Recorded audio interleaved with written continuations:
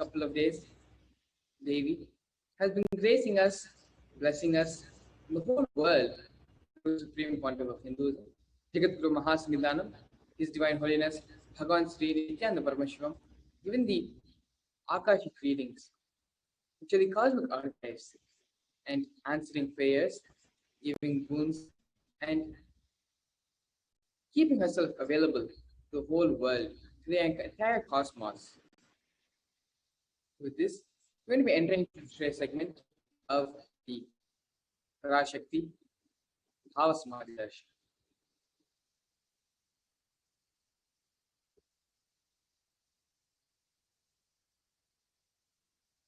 Here we have a few security measures from Kailasa's NSA and some important cautions.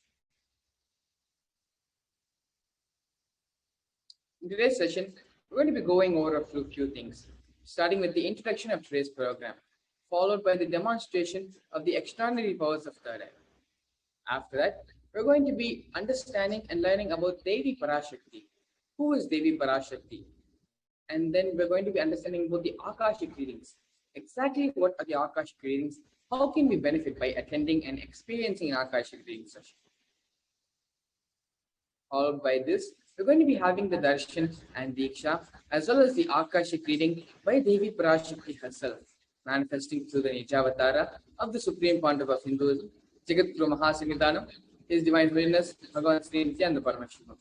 And then finally, we'll be ending the session with the manifestation of the extraordinary powers of third eye.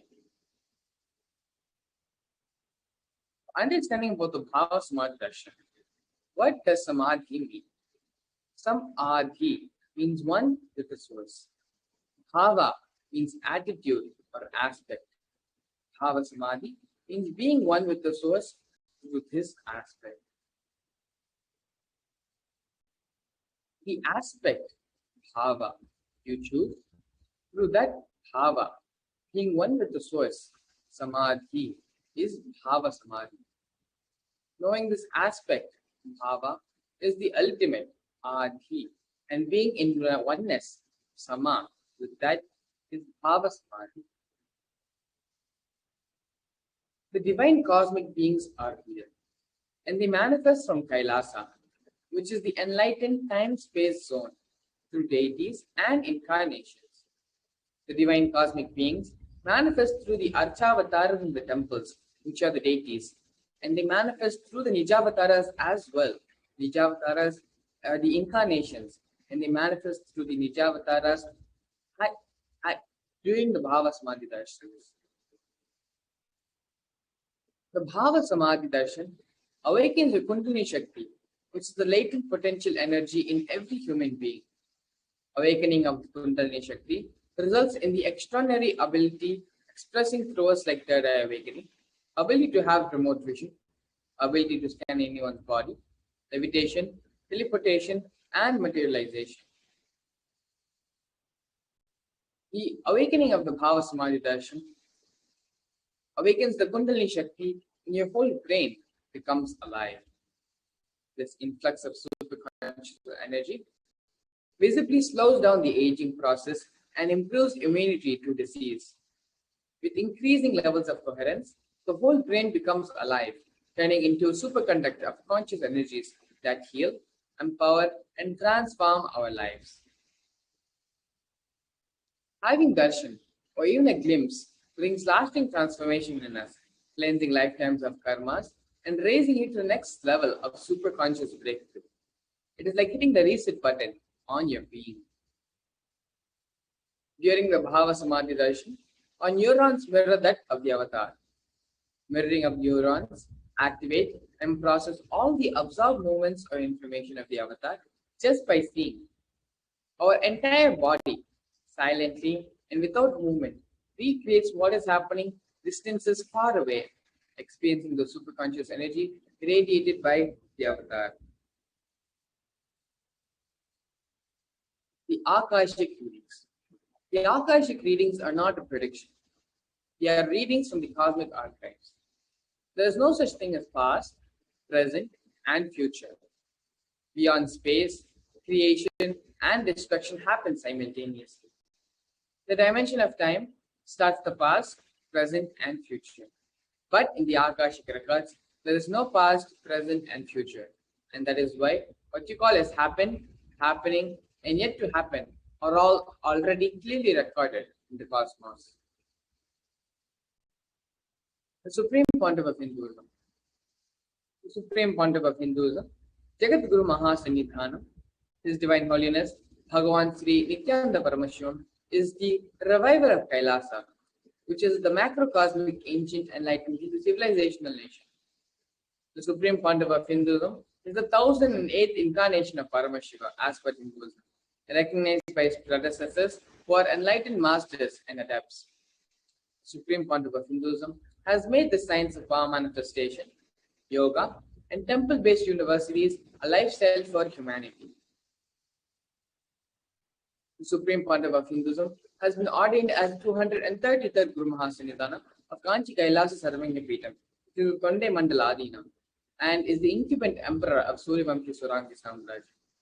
He is the present 293rd Jagat Guru Mahasannidhanam of Kailasa Sonata Shamala Peetha Sarvanya Peetham, and is the present Mahamandaleshwar. This is the supreme spiritual head of the Mahanirvani Akhada, the largest monastic apex body. The Supreme Pontiff of Hinduism is also the 1008th Acharya Mahamandaleshwar, which is the head for all spiritual leaders of the Atal Akhada, the ancient apex body of Hinduism, and is the present 23rd Guru Mahasannidhanam of the Dharma Mukti Swarga Paramadina.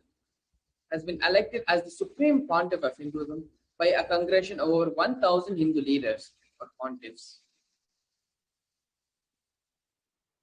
Honored as a leader of Hinduism, the most awarded, internationally recognized Hindu leader, reviver of the 108 ancient Hindu Sampradayas, including the Rudrakanyas, Rudras, Rishis and Rishikas, Bhairavas and Bhairavis, and Sannyasis. Establisher of the largest Hindu university, Kailasa's Nithyananda Hindu University, in the world with satellite campuses in over 150 different countries. Establisher of 1000 plus Kailasa enlightenment ecosystems. Founder and reviver of over 100 Sarvanya Peethas. Collector of the largest Hindu library with over 1 million books, 1 million palm scriptures, and over 20 million digital books. So with this, we're going to be entering into the next segment of today's program, which is the manifestation of the extraordinary powers and Shaktis.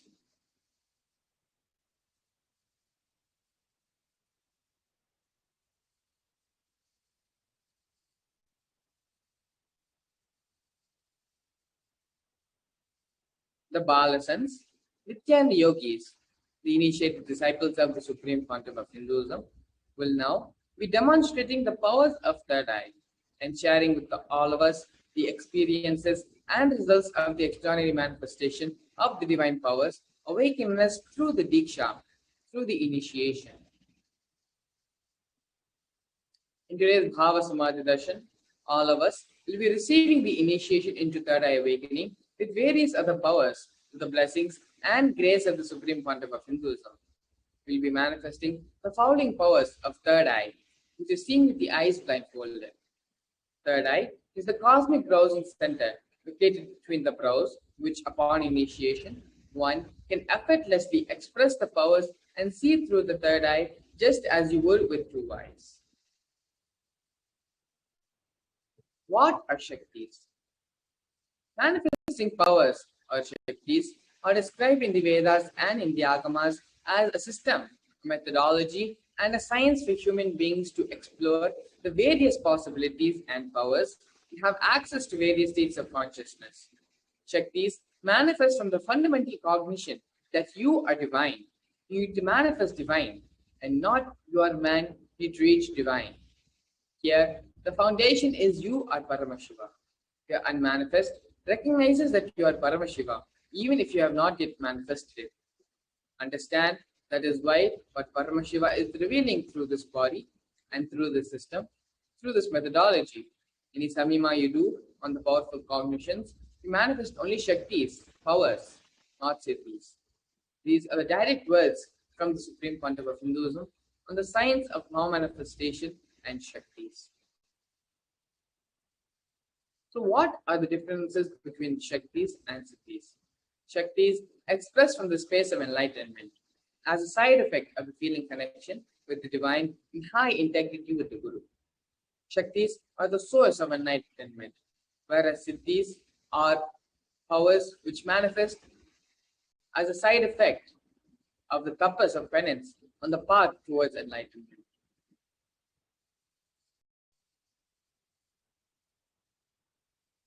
The Shaktis of Paramashiva manifest through ordinary human beings in an extraordinary way after the initiation from the avatar. Shaktis are permanent, whereas Siddhis are not permanent and they may divert you from your goal of enlightenment. Paramashiva is the source of all Shaktis. He is the primordial divinity of Hinduism, the ultimate reality and cause, which is self-effulgent, Swayam Prakasha, all-pervading, unchanging, beyond time, space, form, and causality. As the fundamental base of Avyakta, the unmanifest, and Vyakta, the manifest existence, he performs the Panchakrityas, or the 5 cosmic actions of Srishti, which is the creation, Sthiti, sovereign rulership and maintenance, Samhara, rejuvenation, Bhava, pulling out of delusion, and Anugraha, which is the liberating grace for all living entities. The Supreme Pontiff of Hinduism, Jagat Guru Mahasanidhanam, His Divine Holiness Bhagavan Sri Nithyananda Paramashivam, is the 1008th living incarnation of Paramashivam and the representative of and the reviver of Kailasa, which is the ancient enlightened Hindu civilizational nation, the great cosmic borderless Hindu nation. Ever since the beginning of the civilization, the Sanatana Hindu Dharma has been the cradle of enlightened beings in highly advanced sciences.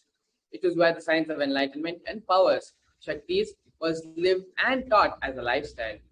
For the first time in modern day, the Supreme Pontiff of Hinduism is reviving these yogic sciences and transmitting it to the world at a record-breaking pace which has never been accomplished before.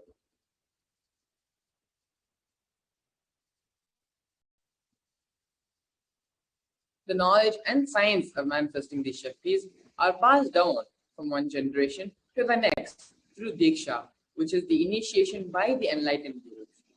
Supreme Pontiff of Hinduism has been recognized as an incarnation at a very young age and was trained and taught the sciences to revive the initiations, knowledge repositories for billions to manifest the science of power manifestation from the various disciplines of Vedanta, Tantra and Shri Vidya, Yoga and Yogic powers, Mantra Shastra, Siddha Vidya, science of Aushadha, Advaita and Bhakti Yoga, Paramashiva and Paramashiva Vijnana. So how do we awaken the divine Shaktis in us? Every ultimate truth, Jnana, mapped into your consciousness, Prajna, manifests as the possibility and powers of every human being, Prajnana.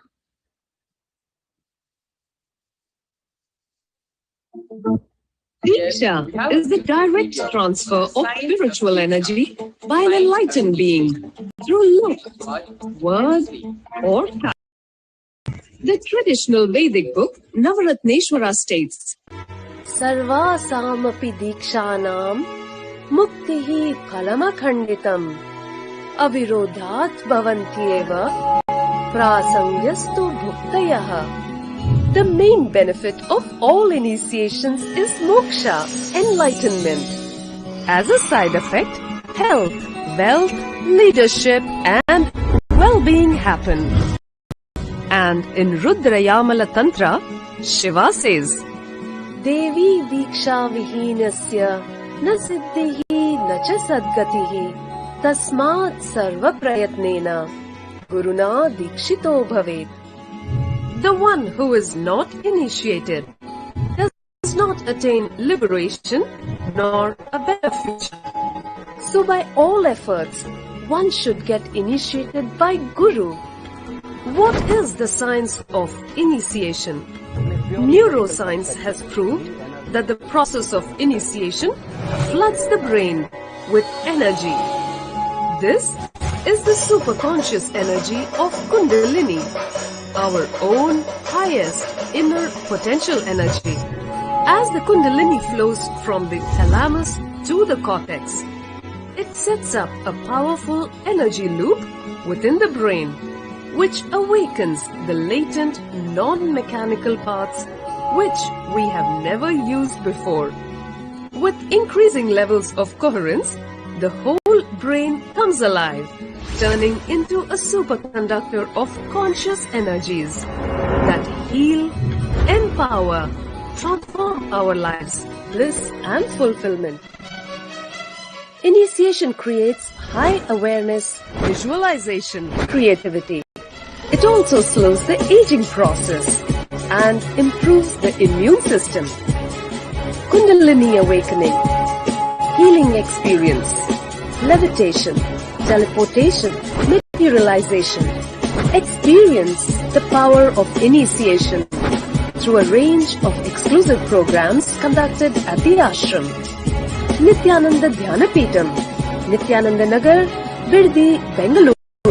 Contact 97422-03311 82774-90091. Visit www.nithyananda.org. Yes, beautifully. Science of initiation and Diksha was explained. Purpose of Diksha is to achieve moksha, to achieve the enlightenment. As a side effect of achieving that moksha, that enlightenment, various other benefits, health, wealth, leadership consciousness, and well-being all manifest as a result of the side effects of Diksha. The science of power manifestation is authenticated through four aspects or evidences, otherwise known as pramanas. The first is the Shastra Pramana, which is the eternal, unchangeable truth revealed in the source scriptures of Hinduism. The second is the Apta Pramana. The Apta Pramana are the experiences and results of the Aptas, or the authorities on Hinduism, such as the Vedic rishis and scientists who have time tested and verified the science of power manifestation. The next is the Atma Pramana. So the Atma Pramana is the personal account of this millennium's avatar, Supreme Pontiff of Hinduism, his personal experience on this science of power manifestation, followed by the Pratyaksha Pramana, which is the empirical evidence from observations and scientific experimentations.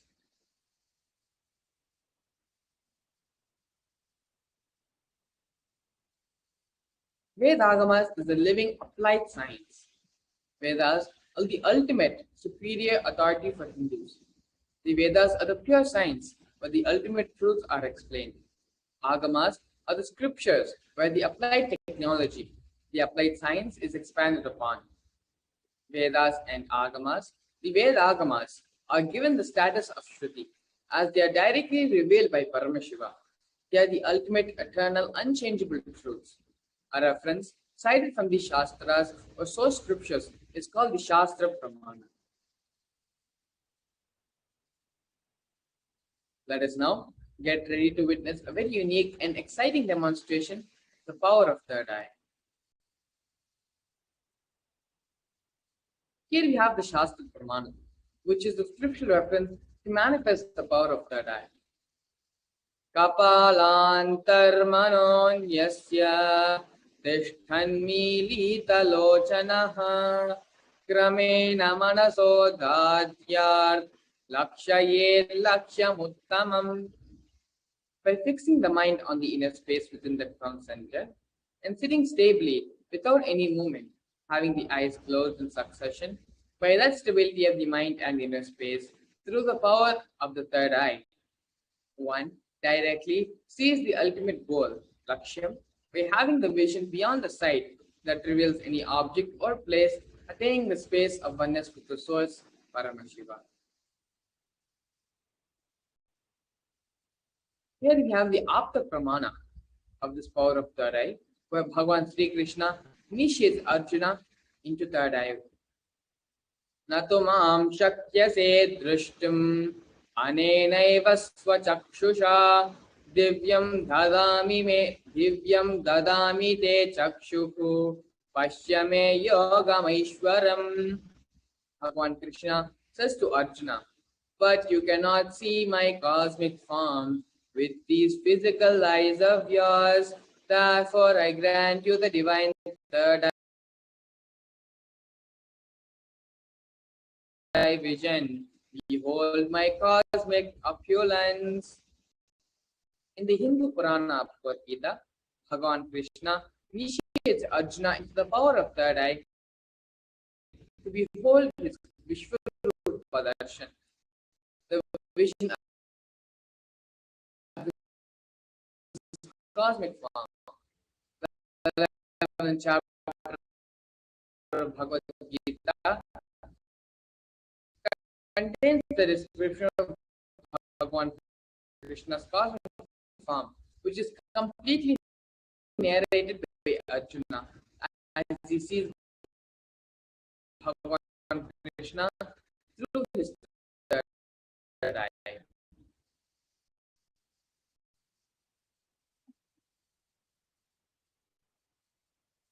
Here we have the Atma Pramana, where Swamiji describes his third eye experience in his own words.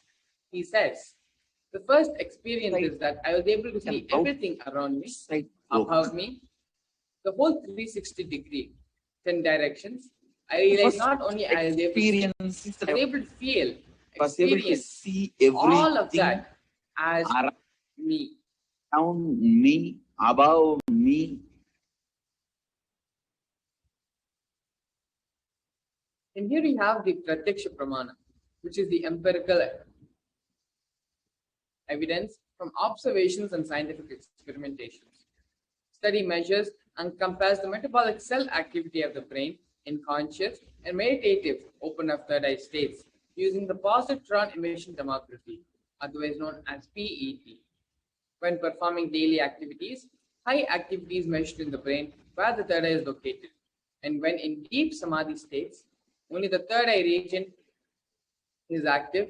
In the rest of the brain, almost 90% of the brain is at peace.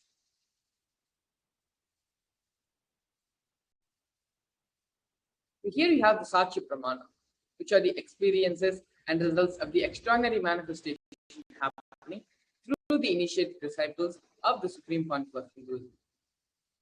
This rare, sacred science of third eye awakening is being made available to humanity for the ultimate enrichment and conscious evolution by the Supreme Pontiff of Hinduism, Jagat Guru Mahasannidhanam, His Divine Holiness, Bhagavan Sri Nithyananda Paramashivam. As a living incarnation of Paramashiva, the Supreme Pontiff of Hinduism embodies the most profound yogic states that surpass all bounds of time, space, and matter.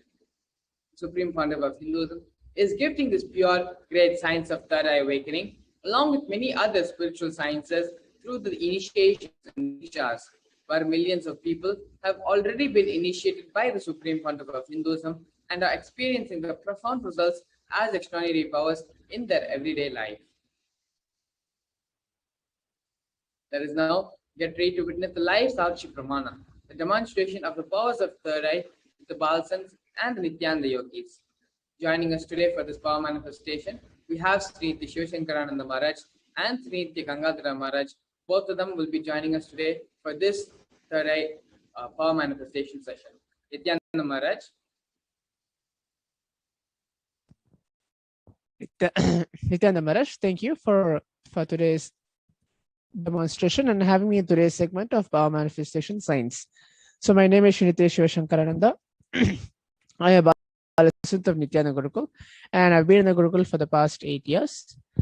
So in today's manifestation, we're going to be looking upon how to manifest with our third eye. So before entering into this power demonstration, I'll just explain what we're going to do and take it forward for the few steps of what we're going to manifest and the demonstration which is going to take place. So as you can see in my hands, so this is the mindfold which I'm going to wear, the blindfold, which is completely tested by the ophthalmologist, and it's like the front, it's completely made of a thick acrylic sheet. And behind it is the sponge which is there. So my eyes will be completely fitted into this. So like there will be comfortability of wearing it and getting used to that. And the sides are the adjustable straps which are there, so you can tighten up loosely or wearing it accordingly. So this is the mindful which I'm going to wear, and you can see in the camera, the other cameras which are kept is the two plates which are kept of the building blocks, the Legos building blocks, and in one of the boxes are the full all the pieces of the building blocks which are kept. So in the first two plates are many building blocks which are kept. So anybody who is watching from the YouTube live, Facebook live, Nithyananda TV, and other social media platforms, you can give a comment while I blindfold myself. Connect myself in the space of oneness with Swamiji by chanting the Mahavakya, Om Nithyananda Paramashivoham, invoking his grace and blessings to manifest this power. At that point of time, for example, if a participant says, take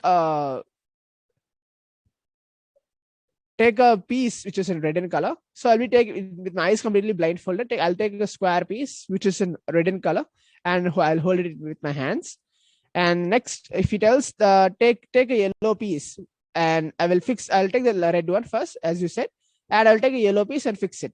So basically I'll play with the building blocks with my eyes completely blindfolded, and there'll be many different blocks which are kept in front of me. So that's going to be today's manifestation, and we're going to play with building blocks with our eyes closed. Yes, thank you so much, Shiv Shankara Maharaj, for going through the demonstration for us today. And so, along with us for this power manifestation, we also have Renoshan Edmund joining us from Canada for this power manifestation session. Shiv Shankara Maharaj is also an extraordinary power manifester who has been on multiple world tours, manifesting these powers and enriching the whole world with these Shaktis. Nithyanandam Renoshan. Yes, thank you so much for taking the time today to coming and being here for this power manifestation session. Yes. So as Shiv Shankara Maharaj is being blindfolded, you can go ahead and once Maharaj is ready, you can go ahead and start using out the building blocks for Shiv Shankara Maharaj. And as per your description, he'll pick up those blocks and he's going to construct in however way you describe it to be. You just instruct him, you just tell where you want it to be positioned, and Shiv Shankara Maharaj, being in oneness with the space, being in oneness with Swamiji from that space of Advaita, is going to be manifesting these powers for us. Sounds good, Maharaj. Nithyanam, everyone. My name is Renoshan, and I am, as Maharaj said, I'm from Toronto, Canada. I'm very happy to be a part of this session today. Thank you. Yes. Thank you so much, Renoshan, for joining us here. So, it's going to be, yes, Shiv Shankara Maharaj, are you ready? Yes, I'm ready. You can go ahead. Renoshan, you can go ahead and tell what piece of the building blocks should I choose and should I start with? From the two plates which are kept in front of me. Okay. Please start with the square yellow, followed by the large white rectangular block. Both on the left.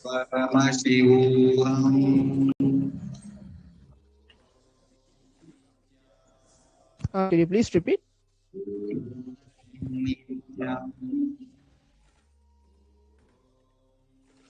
Yes, so start with the yellow square block, followed by the large white rectangular block. There will be specifically a large white rectangular block.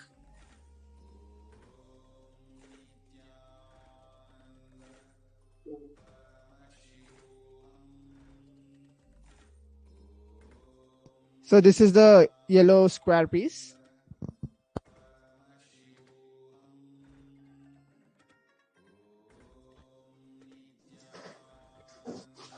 Shiv Shankara Maharaj has picked up the yellow square piece. Yes. Followed by the white block. Okay, great. The white long piece which you said, and the yellow one. The next is? Okay, next, let's do a skinny red piece. So Ranoshan has asked Shankar Maharaj to pick up the skinny red piece, and Maharaj has successfully picked up a piece and is attaching it to the building blocks which he is building now. So the first one is yellow square piece, and next is the white long one, and next is the red skinny one. Next. Yes, amazing. Okay, now there is one specific block. It's a very large white one. It'll be surrounded by a few red blocks. So this one specific piece.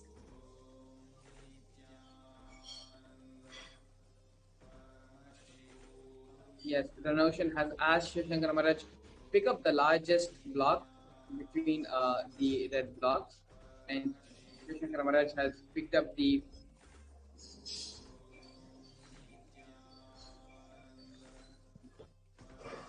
Shankar Maharaj has picked up the block and is attaching it to his building, creating with his eyes blindfolded. And as you can see here, yes, as you can see here, as Ranoshan is describing and asking Maharaj to pick up, Shankar Maharaj has picked up those pieces and is attaching them together. You can go ahead, Ranoshan. And then following this one, let's pick up one of the black blocks, square black block. I think from here it's black.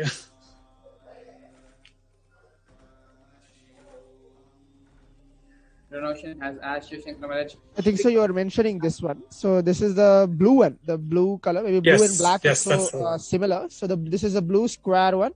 So I'll just take that. Great. Followed up with another yellow rectangular block. Yes.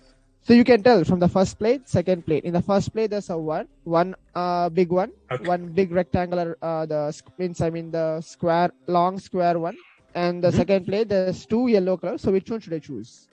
You can tell me. The second plate, the one on your right. Okay. So this is the one. Yes, perfect. Perfect, Maharaj. In the same one, there'll be a large, long green block. I believe from here it's green. Yes, exactly that one. Amazing. Not only Shankar Maharaj picking up the pieces as Ranoshan is describing, but he is also correcting as well in camera or for various reasons. The exact color of that object is not shown. Shankar Maharaj is able to currently identify not only the shape but the color as well and correct it for us as well. So as you can see, Shankar Maharaj, as per the request of Ranoshan, has built this structure with the various colored blocks, starting from yellow and then moving on to green and so on. Anything else, Ranoshan, you would want Shankar Maharaj to accomplish with his building blocks? You can go ahead now and request. Yes, there's one specific block on the plate to your left. There's one long, it looks skinny. It looks, I don't know if it's yellow or white from here, but there's one specific long skinny. Yes, that's exactly the one. Amazing.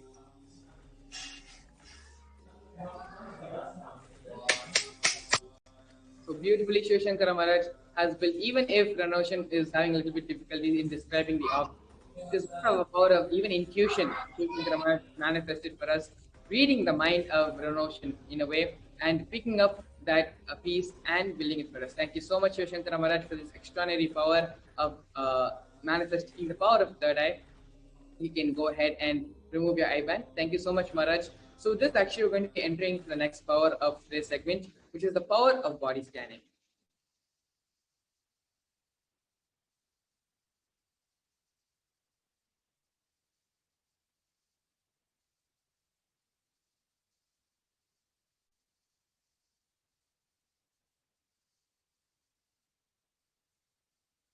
In this power of body scanning, one awakens to the ability to scan illnesses, diseases, medically diagnosed issues, and provide solutions through the awakened third eye. So here we have the Shastra Pramana, which is a scriptural reference to manifest the power of remote vision. Swadehe jagato vapi Sukshma Sukshmatarani cha Tattvani yani nilayam Yat Mante Vyajyate para.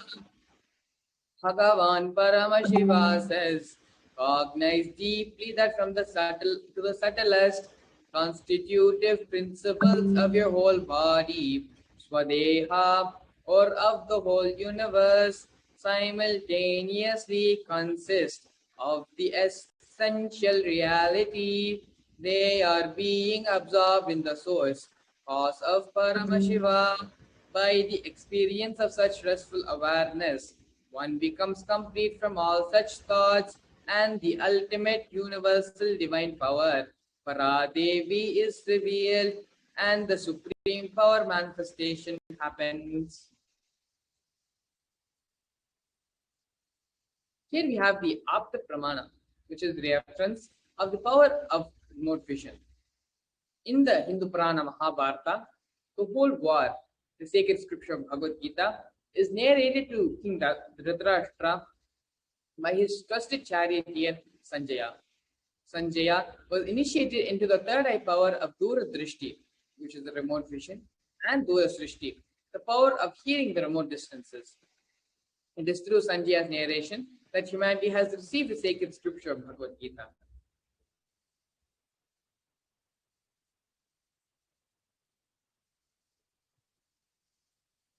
Here we have another Apta Pramana, which is a reference for the power of body scanning. Tarayat was a Siddha and one of the prominent disciples of Agastya. One day, a man suffering from a severe headache comes to Agastya for healing. Agastya uses the power of body scanning and identifies the root cause of the headache. He reveals that there is a small tarai, a type of frog, sitting inside the person's brain. Agastya immediately instructs one of his disciples to perform a open head surgery and remove the frog. After the surgery is completed, the person was healed and cured of the headache. Thus, the disciple attained the name Tarayat. Here we have the Atma Pramana, where the Supreme Pontiff of Hinduism, Bhagavan Sri Nithyananda Paramashivam, has time-tested and authenticated the science of body scanning. On the 22nd of December 2019, the Supreme Pontiff of Hinduism, Bhagavan Sri Nithyananda Paramashivam, reveals to all of us how he used the power of body scanning. The paraphrasation of his own words: only when I had the multiple compound hand fracture, I was forced to go for surgery, and therefore my medical checkups related to that. At the time, he detected a heavy metal quantity in my different organs. It was revealed that I had been poisoned without our knowledge. I immediately used diagnostic methods instead of the medical facilities to study the body condition due to the poisoning. Through body scanning, I found out what the problems were, what the imbalances that happened, and where balances had to be done. I used allopathy as a second opinion to verify my findings. And here we have the Saksha Pramana, the experiences and results of the extraordinary power manifestation happening through the initiated disciples of the Supreme Pontiff of Hinduism. And you can see here the various social media and snippets and screenshots of devotees from across the globe in various different places have manifested this power of remote vision and this power of body scanning, both.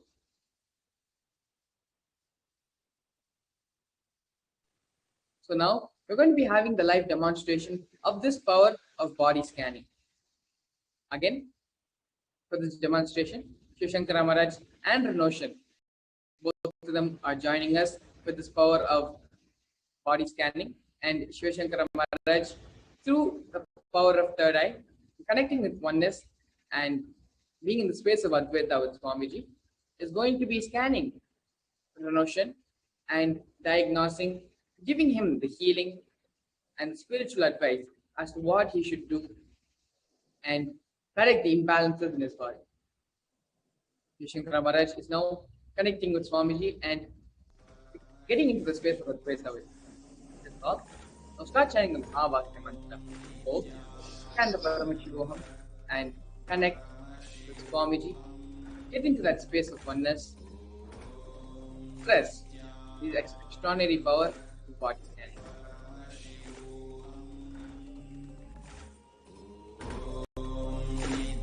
before we enter into the power directly, Ranashan, why don't you go ahead and, for the sake of our audience and all our viewers who are watching this demonstration, could you go ahead and confirm with us that we have never discussed about this power demonstration, and we have never, prior to this demonstration, discussed anything, and even discussed about your medical background as well? Yes, absolutely.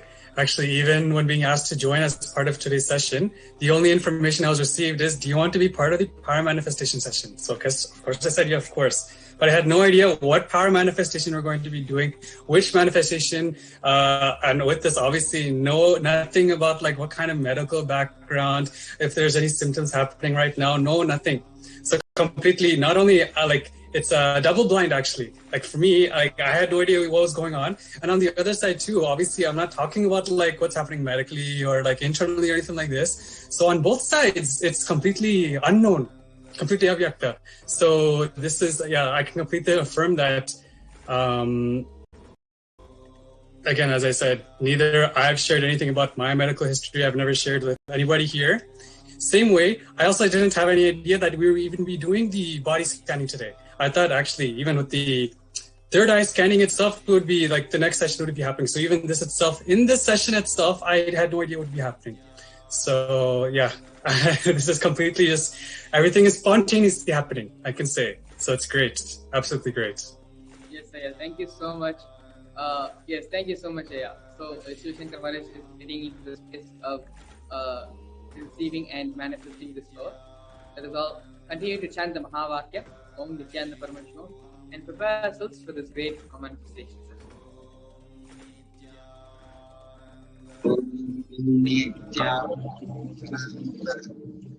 Paramashivoham.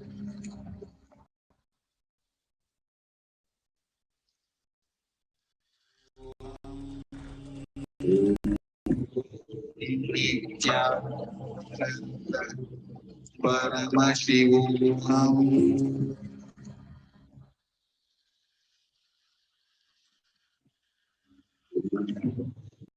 Nithyananda Paramashivoham.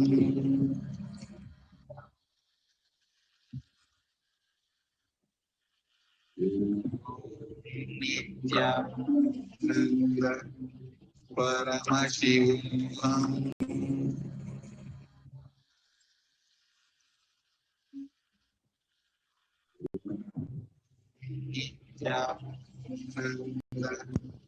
Nithyananda Maharaj, can I go ahead?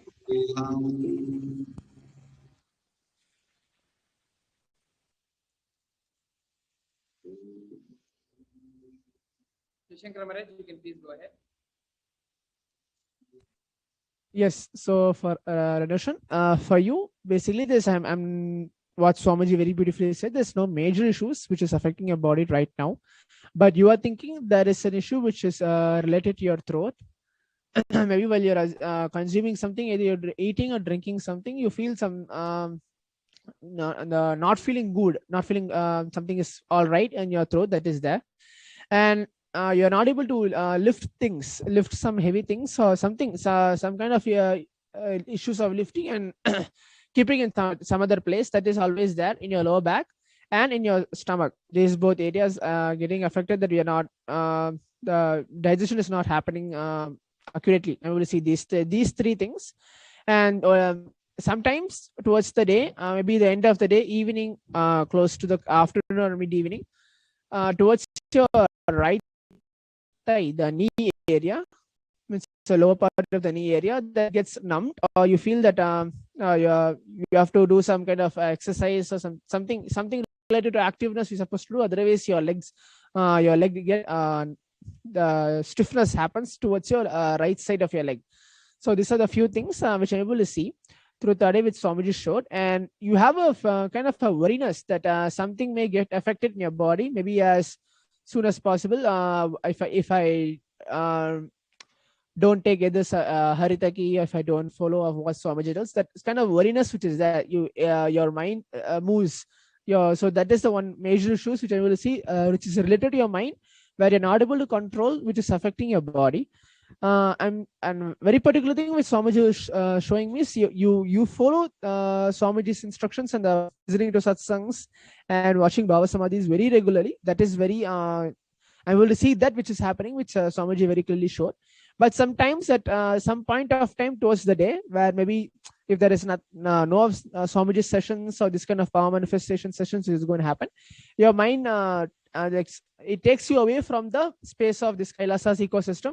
At that point of time only, you feel your body, you're not able to relate to the body of how your mind tells. So whatever it is, like you get affected, some kind of small illness which happens. So when Swamiji, I was requesting him for the solution for all of this, and obviously when Swamiji's study falls on a particular person, the healing happens. So for me, when I was scanning and seeing, Swamiji very beautifully says that every morning, do not miss yoga, do not miss puja for any reason, even though you slept late or for any reason, whatever it is, or you are going to go for work, we have some online sessions. Forget all of that and do the yoga and puja every day morning. So do not miss that. These both are very prior for your life, and do this both. And towards the evening, maybe before the sunset happens, do the Trinetra Kumbhaka. I'll just repeat the steps where you have to inhale from your left nostril as slowly as possible. Then inhale through the right nostril as slowly as possible and hold it. Inhale through both of the nostrils as slowly as possible and hold it. And exhale through your left nostril as slowly as possible. So do this Trinetra Kumbhaka 7 to 11 times. So do this maybe before sunset. Do this process of Trinetra Kumbhaka. You will see the rejuvenation happens. Then you'll see that you will have a new breathing energy, the new prana of life energy, which happens to you. You always wanted. I'm able to see Swamiji was telling that you always wanted the new life energy. The prana means to happen inside you, and you should feel always active towards the day. Some point of time, the tiredness comes and you feel low. That comes and goes, and you basically do not want that. You want the stableness of activeness, want to contribute to Sangha, contribute to Swamiji. That is always there in your life, but at some point of time, it is not happening. But try doing this for next 2 days of this routine. Do the yoga and puja, which is a mandatory thing, and do the Trinetra Kumbhaka before sunset. So when at that point of time, within 48 hours, you will feel the rejuvenation happens in your body and the activeness be there. And you'll see there'll be no symptoms of any illness or the worriness which you have or whatever you want to happen. You want to make it to happen through your own body, which is not, you're not able to make it happen. It will be as a reality. You will see that happening in next 48 hours and you'll get completely healed. Wow, where to start with this one? It's no, everything Maharaj, as you said, is exactly correct. I'll even start with the physicals, with the throat, the stomach, lower back, and also the leg area. And just as you said, sometimes when I'm eating, I do feel like this discomfort in the throat. Same thing with the lifting and everything. I noticed actually past, I would say 1 or 2 months, suddenly it was like hard to like lift heavy, very, very heavy things. So I started like doing small things to like start building up the strength. But yeah, this is also one thing. And also the other thing with the leg also, once in a while, it does get like locked up. It feels like locked up. So I don't know if it's like a numbness or locked up, but this kind of thing where I feel like I need to do something or to actually loosen it, to actually make it active. And so, no, this is also definitely there. Moving on to the everything else that you shared is, even now I'm trying to recollect everything, but one main thing that you're sharing is about the worry. Definitely, you're right, that is there. And I'm also seeing how on different ways it does have an impact, and it does have the ripple effect into, as you were sharing, even with the digestion issue, like sometimes not able to fully digest. And now just as I'm sharing, it's not even just the food or anything, but it's also the life itself. It sometimes becomes difficult to digest, and then the worry pattern starts happening and all this. And then moving on to the yoga and the puja, I'm also seeing that sometimes throughout the day, I'll be like, sometimes in the morning I'll have to do something immediately, and then with that itself, the mind starts to go like, oh, okay, I have to attend to this, I have to do that, I have to do that. And then I start to postpone the yoga and the puja until right before I go to sleep. And then right before I go to sleep, it ends up being like the very quick puja, or the very quick, like, let me do one quick asana and go to sleep, like just for the sake of doing something, but it's not authentic, is what I can say. So actually the solution you gave is like, no matter what, don't make sure not to miss morning yoga, morning puja. Always in the back of my mind, always thinking, no, I have to like next morning, I have to make sure I do the morning yoga, the morning puja, but then it becomes postpone. But this is something that's really helpful because it's directly Swamiji also sharing, don't miss morning yoga, don't miss morning puja. Morning routine is too important. So this is something that's very strongly hitting for me. And also with the, there was one more thing that you shared, I'm trying to remember. The tiredness, the like getting distracted, especially towards the evening time. Actually, you're right. I'm also seeing that a lot of the times I'll try my best to be active and try to my best to be contributing. But then it'll get to a point where this tiredness starts to come in, the boredom, and with that also the laziness starts to come in. When that sort of low mood starts to come in, then I start to distract myself with one thing or the other, but it's not integrated to what I actually want to be doing. And then with that, all the ups and downs and whatever comes, but I'm seeing exactly, it's always at the same time actually. It's cyclic. And so exactly as you shared, exactly at that time is also when it's just that solution is hitting for me also, the Trinita Kumbhakam. It really does, it reinfuses that life energy. So exactly that point where the life energy feels like it's starting to go down. And then from there, I start to like fall into whatever I fall into. Exactly, your solution is clicking with me also, not just the diagnosis, but the solution. So these are the things I wanted to share is everything you shared is not only exactly right, but it's exactly extremely helpful. So thank you, Maharaj. Thank you, Swamiji. Thank you so much, Krishan Maharaj. Thank you so much, Maharaj, both of you for coming today and giving this beautiful and intense power manifestation, manifesting not only the power of third eye, manifesting various powers of third eye, power of seeing with the eyes, split power. Thank you so much for joining us here. With this, we're going to be moving on towards the next segment of this program, the understanding who is Devi Parashakti. Please stay tuned as we move into the further segment.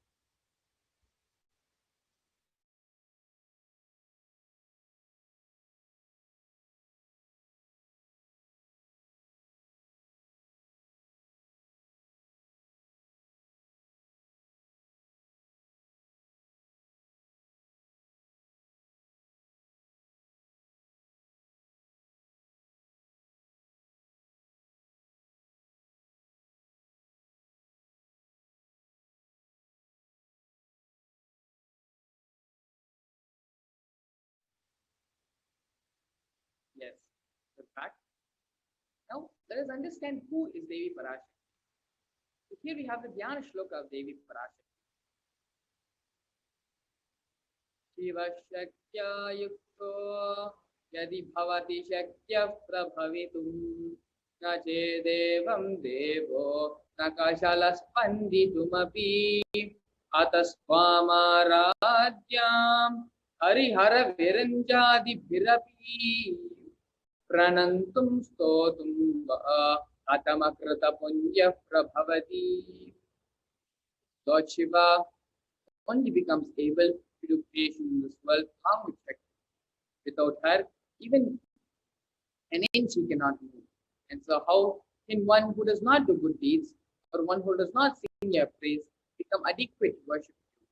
O God is mine, who is worshipped by the Bhavani Tvam Dase Mai Vitaradrishtam Shakarunam Iti Stotum Vanchan Hadayati Bhavani Tvamiti Ya Hadaivatvam Tasmai Disasi Nija Sayajya Padavi Mukunda Brahmendras Kutamakuta Nirajiti Padamam. Anyone has a wish in his mind to pray, you Bhavani, my mother, please shower on me a part of your merciful love. Even before he says, you Bhavani, you, my goddess, would forgive him, would give him to the waters falling from the crowns of Vishnu, Rudra, and Brahma at your feet, and grant him the eternal life in your mind. Devi Parashakti, the pure, ultimate feminine consciousness. All great things can start only with the mother. Bhuvneshwari is the cosmic mother. cosmic womb from which billions and billions of universes come in and go out. The source where the Big Bang and black hole goes. Parashakti is the source of all of us. We all came from Parashakti, stay in Parashakti, and go back to Parashakti. Listen, we are literally waves in the ocean called Parashakti. Parashakti is the source Shakti, source energy, source power from which all of us came, which all of us are even now residing in which all of us are going to merge back into. It is like a wave starting from the ocean, stays in the ocean, arises in the ocean, and falls back into the ocean. We all start from Parashakti, stay in Parashakti, rise in Parashakti, drop in Parashakti, and merge in Parashakti.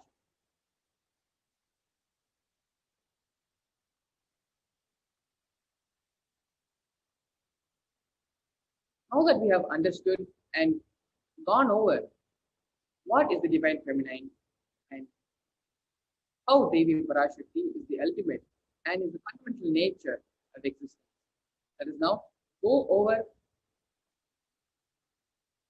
the Akashic records. Exactly what are the Akashic records and how can we benefit from the reading of the Akashic records? The Akashic records are records which are created in space. Whatever has happened in time is there as a fire. Nothing can be destroyed. Please understand, none of your actions, thoughts, plans, emotions, words, nothing can be destroyed. The Akashic records, the cosmic archives where everything happened, happening, and will happen. The Akashic records are the verbal, visual, five-dimensional document. Whatever is happening is continuously getting recorded. All the information you collected from all of your births is in your DNA. You can access some of them just to understand, not to waste the time repeating the same actions again and again.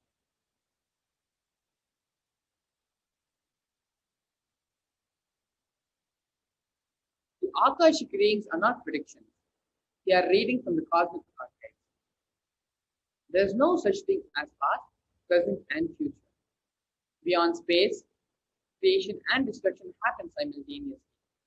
The dimension of time starts the past, present, and future. But in the Akashic records, there is no past, present, and future. And that is why what you call as happen, happening, and yet to happen are all clearly recorded. In Swamiji's own words, nobody has the right to comment on these readings. Nobody has the right to manipulate these readings. Nobody has the right to interpret, comment on these readings. They are complete unto themselves. For anybody to live in tune with the cosmos, the Jivan Mukti, the living enlightenment, does not need any special practice other than listening to these great readings again and again. When you listen to these great readings, naturally your negative logic is penetrated, broken, and these great truths settle in your inner space and they make you live enlightened. Only an avatar can decode the Akashic. As the avatar of Paramashiva, Supreme Founder of Hinduism, has graced humanity with the blessings and darshan in the form of Devi Parashakti, revealing answers to questions, to the yearning of seekers as solutions, breakthroughs, and liberating humanity from the pain and suffering. Any answer given by Devi Parashakti is not just an answer, but a karmic breakthrough for the receiver. Here you have the Shastra Pramana, which is a scriptural reference to manifest the powers of Akashic. The Shastra Pramana is taken from the Vijnana Bhairava Tantra, 61st Dharana, 84th Sutra. Akasham Vimalam Pashyan Kritva Drishtam Nirantaram Stabdhatma Takshanat Devi Bhairavam Vapurapnuyat. Bhagavan Paramashiva says, looking at the spotlight's infinite etheric space, Akasha beyond the skies and clouds, one should fix one's gaze from the third eye, without blinking continuously, and make the body and inner space steady and motionless. In that very moment, O Devi, one attains the nature and powers of the infinite space Bhairava. Here we have the Sakshi Pramana, which are the experiences and results of the extraordinary manifestation happening through the initiated disciples of the Supreme Pandava Hindus. We have some snippets and screenshots from various social media posts from people across the globe posting of how they have successfully manifested the power of remote vision after they have had the initiation by the Supreme Pandava Hindus. Here we have the Apta Pramana, which is the reference of the power of Akashic readings in Hinduism, in the Hindu Puranas and Itihasas. In the Hindu Purana, Mahabharata narrates the great story of sage Maitreya, who reveals the secrets to Vidura, the story of his birth in human form, and reasons for all his suffering. Sage Maitreya accessed the Akashic records, told Vidura that he was not an ordinary man, but was in fact incarnation of Yamaraja, Lord of Death. He was to play the part of a so-called Shudra for 100 years, being cursed by Mandu company. Here we have the Atma Pramana, which is a personal account from the life of the Supreme Pandava of Hinduism, where he himself have time tested and authenticated the science of power manifestation, the science of Akashic reading. In Supreme Pandava of Hinduism's own words, the Akashic reading, the reading the Akashic records is just opening the screen and it will appear. Originally, the Akashic records appeared in Sanskrit and then it gets translated into English in the process of seer seeing the scene and cognizing. That is why most of the English words which I use, the same words are getting repeated in the Akashic records because the seer, in the process of seeing, is translating the scene. Because the seer is the person who is talking to you regularly in English, uses the same word to cognize and translate the scene during the process of seeing itself.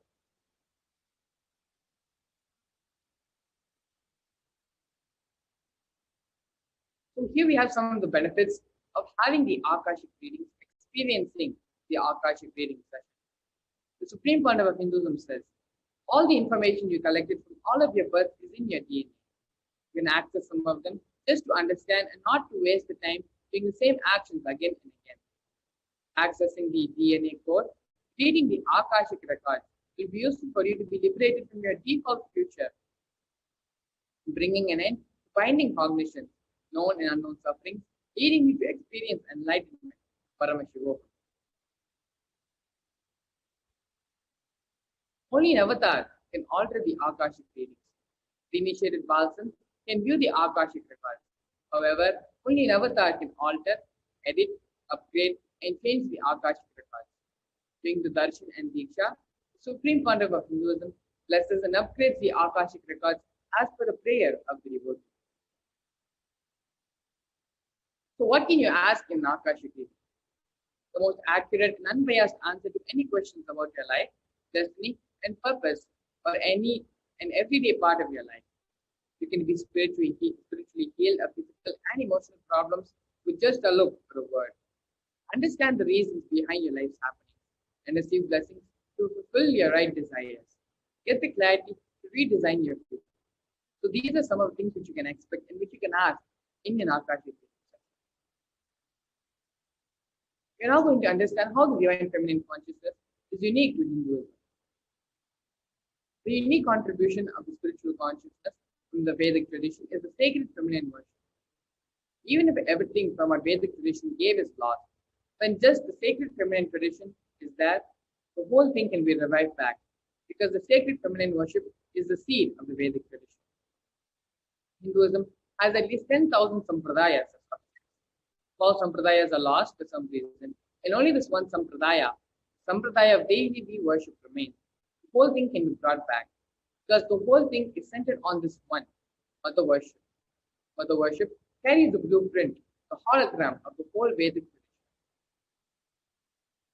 The sacred feminine worship is the hologram of the Vedic tradition. There is no enlightened being on the planet Earth without worshipping the sacred feminine, including me. I am basically a Shakta. I myself follow Devi worship. From the beginning, if you see my biography and all the Devis I cards, darshan I had, they have all been mother-based, Devi-based. These are the direct words of the Supreme Pandava of Hinduism, on the 17th of September 2010, where he describes the importance and the significance of the sacred feminine worship of mother worship in Hinduism. Sri Ramakrishna Paramahamsa, a great avatar, beautifully explains Shiva is Brahman, but Devi has the key to reach Brahman. Unless she opens, nobody can reach. He beautifully describes a scene. Even though the husband is the owner of the house, the key to the house will be on the hip of the mother. Either you have to fall at the feet of the mother, or the small sons of the mother. Only they can touch that place and remove the key. Nobody else can touch. So either surrender to the mother, or the people who are close to the mother who can reach and get the key. So here we have a story.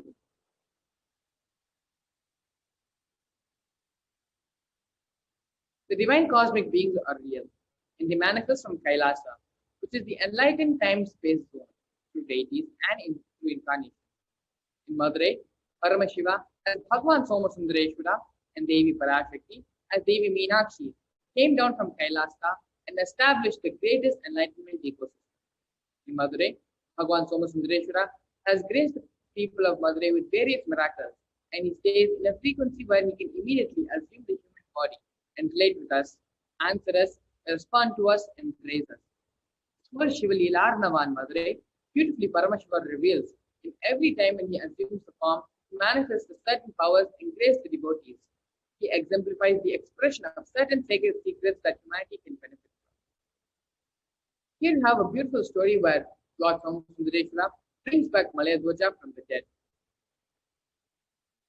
One day, when Somasundareshwara asked Devi Meenakshi, why not ask your mother, Devi Kanchanamala, to bathe and have the blessings of and the benefits of taking bath in the temple tank? Hearing this, Devi Meenakshi goes and tells Devi Kanchanamala that the Lord Somasundareshwara wants her to take bath and have the benefit of having the sacred bath in the temple tank.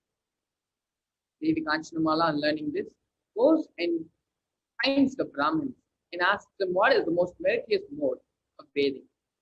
They reply to her saying that it must either be taken holding the hand of the husband, or a child, or the tail of a cow. On hearing this, Devi Kanchanamala becomes extremely upset and afflicted, as she neither has her husband nor has a child of her own. Devi Meenakshi, on seeing the pain and suffering which Mother Kanchanamala was going through, conveys this to Paramashiva, Lord Somasundareshwara. And Lord Somasundareshwara, through his sheer compassion and love for his devotees, brings back Malayadwaja from the Indraloka.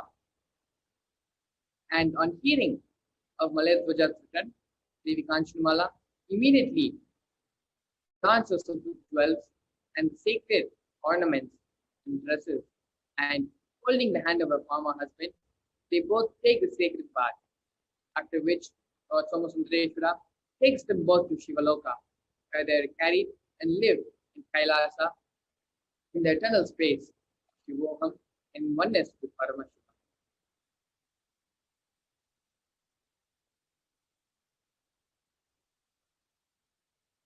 Here is another story from the life of Nithyananda. In Mylapore, there lived a merchant by the name Shivanesa. He was a staunch Shiva Bhakta. He had all the wealth but no children. In answer to his sincere prayer, Lord Paramashiva blessed him with a female child. They named her Pumpavai. She was extremely beautiful. Shivanesa heard of Jnanasambanda's greatness and felt that Jnanasambanda was the only suitable match for his daughter. Mentally, he offered Jnanasambanda his daughter, Pumpavai. One day, when Pumpavai was gathering flowers in the garden, she was bitten by a very poisonous snake and she died. Shivanesa even announced that he would give any amount of money to anyone who was able to revive her. But unfortunately, no one. He then recollected that he had already mentally offered Devi Pumpavai to Jnanasambanda. This instilled great courage into Shivanesa, and he once cremated the body of the girl, collected her ashes, and preserved them in a pot. Daily, to decorate the pot with flowers and sit near the pot, meditating on Jnanasambanda. The news of Jnanasambandha staying in Tiruvattriyur reached the merchant. At once, he erected a big pandal from Mylapur to Tiruvattriyur. Followed by the Shiva Bhaktas, Shivanesa then proceeds towards Tiruvattriyur to meet Jnanasambandha. Meanwhile, Jnanasambandha was on his way towards Mylapur, and they both meet each other halfway. Jnanasambandha hears about Shivanesa and his worship of the god which contained the ashes of his daughter. Wanting to help Shivanesa by bringing the girl back to life, they reach Mylapur, and after worshipping Lord Paramashiva, singing hymns and coming out of the temple, Jnanasambandha asked Shivanesa to go forth to bring back the pot of ashes. Jnanasambandha then addressing the pot says, O Pumpavai, the very purpose of human birth in this world is to serve the Lord and his devotees, and to feast the eyes by seeing the festivals of Lord Shiva. If this is true, arise in the presence of all. Are you going to go away without seeing the festival? Sambandha began singing a padigam, Lord Shiva, describing the strategy of Pumpavai. As soon as he finished the first stanza, Pumpavai began to assume her form.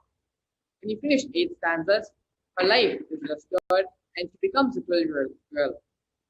Then, by the ending of the 10th stanza, she comes out of a pot, just like how Mahalakshmi comes out of a lotus flower. All were amazed at this miracle, and Shivanesa and his daughter, Devi Pumpavai, both worshipped the feet of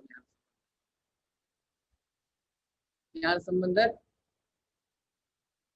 Shivanesa then entreats Jnanasambandha to accept Devi Pumpavai as his wife.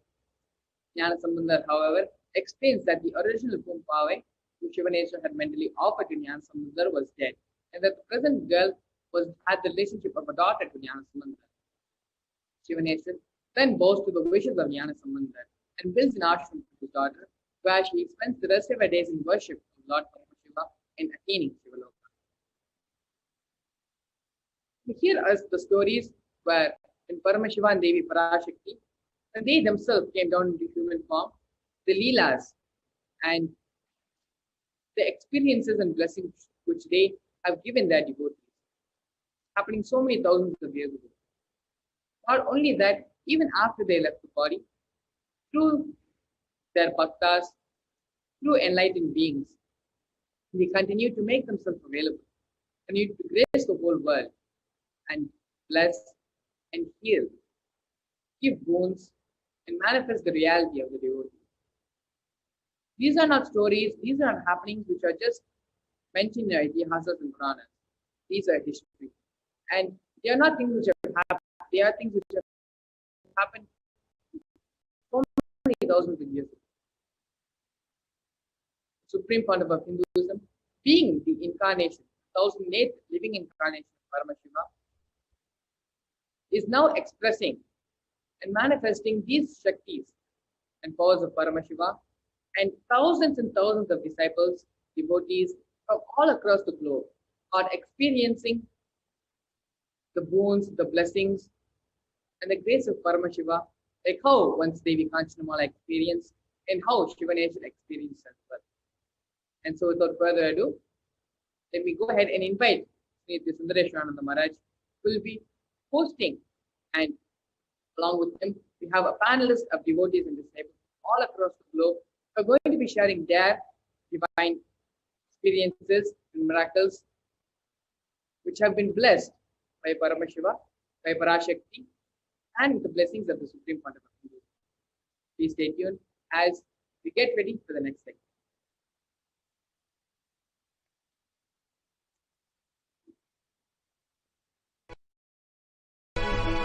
Bhava Samadhi Darshan is a window to the infinite expanse of consciousness, allowing us to glimpse the formless in a way that we can understand.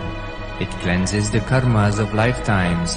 It awakens our biomemory to the space of Paramashiva, the ultimate consciousness, and creates a deep and lasting transformation in us.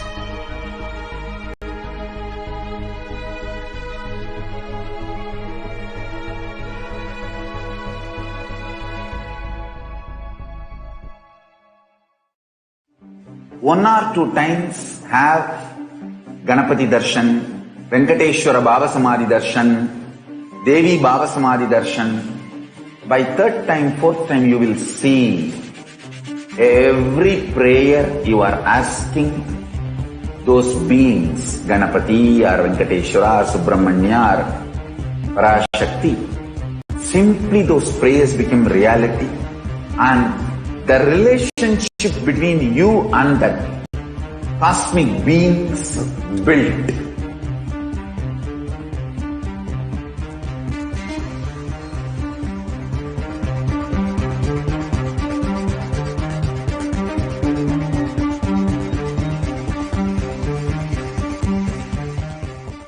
I tell you, each Bhava Samadhi Darshan is a spiritual treat. Enjoy.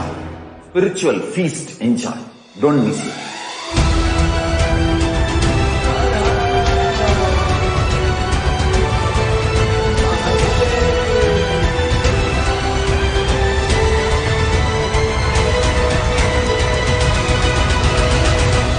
Never miss a Bhava Samadhi Darshan. Enjoy Paramashivoham, which is introducing and making you cognize the cosmic principles and cosmic beings.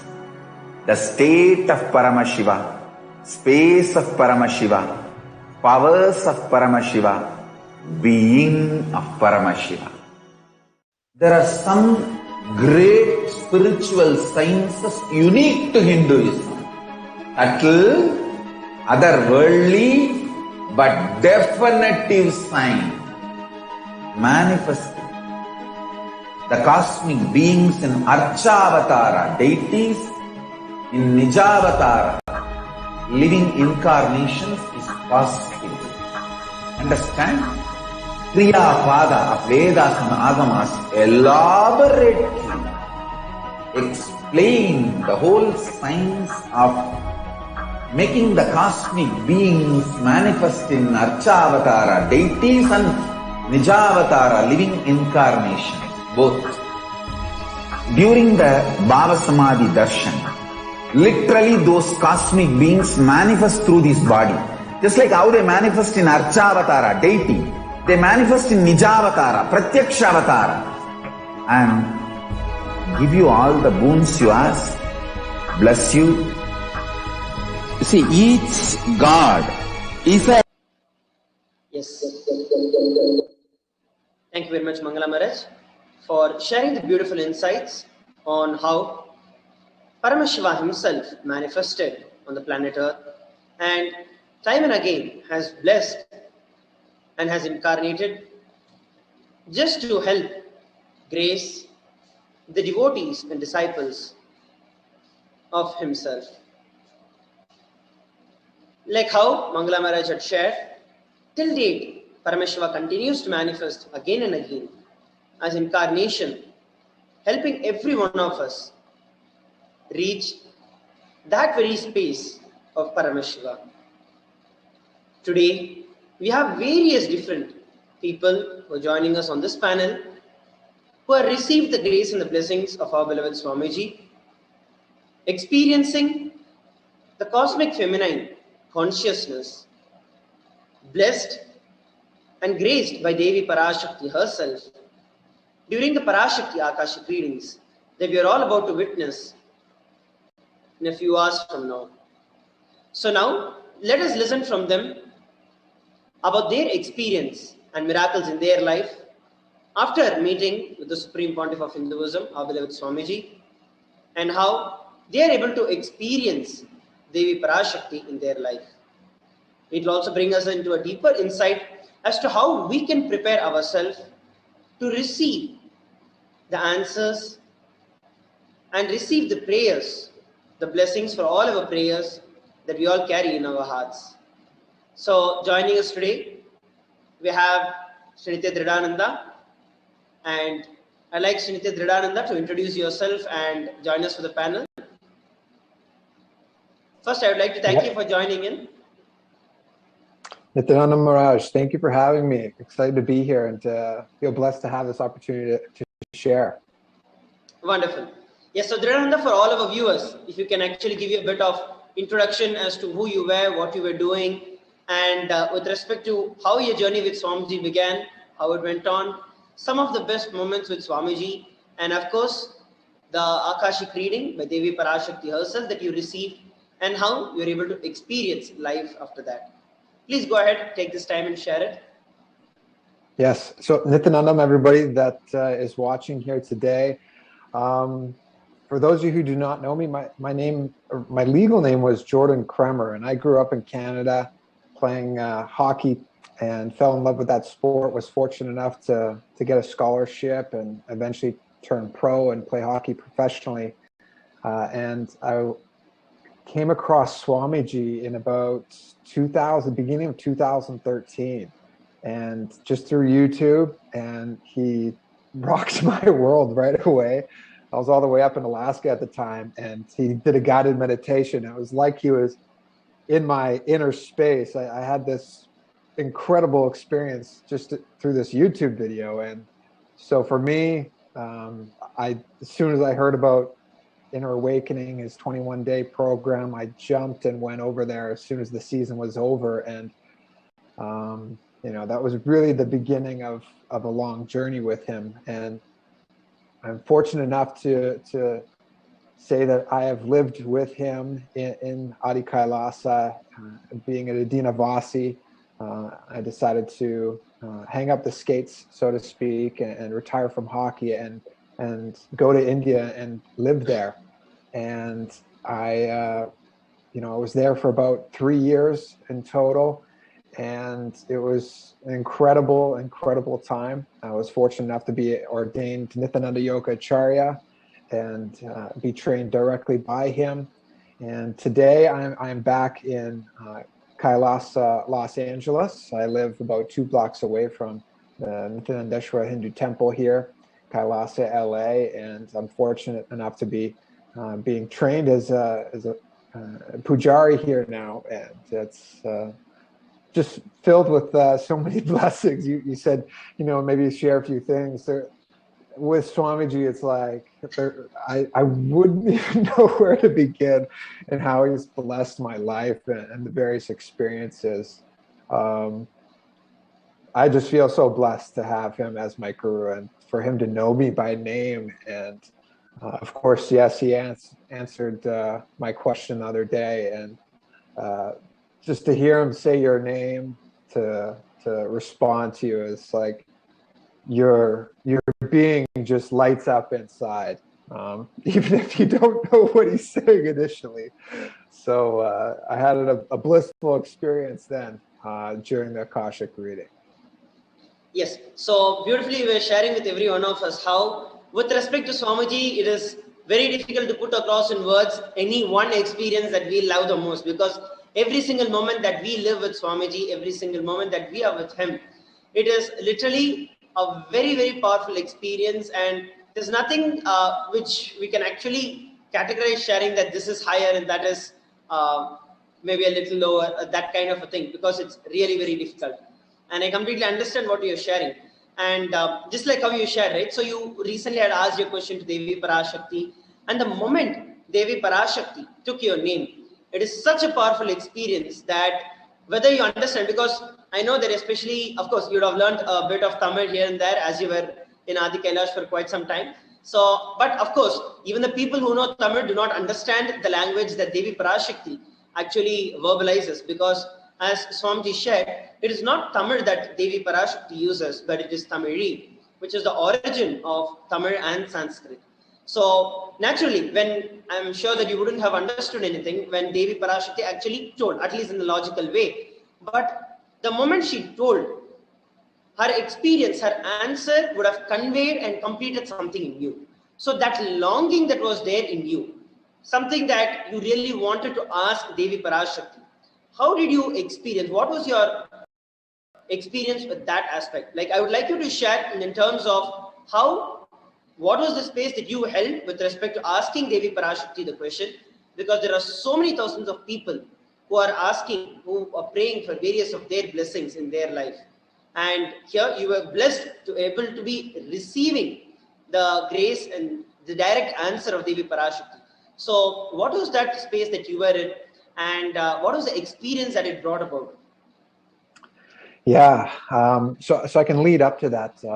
that first inner awakening program that I attended in 2014, Swamiji was doing an Akashic reading then, Kalabhairava Akashic readings. And that was in person, obviously. And I had asked the question, I didn't even ask a question. I actually said, please bless the whole world to become enlightened.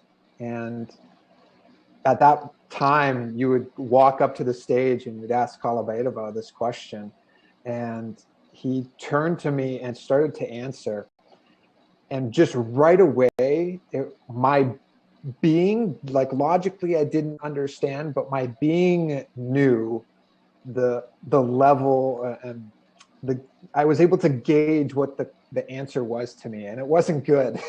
I wouldn't say it wasn't good, but it was, I eventually got the English translation, and he had said, I'm paraphrasing here, but he called me a fool. I'll be the one to decide who becomes enlightened and who doesn't. Just basically like worry about yourself and just, worry about you. And in that moment, like I said, something within me understood that, I didn't get a good answer there almost. And it was completely beyond logic. I have no idea what Tamil is, but there is truly an energy and there's a vibration to those words. And when I had asked this question the other day to Devi Parashakti, it was very similar. The space that I had asked the question, though, I'd learned now with my past experiences of Akashic readings, it is a blessing to have an opportunity to ask the question, never mind to have it answered, just to have the opportunity to ask the question. Do not take that for granted.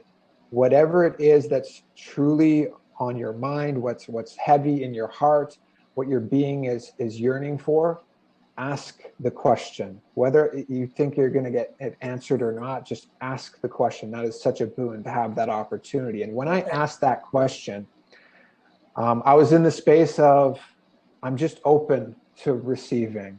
I am fearful of what the answer might be. I am uncertain of whether I could even do what is required or asked of me. But I was in a deep space of yearning and wanting to know what Devi's words are for me, what her advice is, and what her guidance was. And just being in a deeply open space is so important. And when you're in that space, it's a beautiful thing that happens. I actually, after Swamiji had spoken to me, I recorded I went back on the YouTube video and I cut the clip and I recorded it. And I literally just listened to it again today. Just having him like over here and then gazing over and just saying Vridananda and then like just speaking his message to me. And that moment I had a different experience than I did in 2014 with Kalabhairava. I understood that, this was really important. And it was a soul-to-soul connection that he was delivering to me, this message. And it was delivered to me in such a gentle way, but at the same time, with a force that was necessary for me to wake up and to really understand the importance of what he was saying. And just goes to show the connection that the Tamil language can give you, like you can really understand, and the beauty of these Akashic readings and how it's exactly what you need to hear and how you need to hear it. It's not just what you're being told, but how he or she is speaking to you. And, I can only say again, it's just such a blessing to have the opportunity to ask a question and then to receive the answer. Wonderful. Actually, this is such a beautiful sharing that you're sharing with everyone. And many times, I just want to take one important point that you shared, right? So one thing that you shared about is not taking it for granted. But second, most importantly, being open to receive anything that she's sharing. Most of the time, we all have a certain idea, a certain answer, and we like ask the question and we are like, Devi should bless only this. And we sit with the expectation that Devi should only answer this. And it's literally like we forcing our expectation and our logic that this is what has to be answered. And that is actually one of the biggest, I can say, delusions that we are stuck in. Many times we want so many wishes, there are so many boons that we want in life, but not that everything gets answered. And there's a higher intelligence, Paramashiva, Parashakti know what is the best that has to happen to you. So the moment we drop the expectations that we have, telling that Devi has to answer it, Devi has to answer, this is the answer that I should get. As long as you have any of those expectations in you, you will see that it's only going to bring you more and more suffering. Whether it is answered or not, even if the question is answered, you will still feel incomplete because you're like, I expected something else and something else happened. So as you were sharing very beautifully and very rightly, it is that space of openness that we carry. And that is what actually brings the real change in our life. Most of the people, we all, the moment we think of a miracle, it is like, oh, Vibhuti has appeared, Kumkum has appeared. Yes, they are also miracles. But what is even more powerful, beyond and over all of that, is when a transformation takes place in a being, where a person is stuck in some way and breaking through from that kind of a pattern or incompletion. And actually, just like how when a butterfly lava, it actually a caterpillar becomes a cocoon. And at the time when the cocoon has to break, it has to tear open and come out. It cannot be soft sitting inside, telling that, oh, let it rupture and then it'll come out. No, that cannot be it. But that force that it uses to come out, even though it might be initially difficult, but the real miracle is that the caterpillar breaks free and becomes a butterfly. That's the same thing in each and every one of our life. When we actually experience a transformation from all our limitations, that's a real miracle that every one of us experience in our life. And very, very powerfully and very beautifully, how we can experience this in our life, especially through the blessings of Devi Parashakti. At this moment in time, for the entire world, we are all suffering with the COVID pandemic. As we have all been seeing, it is affecting the world at multiple layers, mentally, physically, psychologically. In so many different ways and levels, the COVID is affecting. But Swamiji is constantly holding every one of us, literally like a bubble where the COVID cannot enter in at all, and continuously protecting us in all levels, physical, psychological, mental, in every level. Swamiji is continuously hand-holding us. And one thing, as you shared, the most important thing that we can actually take away from what you're sharing is that having that openness, dropping the expectations, and trying to force the answers that we want to have, rather letting Devi Parashakti herself answer the questions. And that is when you will understand that, hey, whatever she's answering to my being. She's answering so that I break out of the cocoon that I've built and express and experience life around. As soon as she blesses, it is like she has given you the power to do it. All that we have to do next is just take the step and action towards it. And you will see that it is only the fear that is holding you back. Yes, from the time you were a caterpillar, get into a womb, it was a difficult time. It was a bit scary from seeing life outside, colorful life everywhere, being able to move around any plant that you want, to actually get yourself into a womb and completely close yourself from the society, get yourself off the entire grid, and actually trusting the master that that is something going to be more powerful is a step, but that is not it. When you have to take the step to move beyond, that is when Devi Parashakti blesses.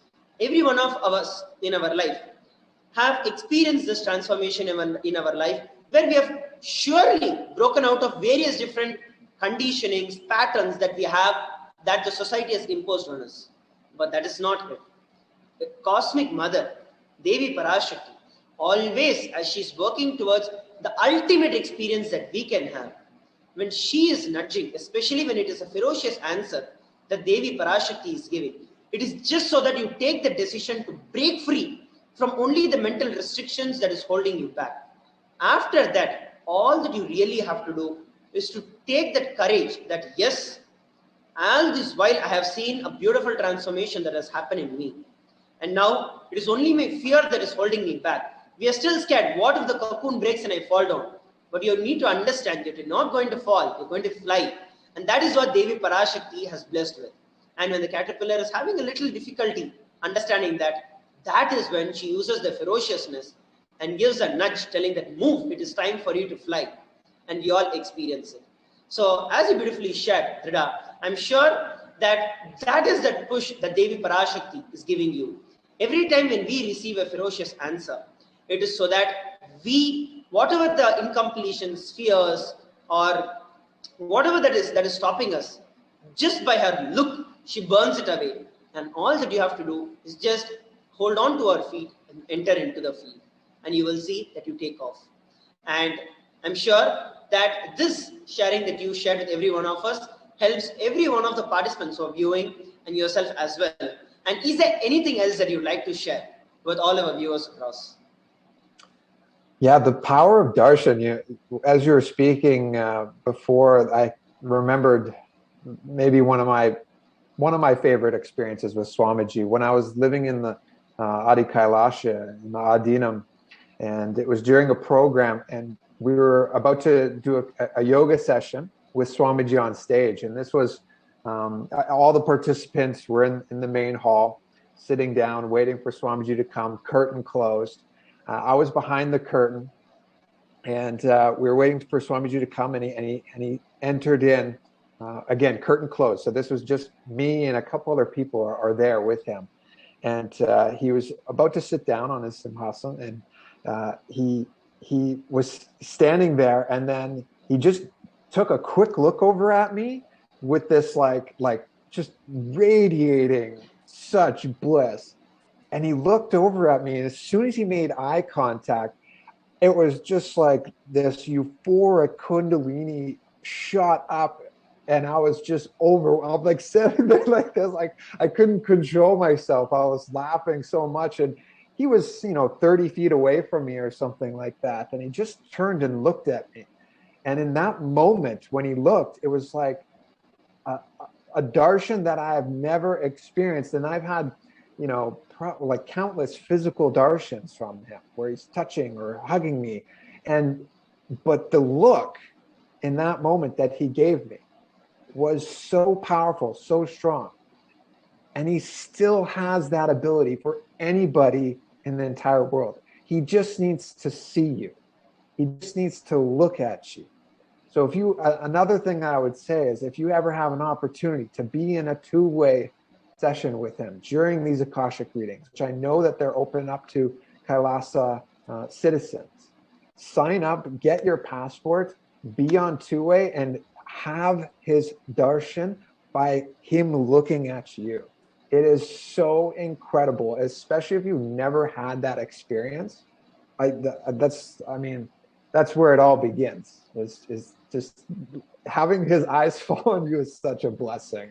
It's only something that you can experience. Like, I could talk about it all day, but I can't express enough how great it is to have that opportunity. So I would say maybe that would be my final thing to share. Yes, wonderful. So thank you very much for coming up on the panel. And that's a very, very important point that you mentioned. And of course, Swamiji, out of his compassion, is offering it completely free of cost. The e-passport to Sri Kailasa is completely, absolutely free for any person from any part of the world. You can just sign up to become an e-Kailasa. You can visit kailasa.org, and you'll be able to acquire your free e-passport, and you can receive the direct Nayana Diksha, which is the direct darshan of Swamiji, where Swamiji, not only you have the darshan of Swamiji, but Swamiji is physically able to see you. And as he's sharing, there's nothing that can be compared to the darshan where we seeing itself is one level. Just imagine when he looks at you when you're looking at him. That's the ultimate that you can ever have. And so thank you once again, Drida, for joining us on the panel and sharing your experience with every one of us as to how you are able to experience Devi Parashakti in your life and your experiences with Swamiji. Thank you very much for joining the panel. Thank you, Maraj. Nithyananda. Yes, so we listen from Dridananda a beautiful experience that he shared as to how his life with Swamiji and his experiences with Devi Parashakti. And of course, concluded it beautifully by having the Nayana Diksha, where Swamiji himself, the Supreme Pontiff of Hinduism himself, while embodying the gods and goddesses of Paramashiva, literally it is like Devi Parashakti, Paramashiva, all of them are able to see you physically. Not just, of course, they are there everywhere and they're always, but there is a difference when they see you physically. And that is a beautiful sharing with Ridananda. And thank you once again for joining us on this panel. And we have many wonderful participants who are joining us today. And I would like to next go ahead with Jackman joining us from US. Nithyananda Jackman. Nithyananda Maharaj. Great. So Jackman, could you introduce yourself to all our viewers and participants all across? Nithyanandam, everyone. My name is Shri Jaquin. I'm 17 years young, and I have been with Swamiji now for about 3 years. And honestly, it's been the most magical and blissful 3 years of my life, completely. Wonderful. So Jaquin, could you give a little more intro as to what you were doing a few years ago and how your life has changed after meeting Swamiji? Before I joined Swamiji, before I aligned with Swamiji, I was in the Christianity faith, and we believed in no shots, no TV, eating meat was fine, eating anything was fine. But really just the faith of, Jesus, and there was only one God, and we really didn't believe in ourselves and how we are God and how we can manifest and we can create our own reality. So with Swamiji, after aligning with Swamiji, that really empowered me and allowed me to realize that I can control my future. I can manifest whatever I desire. I can influence and help other people and not be powerless. I can have and realize my incompletions and complete and unclutch and just allow me to live a blissful and sincerely better life. So Swamiji has completely changed my whole outlook on life and my future. So I'm just so Wonderful. grateful. Yeah. Great. So Jaquin is here with us. He's just 17 years old, sharing how beautifully his very understanding of life has changed after meeting Swamiji. Let us now hear from Jaquin about his experience of Devi Darshan. So Jaquin, you were blessed by Swamiji, by Devi Parashakti herself in your life, and would you like to share? What would you like to share about it? Because just 17 years old, and you've been one of the most fortunate people out of the thousands, hundreds of thousands of people who have been pouring their questions to Devi Parashakti, and you've been blessed by it. What is your experience of it? Devi Parashakti Darshan was completely indescribable. I mean, I've always felt that I've had a different type of relationship, a special relationship with Devi, and I can honestly say during that darshan, I felt her warmth, her love. I felt like I was in her arms. She was holding me, and I just felt completely warm inside. And as I sat with my straight, with set in crisscross and had my back aligned, and with my basma on, I just felt complete energy, complete shocks all up my spine, and I knew that it was her. I knew that she was holding me, and I felt the love, I felt the warmth, and honestly, it almost made me want to cry because I was so happy and I was so emotional as far as knowing that she loved me and I loved her, and we were just entangling at that moment. Wonderful. And that's actually a very beautiful space that you're sharing with. And many of us, it is just that innocent space that we carry. This is another beautiful experience that he's sharing. It is beyond any expectations, beyond any answers, beyond any logical conclusions that you can come to. Just experiencing that innocent space of oneness with Devi Parashakti, where you're just there sitting and enjoying, just gazing at her and knowing that she is there continuously attending to me and is part of my life. And when you're just sitting in that melting deep space of devotion, innocent devotion and surrender. And Devi takes your name. She just gently acknowledges that I am there, I am listening to you.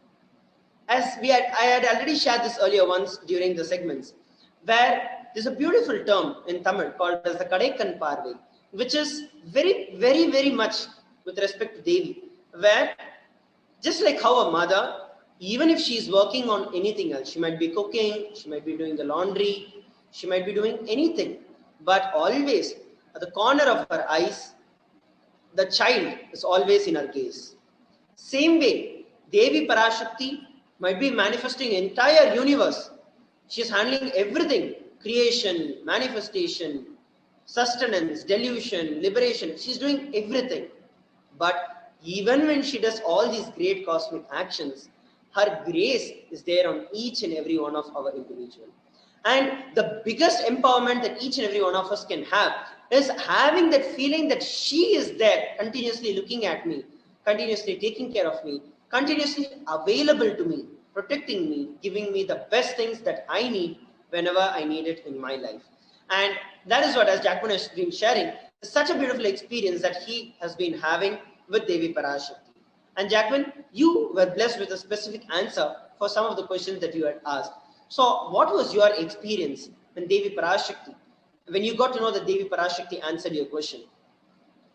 I was completely ecstatic because after I didn't even realize she answered my question until after. And once I realized that she did, I was completely just elated and ecstatic. And I had so many words that I couldn't even express at the time. So it was truly an amazing and just blissful, auspicious experience.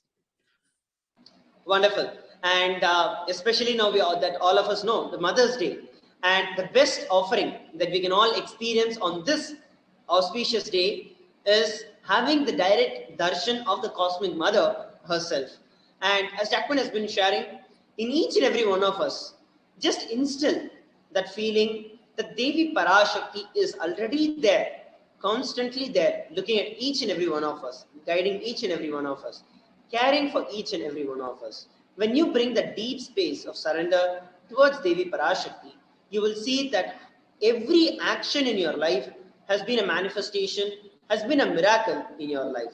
And thank you very much, Jackman, for coming up and sharing. Is there anything else that you would like to share with all our viewers?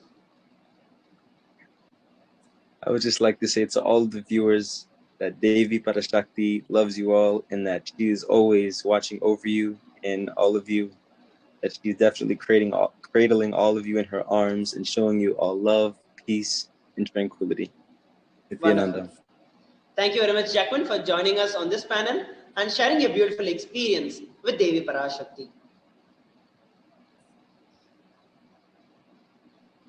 So there beautifully, Jackman shared with every one of us how innocently he was able to connect with Devi Parashakti. And irrespective of the age that we are in, we might be a 7-year-old, we might be a 70-year-old, but for the Cosmic Mother, we are all her children. And when you connect with the Cosmic Mother as your own mother, you will see that she does everything that is the best for you.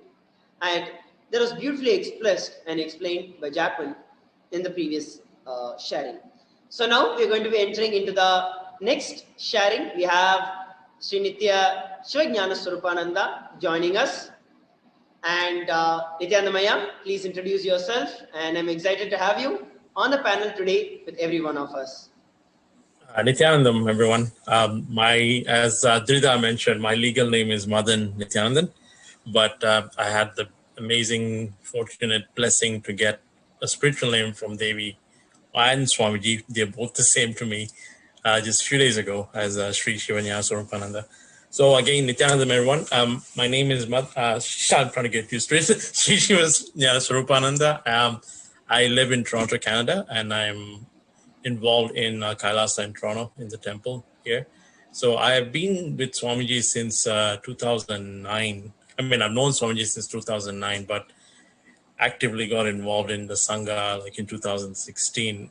And it's interestingly, I mean, my foundation for Hinduism started with Satya Sai Baba when I was young in 1996. But it's interesting that I've had that foundation, but never had a chance to see him in physical form. And I know we do have this reading called the Khandam, the Ole, the reading on the leaf, where it says that I will be meeting my actual guru in this birth, and he will be in close age to me with long hair and everything. And then when I met Swamiji in 2009 in Toronto, that's the time when I realized I know he is my guru, but something is pulling me towards him. And believe it or not, I finally got to meet Swamiji in 2009, and finally got to go to Inner Awakening in 2016 with my wife to experience Inner Awakening, and been in Swamiji since then, been part of the Sangha, been part of Kailasa, as well as been fortunate to be blessed with 2 kids given to us directly by Swamiji, one in Kumbh Mela and one in 2018 before Swamiji left Adi Kailash.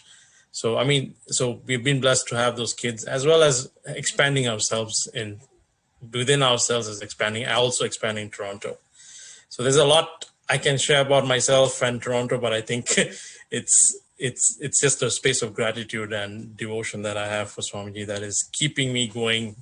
He's testing me every day in and out, but I think the ultimate goal is to get my enlightenment. That's why he gave me the name. Wonderful, Aya. And as you were sharing very beautifully that at multiple different levels, Swamiji has always been there. Swamiji, Devi, Parashakti, you experience them as one and the same. So why don't you go ahead and share your experience of very recently you received the readings from Devi Parashakti for your question. And would you like to share your experience and what Devi revealed to you and how you've been able to experience miracles in your life way on? Oh, definitely. I mean, I've been quite fortunate and blessed that I got the readings from Devi Parashakti a couple of times. I've also had the opportunity to do the Daldi Avatar with her as well. But the best thing is the first reading I had with her was just kind of showing my gratitude. Initially, as we all experienced, I was scared. Like I had that fear because at one point she was giving prachittas to everyone and everything. I'm like, okay, if I ask a question, what's my prachita going to be? That fear, I'm like, oh my God, what's going to happen? But then I'm like, in the end, the second, third day, I said, you know what? If she has to give me the prachita, it's Devi giving me. It's my cosmic mother giving me. She will look after me regardless of what. So then I submitted my question, and the answer I got was amazing. It's nothing to it, and she didn't even answer the question I had asked.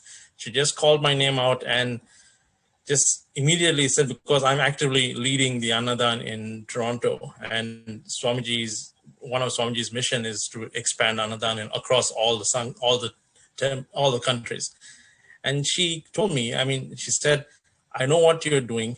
I know I'm accepting the Annadan, and everything I accept, every grain of rice that you offer to me goes directly to the Brahma Kapala of Devi, which is the skull that Devi holds. And I'm like, wow.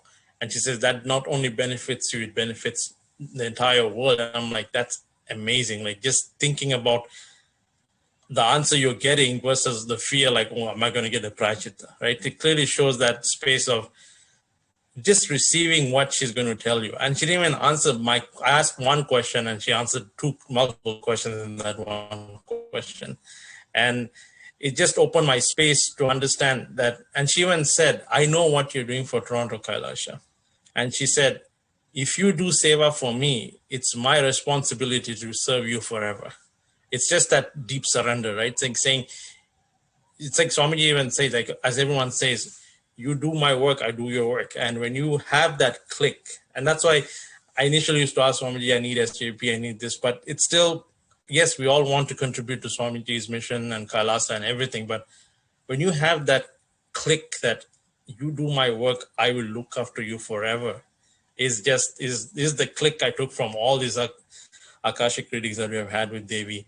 And even the fact that she blessed, my daughter was blessed, and this is a very, very touching thing for me, is like Swamiji blessed my daughter in the Garbha Mandir in Bidadi. We had asked for a child, and it was when I did Pada Puja for in 2018.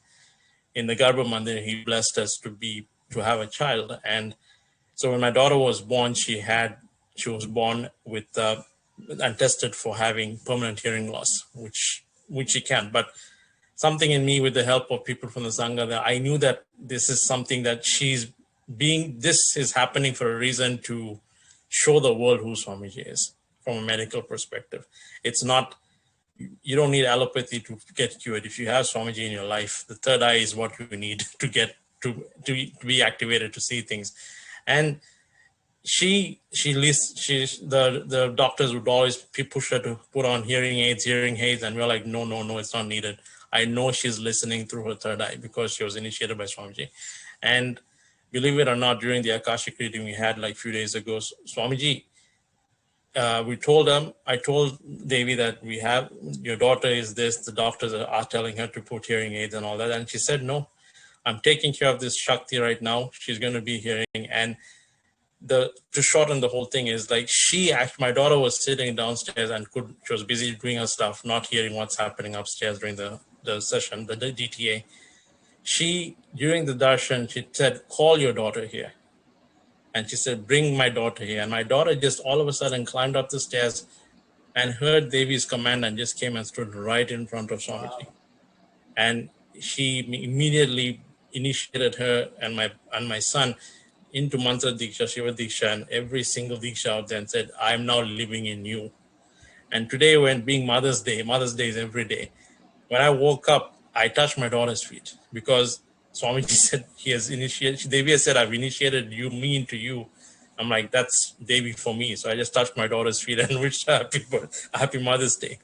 Just clearly shows, I just wanted to say that one thing I wanted to say is everyone that is submitting the questions and feel that she's not responding to you, she is responding to you.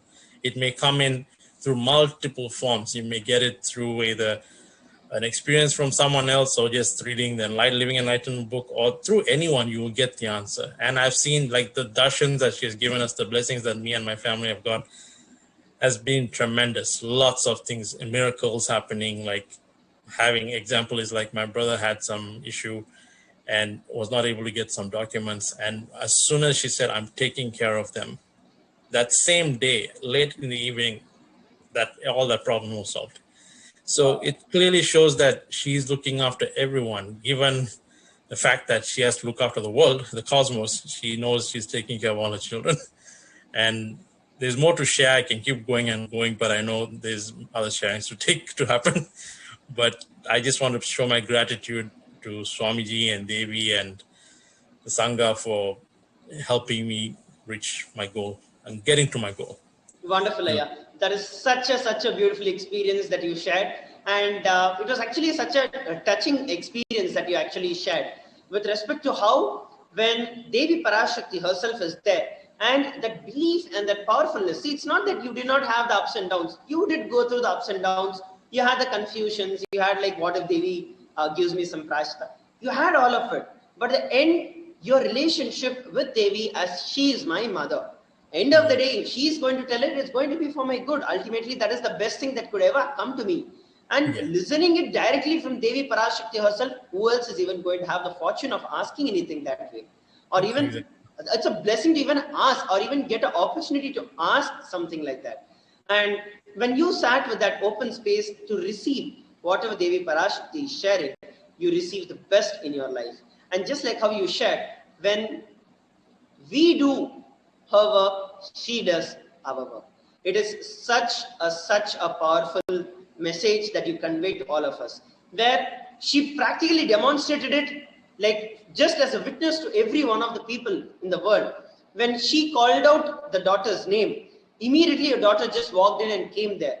Given that we think that she cannot hear physically, but she is continuously being protected by Devi Parashakti herself.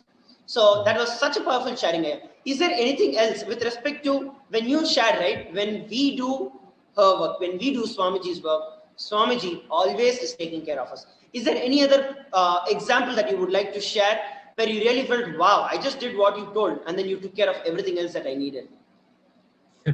I mean, there's a lot I can say, and it's just that I would say people still think, I would say just understand what he's saying. Example, I'm just trying to say, when Swamiji has been talking about this whole pralaya and how he was telling us about practicing all the panchakriyas, and now India is suffering with oxygen and all that.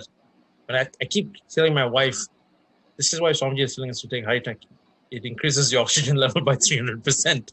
Maybe you should ask people in India to look for it. But now I'm pretty sure high tech is something that is a commodity that's not going to be easily found now in India. But I think all I can say is is just show gratitude. I mean, do things with no expectation and know that Swamiji is always protecting you. That's all I do. Like I everything in my life is, I know he's there for me.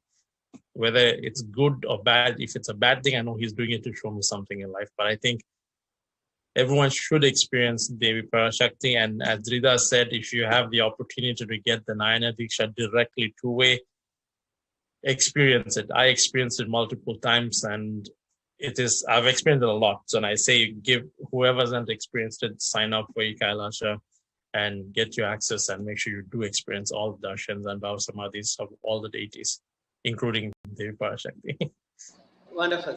So thank you very much, Ayya, for coming up and sharing a beautiful experience and the miracles of Devi Parashakti happening in your very life. When you are actually here, I was able to actually very much relate with the happening from the life of Trinyana Sambandar that we just heard a few some time ago in the previous segment, where we listened when Trinyana Sambandar, when he actually came down, and when he heard that Pumpavai was dead and that Sivanesan, the merchant, had actually burnt her ashes and cremated her and had her ashes, praying to Jnana Sambandar. Jnana Sambandar just came and he just told the ashes that, hey, the entire purpose of the human body itself is to experience, is to feast the eyes by looking at the celebrations and the festivals and the happenings of Paramashiva, the glories of Paramashiva. And don't you want to see it? Why have you left? And he sings the praise of Paramashiva in the Padigam, and immediately Pumpavai comes back from the ashes as a real child, a girl once again. And when I actually listened to your story, when like how you shared about your daughter, it is such a powerful thing. Like even though at that time Sunesan thought that everything was over or that she is dead, what he logically thought about, but he was only blessed with something much beyond what he could ever imagine. Same way in our life, we might perceive small difficulties here and there. Logically, we might think it is not, why am I going through these kind of situations in life? But when you know that Devi Parashakti is there, continuously taking care of you, and at that time, it is the best thing that you could ever receive. And just as you told, your daughter might not be able to hear physically, as that's what the doctors are saying, but she has experienced Devi Parashakti herself and is living. And as you said, there's so much more miracles that you are waiting and you are prepared to receive from Devi Parashakti. So thank you very much, Ayya, for coming up and sharing your experience. Yeah. And thank you very much once again. Anything else finally that you'd like to share with every one of our viewers? Nothing. Just keep watching and donate. I mean, contribute to Kailasa in any way, form, as Swamiji says, whether it's time, treasure. You would see a lot of changes in your life, and only when you experience it, you will be able to understand what everyone is saying when people share their experiences. So he means everything, every word he says. And when he says time, treasure, it doesn't mean you may not be the wealthiest, but if you contribute your time to just expanding, understanding about Kailasa and learning about Hinduism and knowing how much, being born a Hindu, it's like I knew nothing about Hinduism until I met Swamiji, and now I quiz my niece. Like me and my niece will have quiz sessions. I'll be like, okay, go figure out. Let's talk about Ganesha. Let's talk about Subramanya. I talk to my sons about. So we learn about Hinduism, and it's only with Swamiji's blessings that you get to know about how much as a Hindu we don't know. And I'm learning a lot, and I think Kailasa is going to expand very fast. Wonderful, Wonderful, Ayya. Thank you very much, Ayya, once again for joining us on this panel and sharing your experience.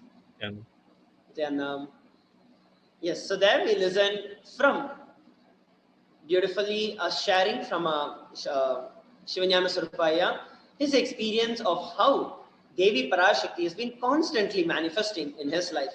He shared various multiple powerful cognitions that we can experience, we can use, and we can apply in our life to see the miracles happening in our life as well. Next, on the panel, we are having Srimati Padmarupananda, Nithyanandam. Yes. Nithyananda Maharaj, Nithyanandam, Maharaj. please go ahead and introduce yourself, Aya. Nithyananda, my name is Srinitya Padmarupananda. Thank you for blessing me to be a part of this, like Devi Baba Darshan, like on this platform. So I just wanna thank Swamiji and for giving this opportunity. So basically, I met Swamiji in 2016 with my wife and mother, and we attended our first inner awakening. And since then, we've gone through lots of journeys with Swamiji, and we are currently living in Melbourne at the temple in Australia. So we have my wife and 6 kids, and we are living this temple-based lifestyle, and it's such a blessing. Yes. Wonderful.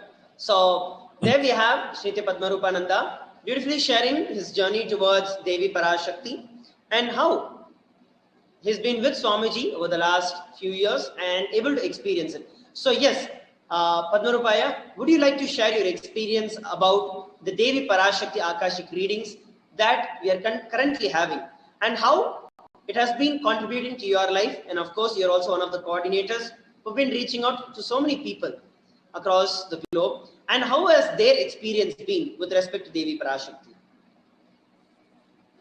Yes, definitely. So just in my experience, so when these Devi Darshans and Akashic records were first announced and they started, the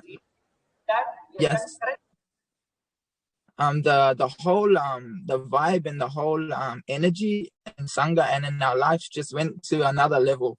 Like we are so blessed to be having, not, sometimes we have 2 darshans by Devi in one day. So we are so active and alive. And I'm not just seeing it just in our life, I'm seeing it just in Sangha all around the world. Just the liveliness and the energy is just so much. And for me personally, when I was watching the because I can't understand, but even I'm talking to other Sangha members, even people who she is not speaking Tamil, but even Tamil speakers, they have said that they can't fully understand what she's saying because Devi's saying in such a deep way. So everything sort of it's to another level. So even like for me, because I live in the temple and we are around the deities, and the just living here has just brought us so much closer to these beings in this stone form, in this Achavatara form.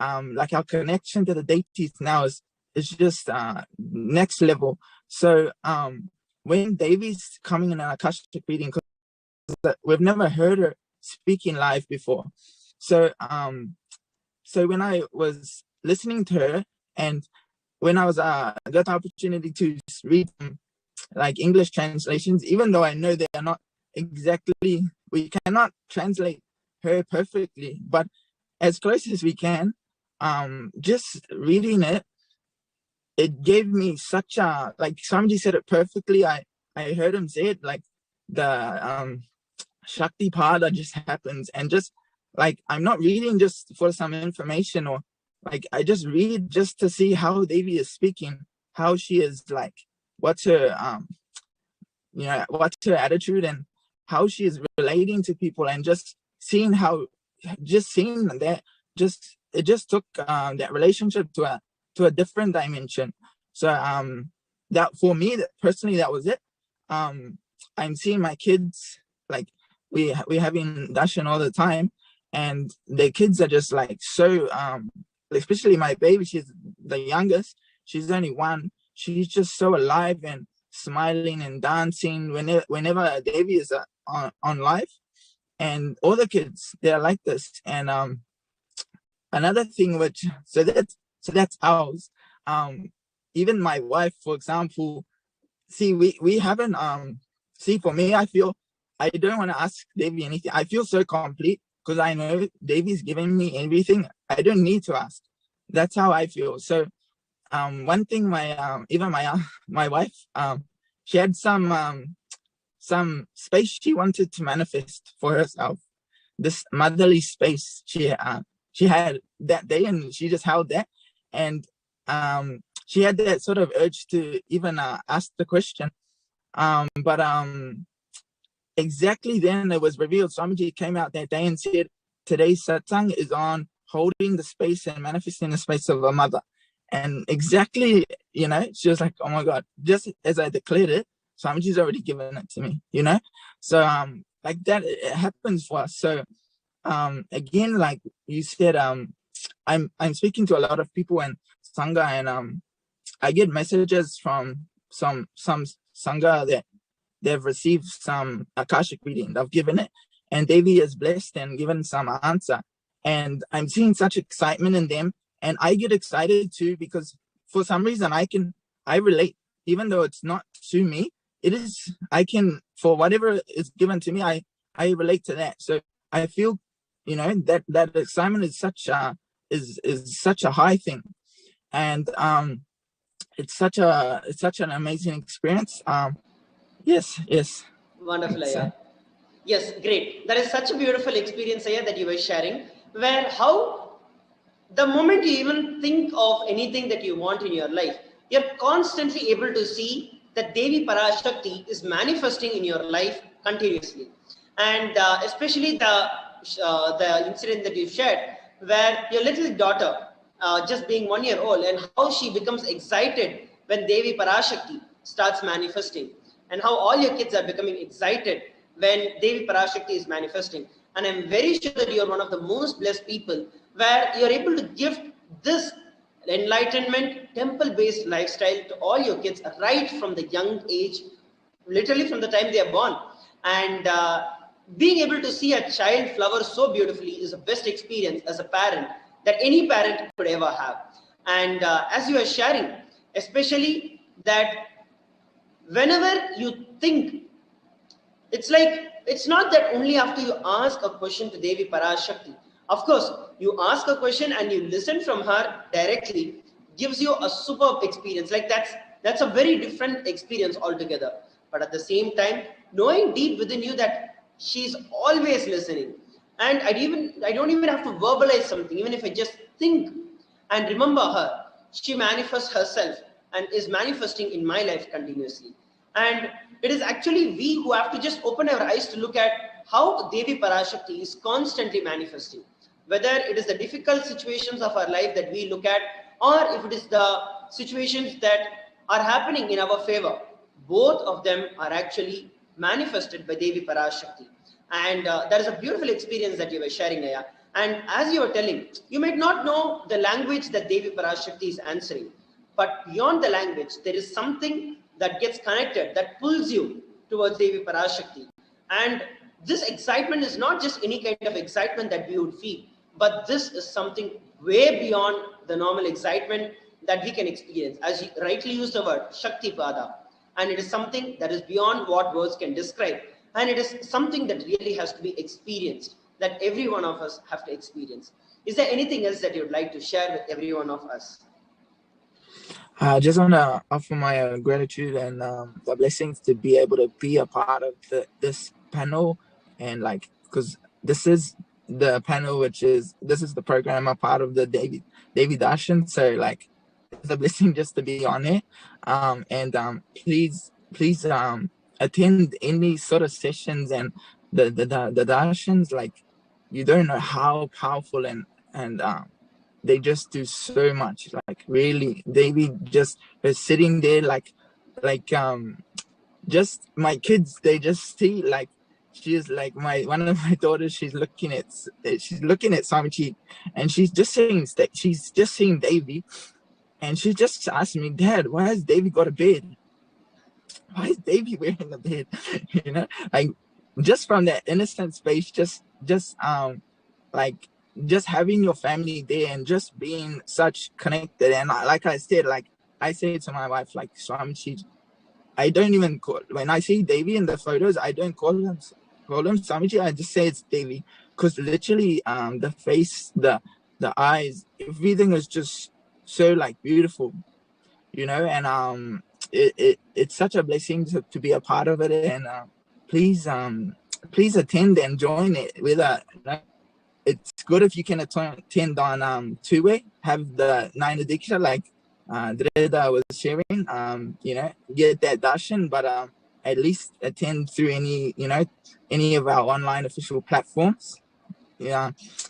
Yes, so thank you. Thanks. Wonderful. Thanks, Maharaj. Thank you very much for joining on this panel and sharing with every one of us your beautiful experience with Devi Parashakti. Yes.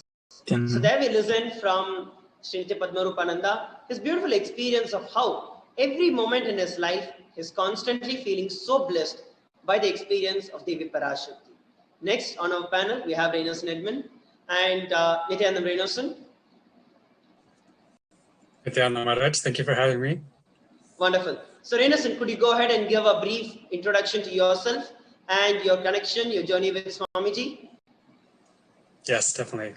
So my name is Reinosan and I'm from Canada. And I've been with Swamiji since around 2013. 2013 is when I started to really start listening to satsangs and everything.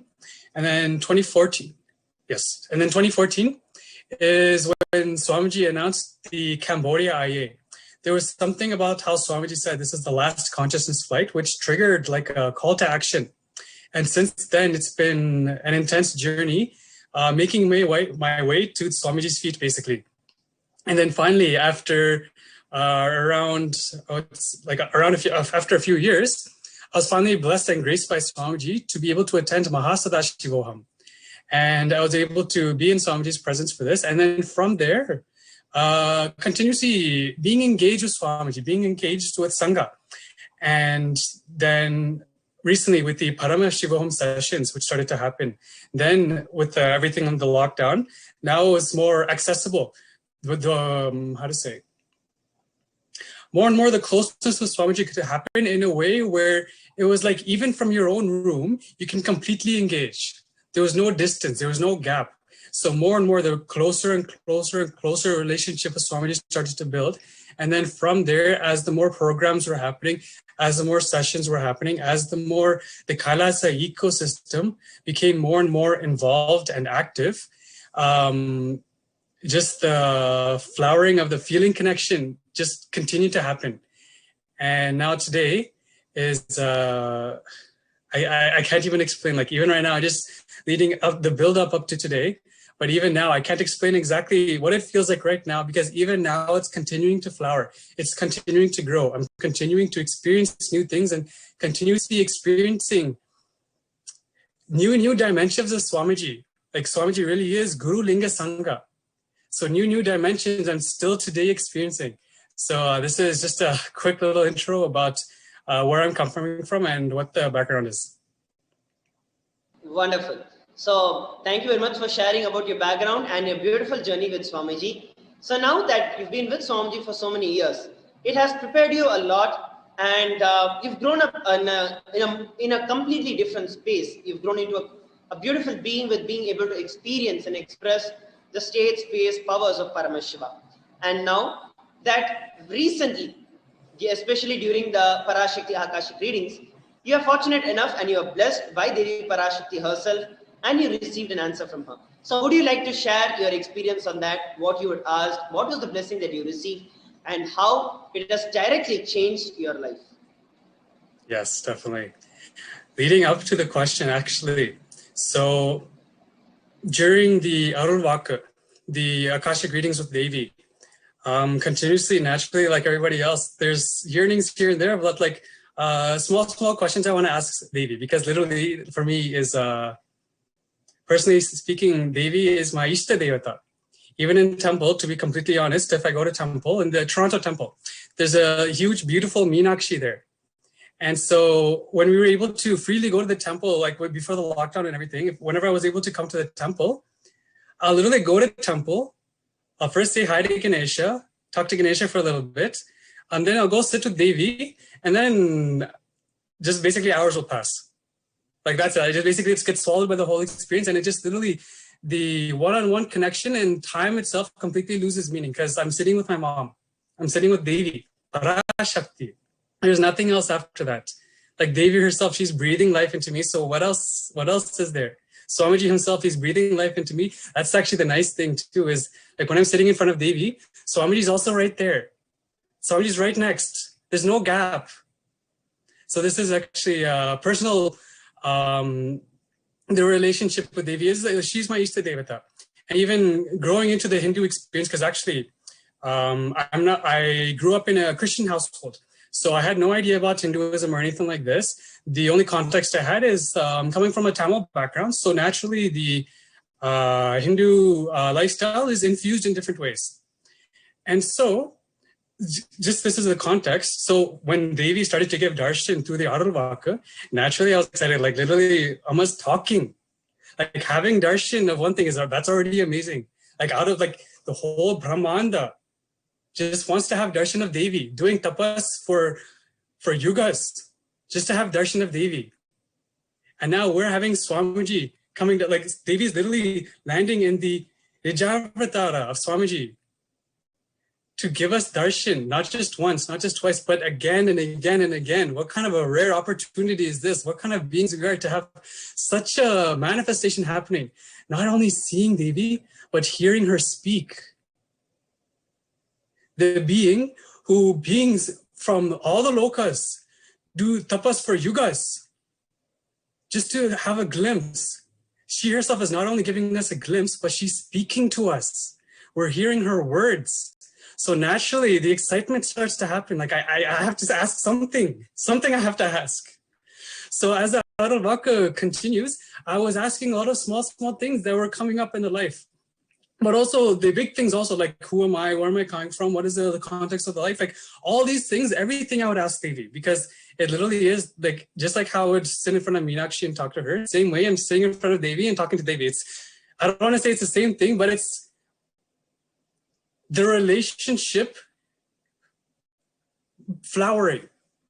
Like now it's not just sitting in front of Archavatara, it's sitting in front of Nijavatara. And so I was asking all sorts of different things. I was asking about who am I, where am I coming from, and all these things. And also I asked small things like, I was talking also about how like I wanted to do Pada Puja for Swamiji. I was expressing this to Devi. I was also talking about how like, oh, there's this student debt thing and I don't really want to worry about it anymore. I just want to commit my time just focusing on you because I don't want to think about that one. Small things like this. And none of the, obviously like the explicitly nothing got answered. But for me, I don't care about that because I'm literally seeing Swamiji as Devi. Devi's there and Devi's seeing. Devi herself seeing, like literally, that's one thing I want to share with everybody. Don't feel bad if your question is not answered or anything, because actually it is being answered. The fact that it's falling on Devi's eyes itself is an answer. If she feels that you need specific words for you, then she will express those words specifically for you. But don't think you're not being attended to, because every question I had, every question I asked, that very same day, I showed Devi that I had this desire to do Pada Puja for Swamiji. But there was this insecurity that like, oh, I don't want to delay how long it takes to pay off the student debt. So I don't know. I don't know how it'll happen, but Devi, I want to do Pada Puja for Swamiji. Immediately after that same Arulvaka, I got a call saying I got a raise for no reason. I did nothing to do the raise. I did nothing special. Nothing was different. Just out of nowhere, somebody calls and says, hey, we're giving you a raise. And it was enough of a raise where I felt actually very comfortable with doing the Pada Puja. And so I was like very excited about it. Same way, also about the student debt thing. Again, these are just small things I'm sharing, but just to show that everything is actually immediately attended to. The student debt thing, I was expressing this to Devi. Within a few days, I was speaking to my physical mother, and I was talking to her about like this and that. And then she was sharing, oh, did you know this and this is coming? It was some money from basically some money that was supposed to come sometime back, but instead ended up coming. And now because of the time that passed, it grew to a point where the money that was coming now, that I'm only now finding out about, is enough to completely remove the student debt. And this is just a simple desire expressed to Devi. And it wasn't even answered, but I simply just had the desire to express it to Devi and immediately got attended to.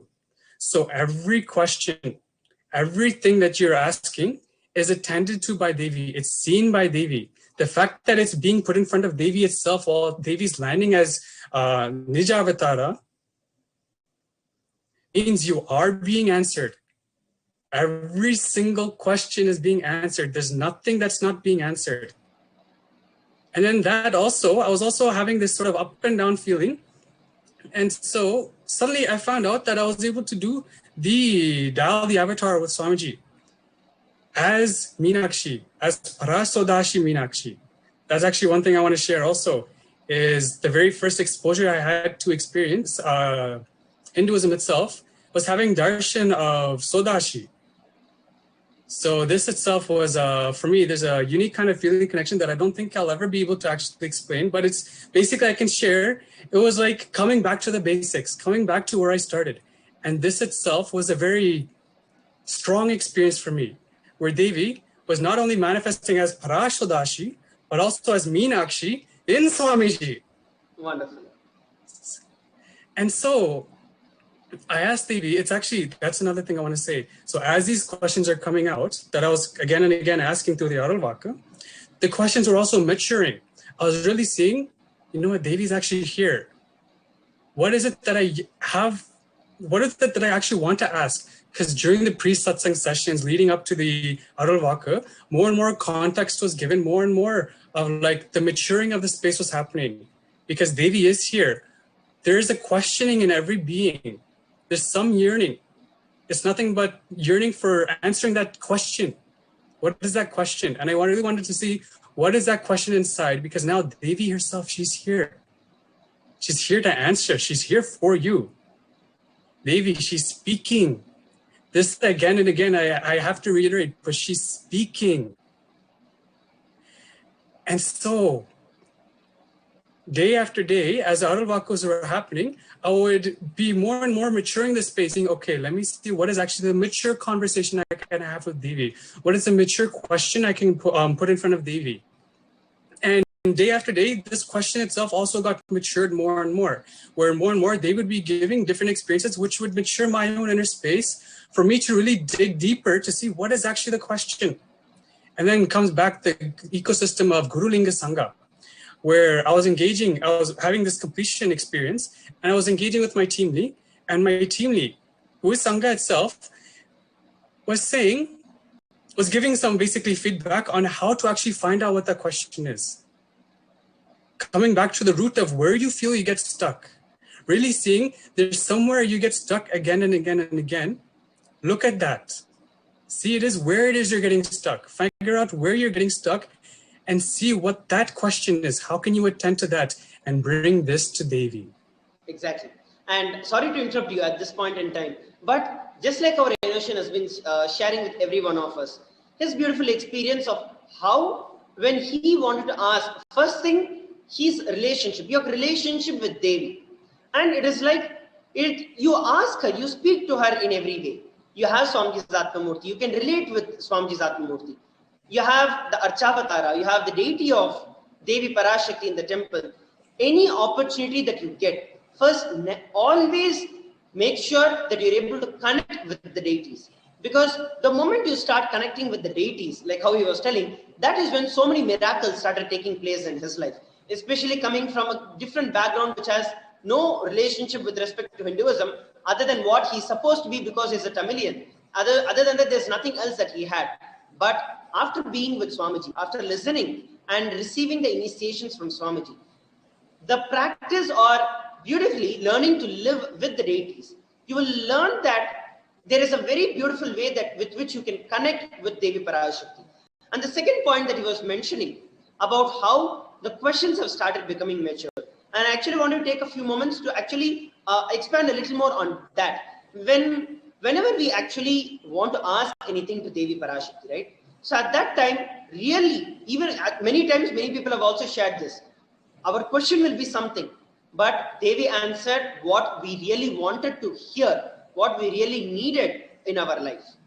Many people, we would have asked for something, but Devi would have blessed with something much, much more than that. Because Devi, Swamiji, does not just answer your question, but he answers the questioner. Devi Parashakti, when she expresses through our beloved Swamiji, the very questioner is being answered. And when you actually are able to mature yourself to understanding what exactly is that which is your being is longing for, and actually look into that, and when you're able to verbalize that, that is when you catch the glimpse of Devi Parashakti. Go ahead, Renosan, and continue your sharing. Yes, beautiful sharing, Abu Maharaj. And this is exactly it, is when the maturing of the inner space happens, the receptivity starts to happen. Because actually it's true. Only when the receptivity is there, then you can only receive. Otherwise, you're just wanting, but the whole wanting is nothing but yelling. The whole yelling, it's just like, okay, you finish yelling, and then quiet down. And then once you quiet down, then when you're ready to listen, then we can start speaking. Otherwise, it's not a conversation. Yes. And so when the receptivity starts to happen, when you become ready to receive, not only what Devi wants to give you, but also receive what your own inner being wants to receive, what your inner being is looking for. Because a lot of the time, this is the other thing too. A lot of the time, we don't actually want what we want. It's a little paradoxical, but this is what the blind spot is. When it comes to the space where we think we want something, but there's some vested interest which turns it into a blind spot, and then we never actually look into why we want what we want. But when the maturing of the inner space starts to happen, the right questioning starts to happen, the sincere questioning starts to happen, then actually the blind spot just melts away, because then you're melting it with the awareness, actually. And so in this instance, I was really looking at and seeing, what is it that I actually want? There's some pattern, there's something that's again and again and repeating. This is nothing but an unfulfilled desire, basically. And so what is actually that desire?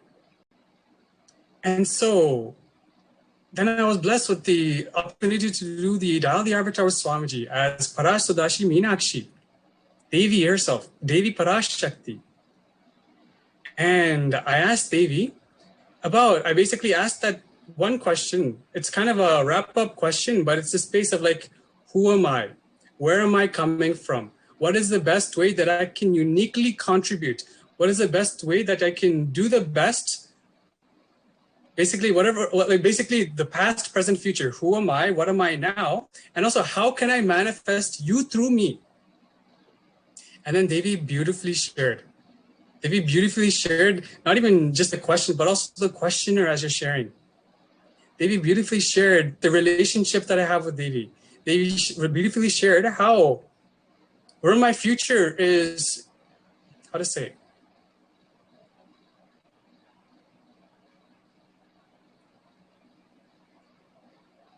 basically Devi gave me exactly my vision. She became my visionary. I can't even say she became my visionary, because already that's it. I can say she clarified the vision. She gave me the clarity. And when this happened, she also said one specific thing. She just said, sincerely do my seva. Just sincerely do my seva. All the doubts you have, all the fears you have, they're nothing but delusion. Just sincerely do my seva. You'll have no fear. You have no worries. I'm taking care. Anandam is yours. Wonderful. And so with this, there's nothing else actually. There's actually such a beautiful sharing that you're sharing. Like how after so many questions that came up in you, and then everything went over, churned on and on and on. And finally, that one thing that you really wanted to ask, and how Devi Parashakti herself blessed you so that you are able to offer the Pada Puja. So the miracle, first wanting to do the Pada Puja, the moment you want to do the Pada Puja, Devi happening, manifesting, and at the same time blessing you, you seeing the miracle, suddenly the raise in your, the money that you had to get, and you're able to raise it. and immediately also offer the Pada Puja and ultimately bring you to the experience where she is very clearly just affirming. It is like you built everything and she's like, yes, I only guided you to do the whole thing. So just like how you beautifully shared, in each and every one of our life also, Swamiji is continuously manifesting. Devi Parashakti, as our beloved Swamiji, is continuously manifesting. It is just that we have to open ourselves to look at the various different happenings in our life. And ultimately, when you start flowering with that gratitude and devotion, you will see that Paramashiva, Parashakti just says, yes, I've always been there and I'm always there with you. Just that one affirmation is enough. Then you just feel your whole life is fulfilled, and that's all is needed. You don't need anything else in your life, because you got the ultimate clarity, the ultimate boon and the blessings that Devi Parashakti herself is there with you. So thank you very much for coming up and sharing your experience today. Is there anything else that you'd like to share finally with all our viewers? One thing I can finally share is simply enjoy the Kailasa ecosystem. All the best things will happen. You will become contributing, you'll become active, and your own self-doubt, self-hatred, self-denial, the completion experience will simply happen. Just enjoy the ecosystem, become active, become alive, just enjoy. Because this is how you will become receptive to the Kailasa itself, the Maha Kailasa in you. So this is what I wanted to share. So thank you very much, Renasan, for joining, and that was a beautiful message. And you all can be a part of these things. Never miss a Bhava Samadhi Darshan or Parashakti Arulvak, especially Parashakti Akashic readings, where Swamiji is continuously making himself available. Make yourself available for all the sessions, all the segments that Sri Kailasa is providing. And that is the best that you can do to yourself and to the entire world, especially during this time of the COVID pandemic. So thank you once again, Renasan, for joining us on this panel and sharing your beautiful experience with all of us. Thank you.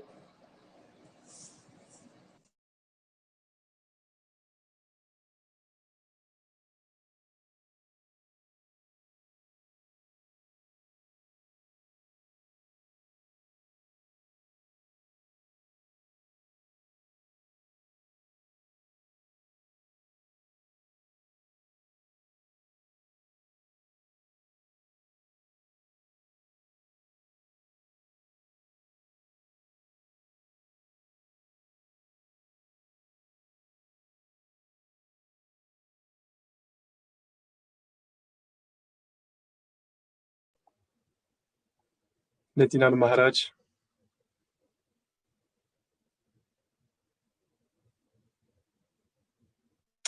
I'm not able to hear you, Maharaj. Yes, Nithyananda Maya, are you able to hear me now? Yes, Nithyananda. Wonderful. Please go ahead, Aya, and give a brief introduction about yourself.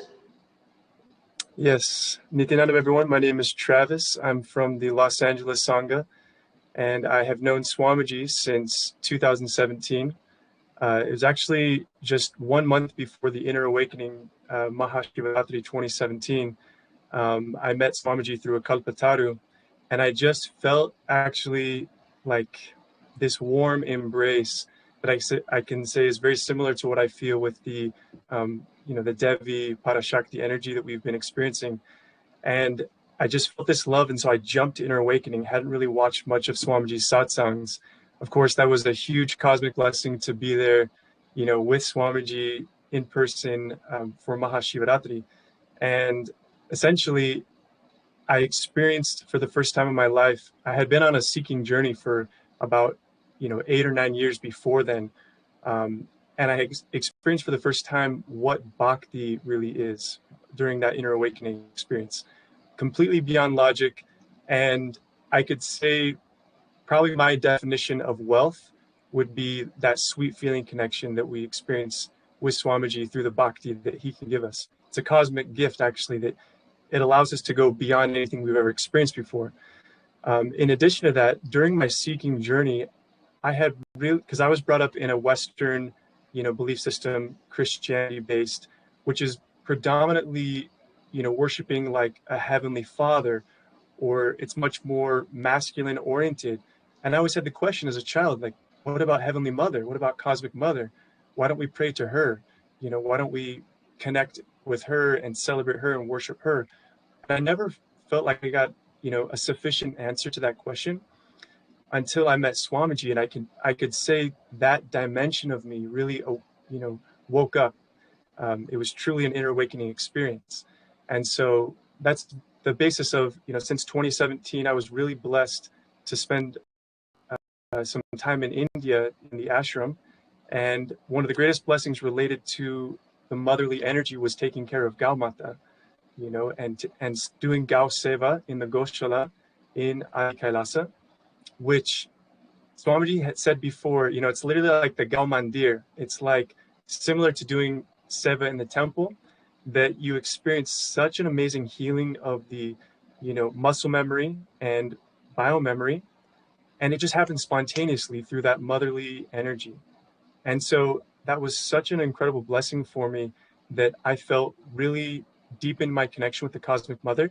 And then since then, I acknowledge I'm still new to the Sanatana Hindu Dharma, but what a blessing it is to have Guru, because he can take you beyond, the ego's version of knowledge, or, the ego's desire for wealth.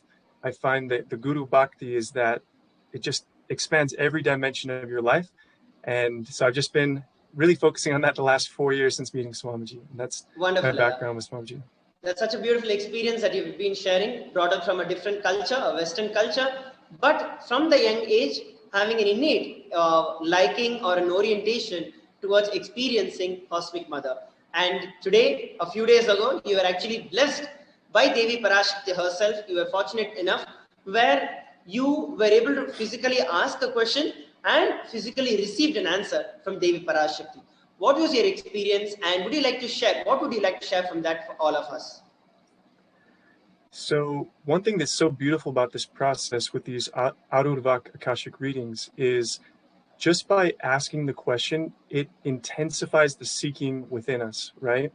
And as many of the really nice sharings that have just come before us in the program already, they shared that it's not a matter of whether or not you get a direct answer with your name being called, because if you ask the question, you'll notice the way that you're relating with the Cosmic Mother becomes intense, and you're like hungry. You really, really you just want to feel her embraced in your inner space, right? And so for me, I can see how the questions I was asking they've been maturing, but I got a very different answer to the first question that I asked. I just asked for Cosmic Mother to shower me with bhakti and the grace of Guru, so that I feel more sweet friendliness with existence. And also I asked, for healing, because in these times we really need that healing energy with everything going on in the world today, to be a channel for that cosmic healing current, to be able to reach more souls. And, Parashakti gave me an answer that it was my Parabdha karma to eventually reach Adi Kailasa, and to reach her Kailasa is what she said. But there was such a feeling that in that moment when I actually received the blessings, it was like everything froze, time and space, and I just felt like my inner space, just this pure silence, this communion, right? Going beyond communication, the words of the mind, as Swamiji teaches us in Living Enlightenment, and experiencing that heart-to-heart communion, where of course I don't understand Tamil as many people have expressed, but I just felt in the inner space like she's just holding me, like I got you. And then I saw the translation, and it's just been kind of a process of opening myself in the Ananda Ganda to Swamiji's energy, so that he can guide that magnetically for me, right? Wonderful. And after you received Devi Parashakti's blessings in your life, what is the difference that you're able to see? Because the moment Devi Parashakti blesses, if she says something has to be done, something has to be removed in you, she gives the power, the energy, and the intelligence to make it happen. And would you be able to share any specific incident with respect to where you were stuck before the Akashic readings from Devi Parashakti, but as soon as you received the blessings from Devi Parashakti, how that situation manifested? Yeah, what I can share is, sometimes we try to force manifestation to happen in our lives, right? Whether that's with our career or relationships or whatnot.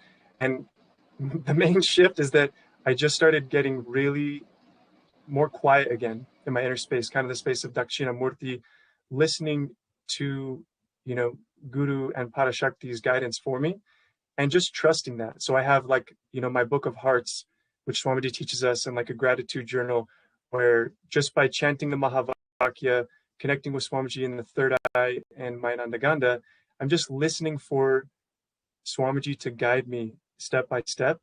And that feels so empowering, so much more, there's so much more flow in that.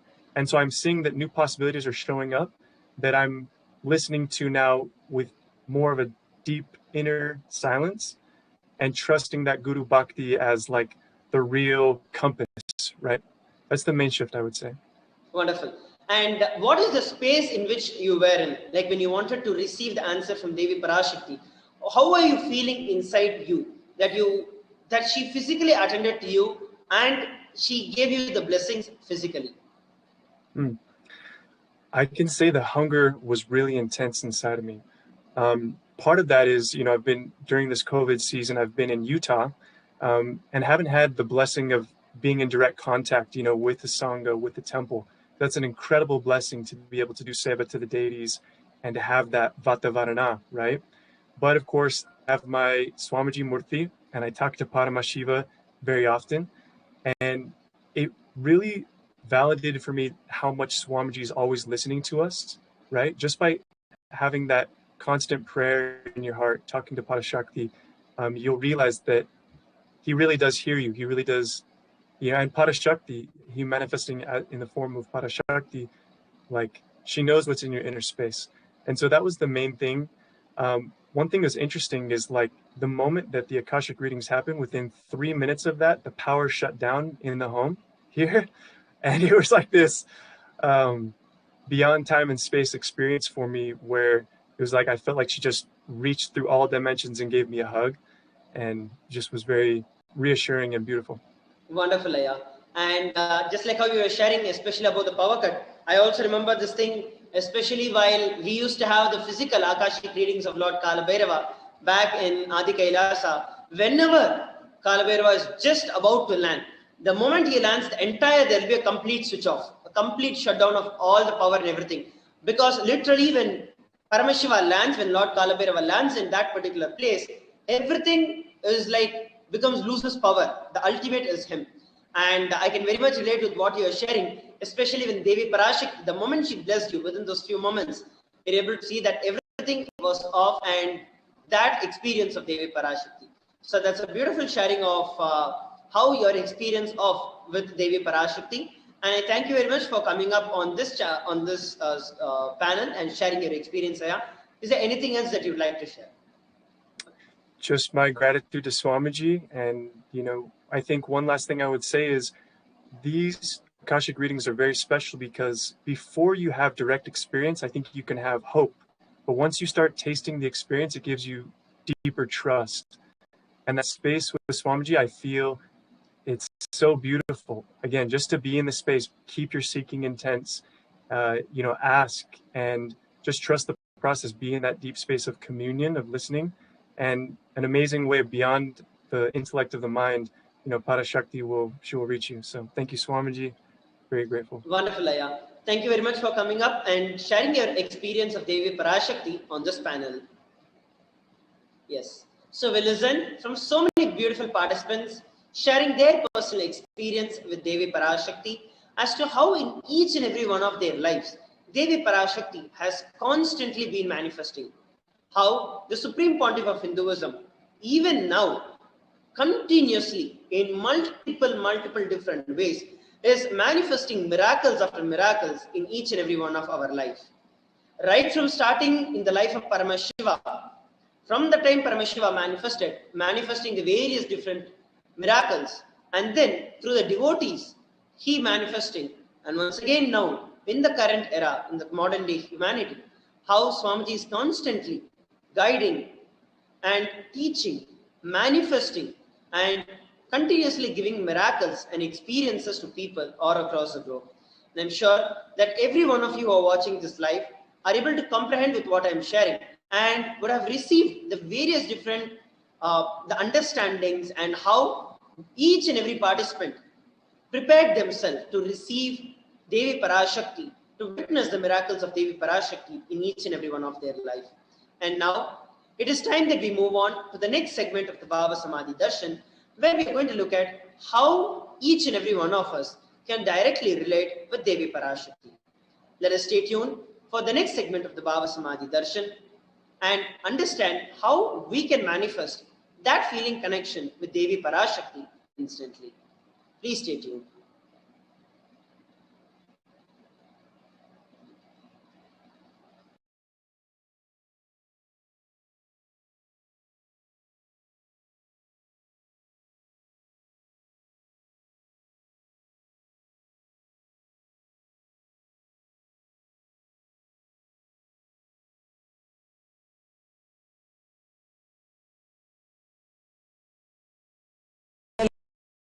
Intelligence to lead you to enlightenment. Each God is a bridge for you to achieve the Shivatva, the ultimate Shiva consciousness. Krishna is the bridge for you to achieve the Krishna consciousness. But Shiva consciousness, Krishna consciousness, all consciousness is one and the same. Ultimate consciousness only. So that energy itself completely expresses. Just like Radhika, when I see my own sweetness in the mirror, I become eager to taste it. I find that the only way to relish this sweetness is through the constitution of Sri Radhika. Bhava Samadhi Darshan is a window to the infinite expanse of consciousness, allowing us to glimpse the formless in a way that we can understand. It cleanses the karmas of lifetimes. It awakens our biomemory to the space of Paramashiva, the ultimate consciousness, and creates a deep and lasting transformation in us.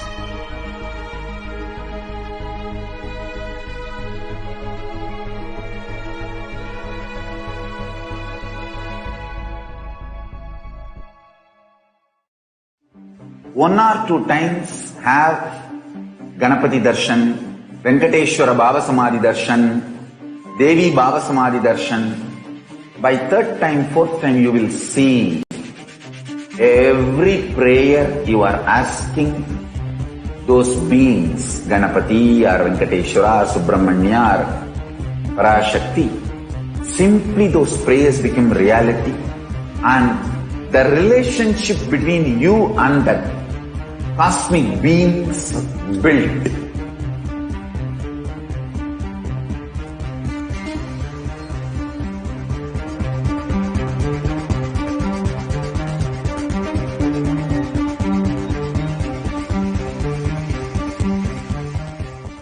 I tell you, each Bhava Samadhi Darshan is a spiritual treat, enjoy.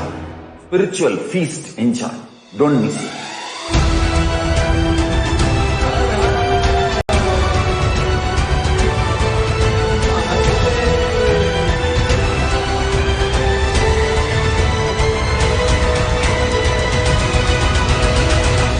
Never miss a Bhava Samadhi Darshan.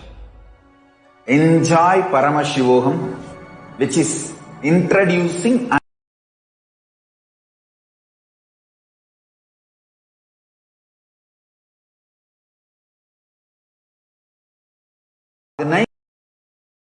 the cosmic principles and cosmic beings. The state of Paramashiva, space of Paramashiva, powers of Paramashiva, being of Paramashiva. There are some great spiritual sciences unique to Hinduism. Subtle, otherworldly, but definitive sign. Manifesting the cosmic beings in Archavatara, deities in Nijavatara, living incarnations is possible. Understand? Kriya Pada of Vedas and Agamas elaborately explain the whole science of making the cosmic beings manifest in Archavatara deities and Nijavatara living incarnation, both. During the Bhava Samadhi Darshan, literally those cosmic beings manifest through this body.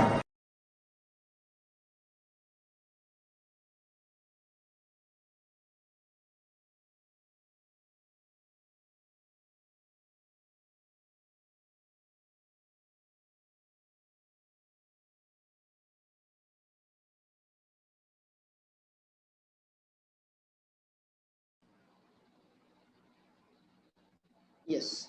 Nithyanam everybody, welcome back.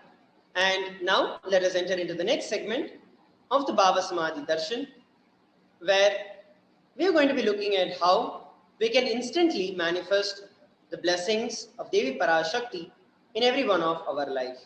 And these are the various different offerings to Devi Parashakti.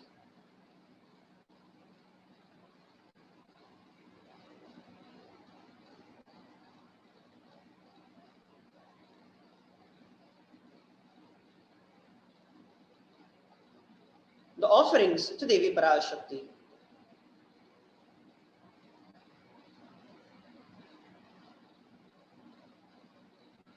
What exactly is an offering? Offering is giving of a divine gift of pure love, devotion, and oneness. And it consists of two parts, giving and accepting. Only when the divine accepts what one offers, the offering becomes complete. Offering is not made out of fear or greed, but when an avatar lands, it happens just out of pure Leela. The entire offering itself is done out of gratitude. And this offering becomes a part of the grand Leela of the avatar.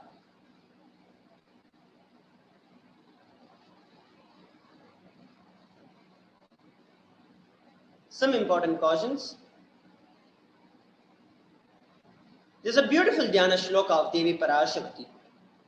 Indu nibaveda karavanhinayanam syat pankajavaraabhaya japa sharasayuktam angahimabhushana vichitravasanam syat tungamakutojvala manonmani swarupam.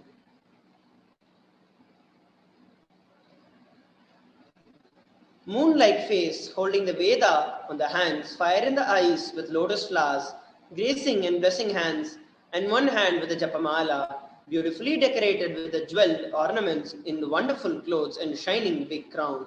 Her name is Manonmani. This is a Dhyana Shloka of Devi Parashakti. Another beautiful Dhyana Shloka. Dhyayet Devim Trinetram Shashini Bhavadanam Vedahastam Dadanam Savye Padmam Varadama Paradir Chabhaye Chakshamalam Divye Rabharanai Vibhushitatanum Brahmadhivi Pujitam Devi Meva Manonmanim Pratidinam Kamartadatrim Shubham.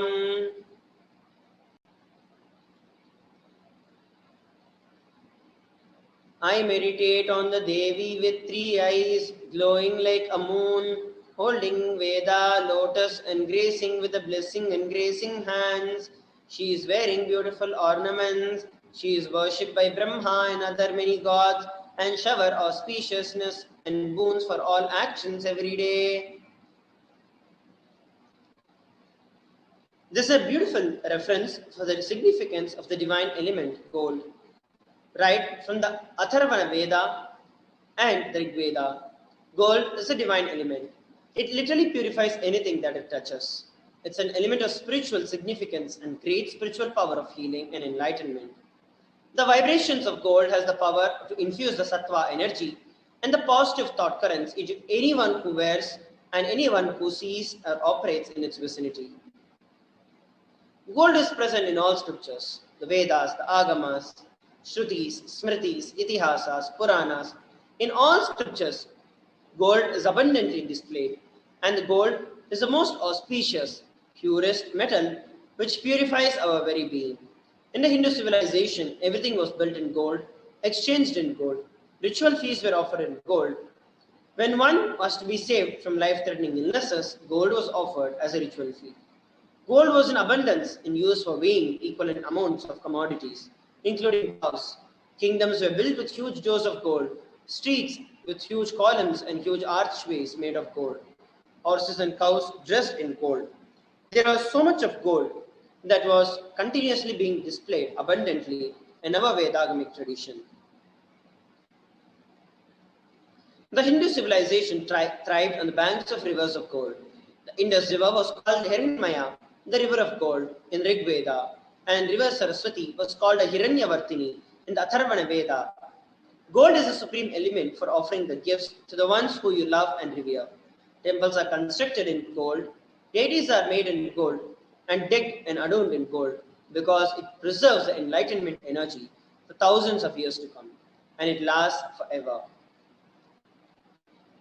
The first offering to Devi Parashakti is the e-hundi. Bhakti Priya Bhakti Gamya Bhakti Vashyavayapaha Shambhave Sharadhadhyaye Sharvane Sharmadhayine. Devi is fond of true devotion and is realized through true devotion. She can be won through the true devotion. She is the one who removes all fears. This is a beautiful experience that you can have. Offering the e-hundi. If there is any fear in the mind of devotees, Devi is sure to remove that fear. It is stated that Devi likes to be worshipped in autumn. Here, it is meant that the autumn of our lives, when the thoughts turn more and more inwards, the role of the divine is known and understood clearly. The need of Devi worship becomes stronger and stronger. Offer any amount of donation that you would like to offer to Devi Parashakti in the e-hundi. The next offering is a Sankalpa chanting. It costs $1. The Devi Mahatmyam beautifully describes about this. The goddess enchants this universe and she herself gives the birth to the universe.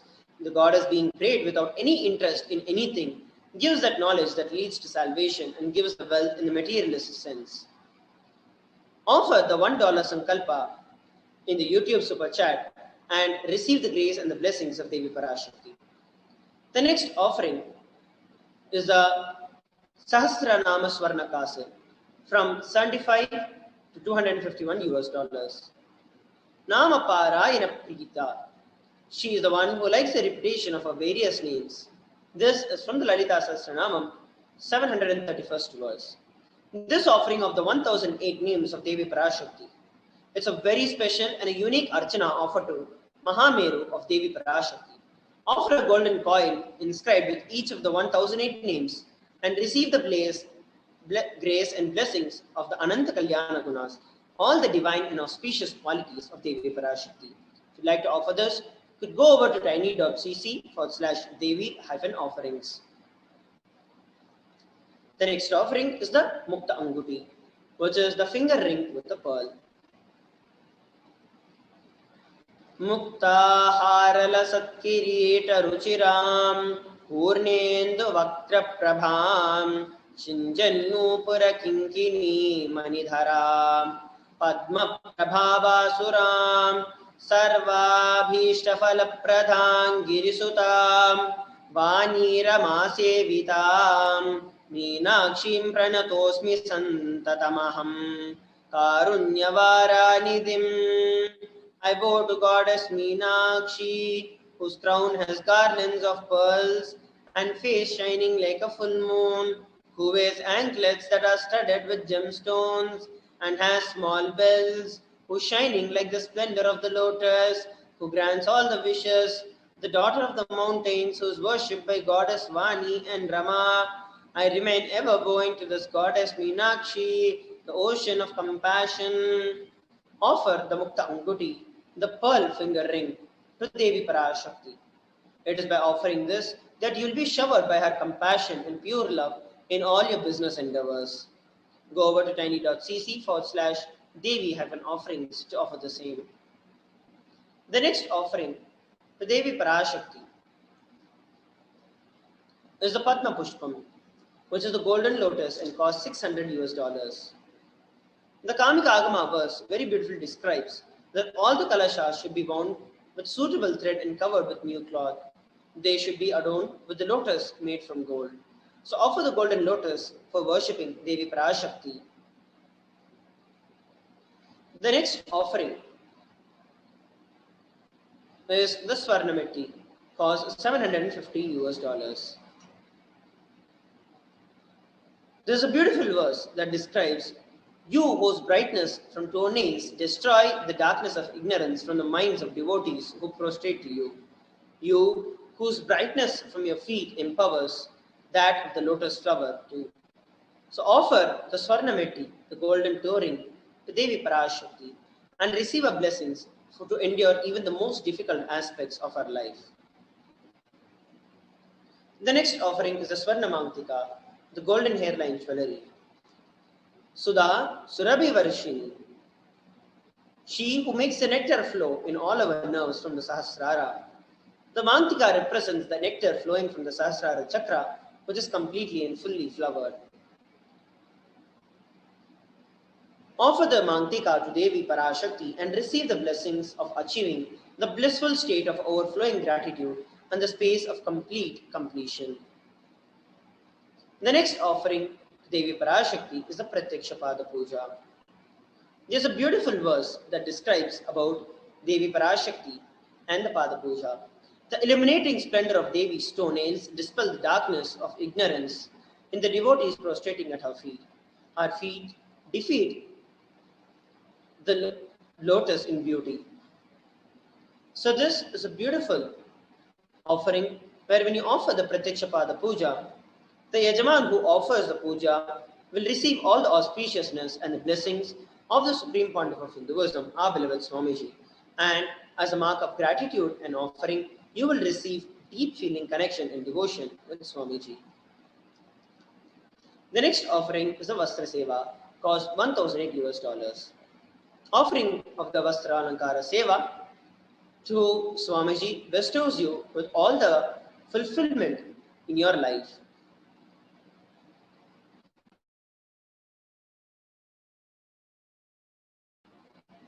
Sorry for the technical glitch.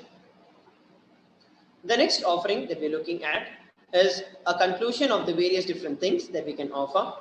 So now, let us take a few moments to see how we can offer using the YouTube. So YouTube provides us a beautiful platform where every one of us can very easily offer any contribution that we want to Devi Parashakti. The Vedagamas mandate that there are 5 people we should never meet empty-handed: Guru, God, King, child, and a pregnant woman. Today, we are blessed to have the darshan of Devi Parashakti and our beloved Swamiji embodying Devi Parashakti and as the ruler of Sri Kailasa. So, it is very, very important that we live adhere by these Vedagamas. There are so many sacred sentiments that are attached with the concept of offering. Ultimately, it is so that you receive the grace and the blessings of Devi Parashakti in your life. I request every one of our viewers who are watching this live, go ahead and at least offer $1, 1 unit of your currency. I'll now be showing how we can use the YouTube to actually go over and offer any amount of donation that we'd like to offer. So first, what we need to do is to go over, and I request you to go to YouTube and search for the official YouTube channel of Swamiji. It is, you can just search for Kailasa's HDH Nithyananda, and you will see that you'll be directed to this page, which is the official YouTube handle, YouTube channel of Swamiji. And under this, there is a live that is going on, the live stream of the Bhava Samadhi Darshan. So go ahead and click on that. And as soon as you click on the link, you're able to see the live where the Parashakti Akashic reading is currently happening. And what you need to do next is just scroll down to the chat section. As soon as you come towards the chat section, you have an option where you can offer the donation that you would like to offer.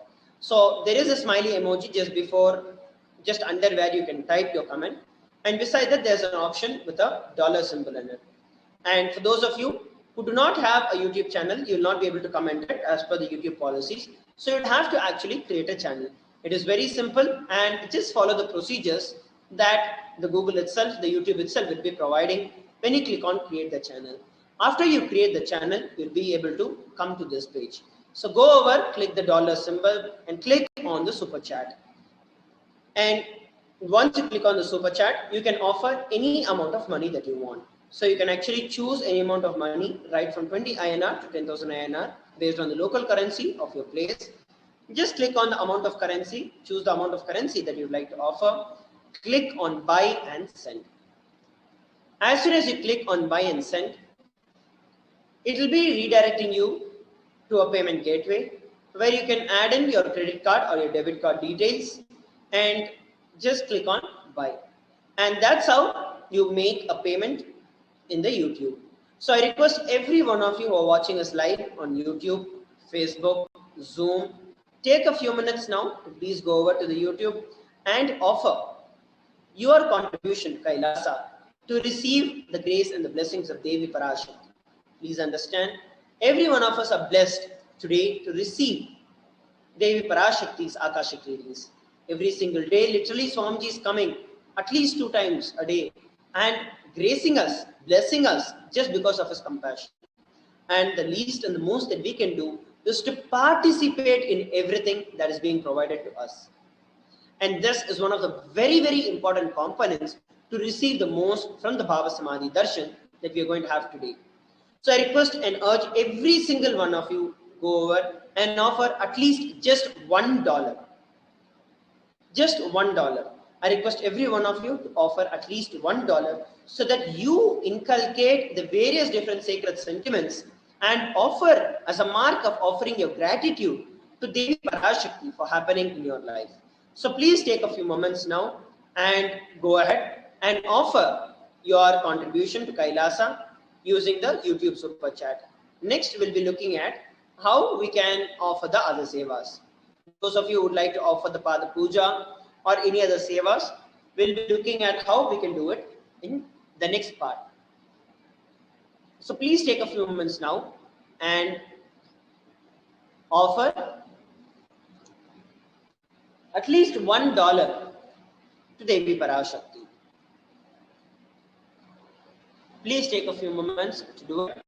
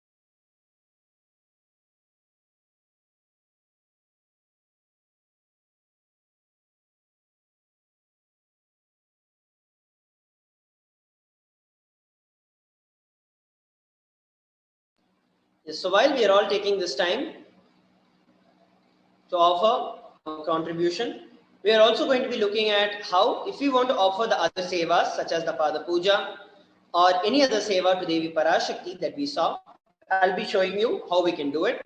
So all of us would have to head over to tiny.cc/Devi-offerings.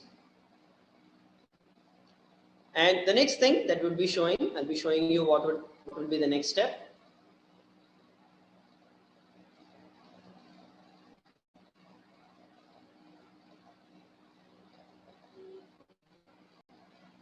Yes. So here you can see I've just opened an empty tab and I'm pasting the offerings link, tiny.cc/Devi offering, and it will be redirecting me immediately to the page where you can select any amount of offering, any offering that you would like to offer to Devi Parashakti. So go over and under the Sevas option, which is there, choose an option. You can select any seva that you would like to offer and go over and add to cart. So once you click on add to cart, it will be taking you to the next page where you can proceed to the checkout after confirming the details. So now here, once you're sure and you are confirming the detail, proceed to the checkout. And under the checkout, you will just have to input your billing details and any other additional information that you'd like to offer and place your order. So with that, it is a simple procedure where you can offer any other sevas such as the Pada Puja or the Vastralankara Seva or any other seva. So please take a few moments. If you have any doubts or questions, you need help with knowing how to offer these sevas, you can always reach out to the people, the participants who are there. We have volunteers who are continuously available in our Zoom rooms and who are available in the YouTube chat. So any of you have any doubts or questions with respect to how to actually do it, you can always feel free to reach out to us and we shall help you to do it. So please take a few moments to offer on the YouTube as well as on any other puja that you would like to offer in the official gateway. Please take a few moments and we'll enter into the next segment of the Bhava Samadhi Darshan.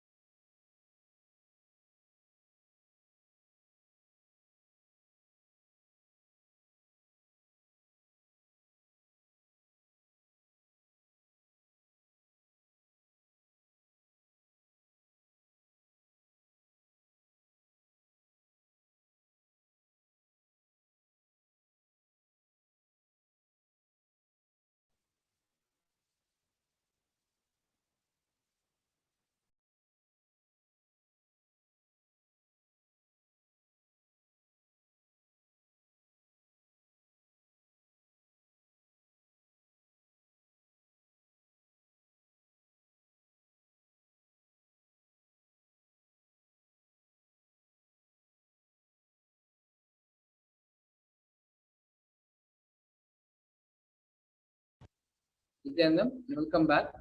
Now we're going to be looking over how we can ask our questions to Devi Parashakti during the Akashic readings. So the first option which we have here to ask our questions to Devi Parashakti is by commenting in the live YouTube videos. And to comment on the live YouTube video of the Bhavasamaya Darshan, you need to become a member of the Kailasa HDH Nithyananda YouTube channel. So all you need to do is go to YouTube, open the Bhavasamaya Darshan video, and scroll a little bit down where you see Kailasa HDH Nithyananda, which is the name of this YouTube channel. Next to the name, there will be a small button called Join. Go and hit the Join button and sign up and become a member for the Kailasa's official YouTube channel.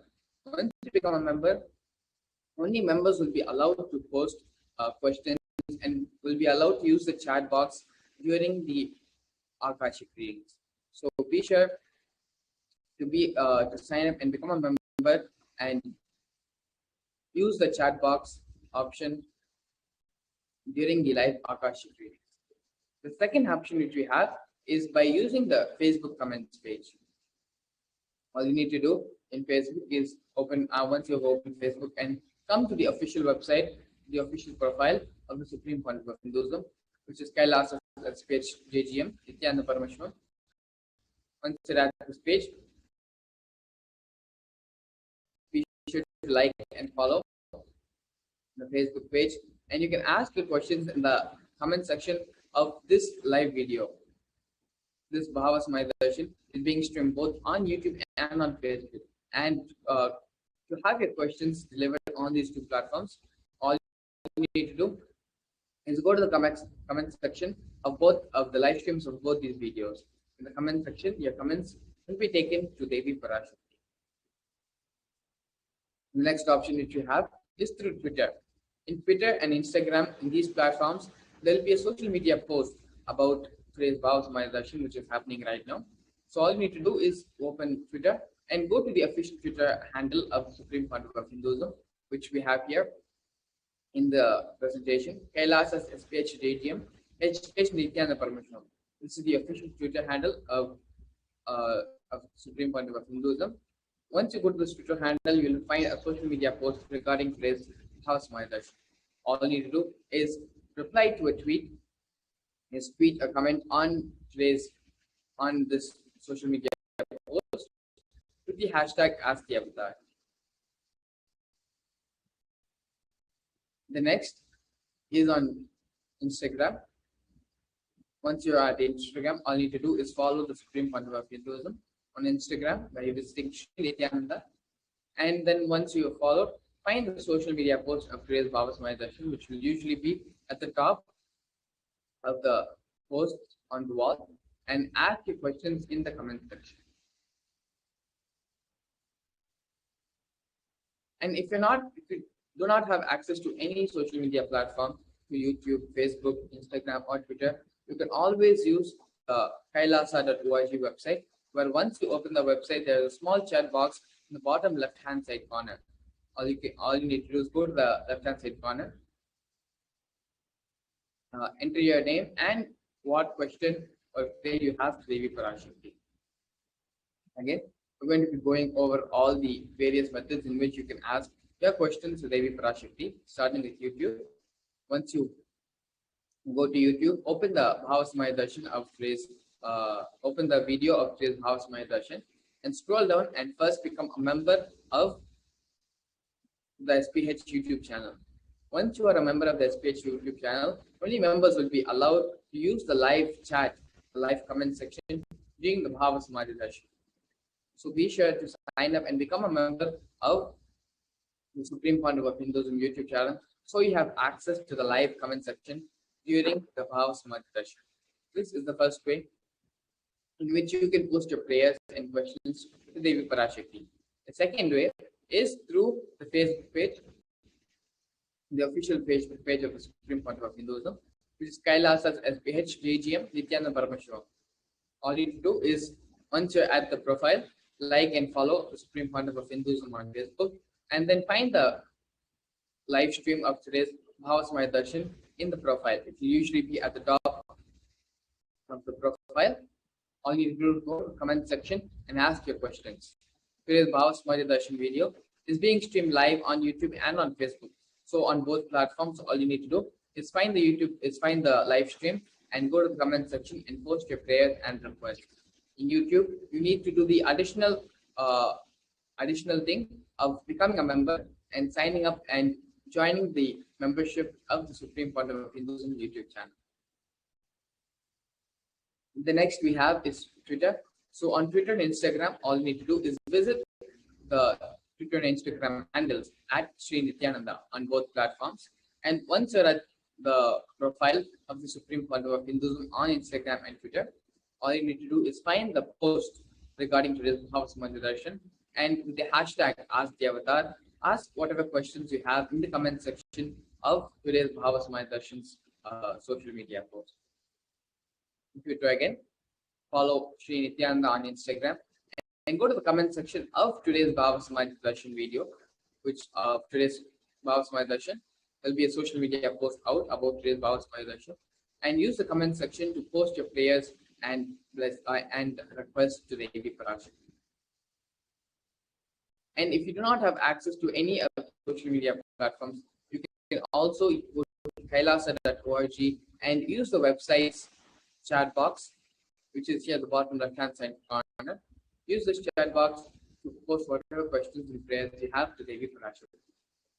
Please take a few moments now and post whatever questions, prayers, rules, whatever you want to convey to Devi Parashakti. Please take a few moments and use this opportunity and time to convey them.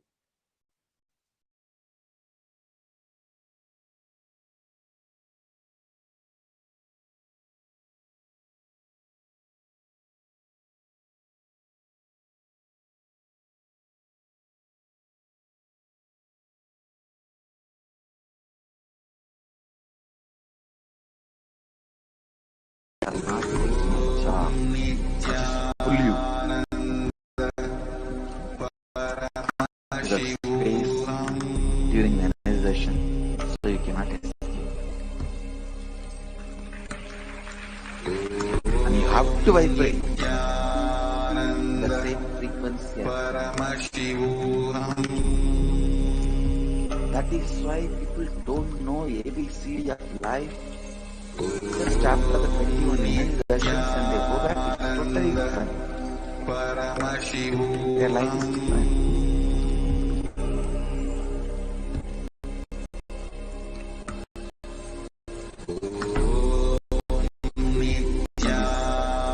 Level 4. Fortunate and blessed are you guys. I can take you to the next level of initiation.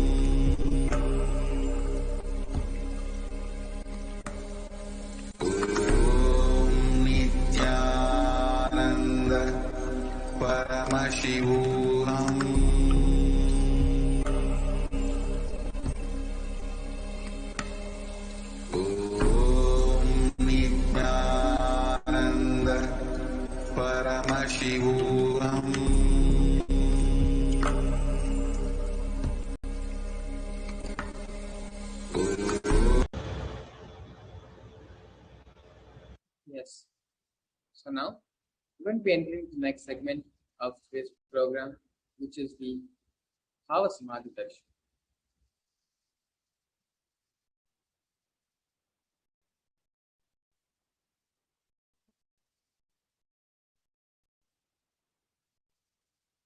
So one of the important things in Hinduism, which is very much different from everything else, is the fundamental cognition which is carried in Hinduism. And that cognition was something which we had actually previously discussed in the power manifestation segment. Is how in Hinduism the fundamental cognition that we carry is that we are Paramashiva already.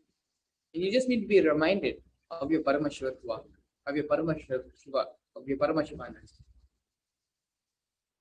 Other places they'll teach you that you need to reach the divine, you need to become the divine. In Hinduism, we tell you that you already are the divine. You just need to realize and manifest it. And as a direct practice, a spiritual practice, to make this realization into reality, request everyone to spend some time and dress up like Devi and come and sit for the Bhava Samadhi Darshan as Devi herself. When you dress up like Devi, you're literally inviting Devi into your being. You're opening up and becoming receptive to having Devi manifest inside of you and be in the oneness with Devi. So be sure to take some time, take a few moments, go ahead and dress yourself up as Devi and come and sit for the Bhava Samadhi Darshan.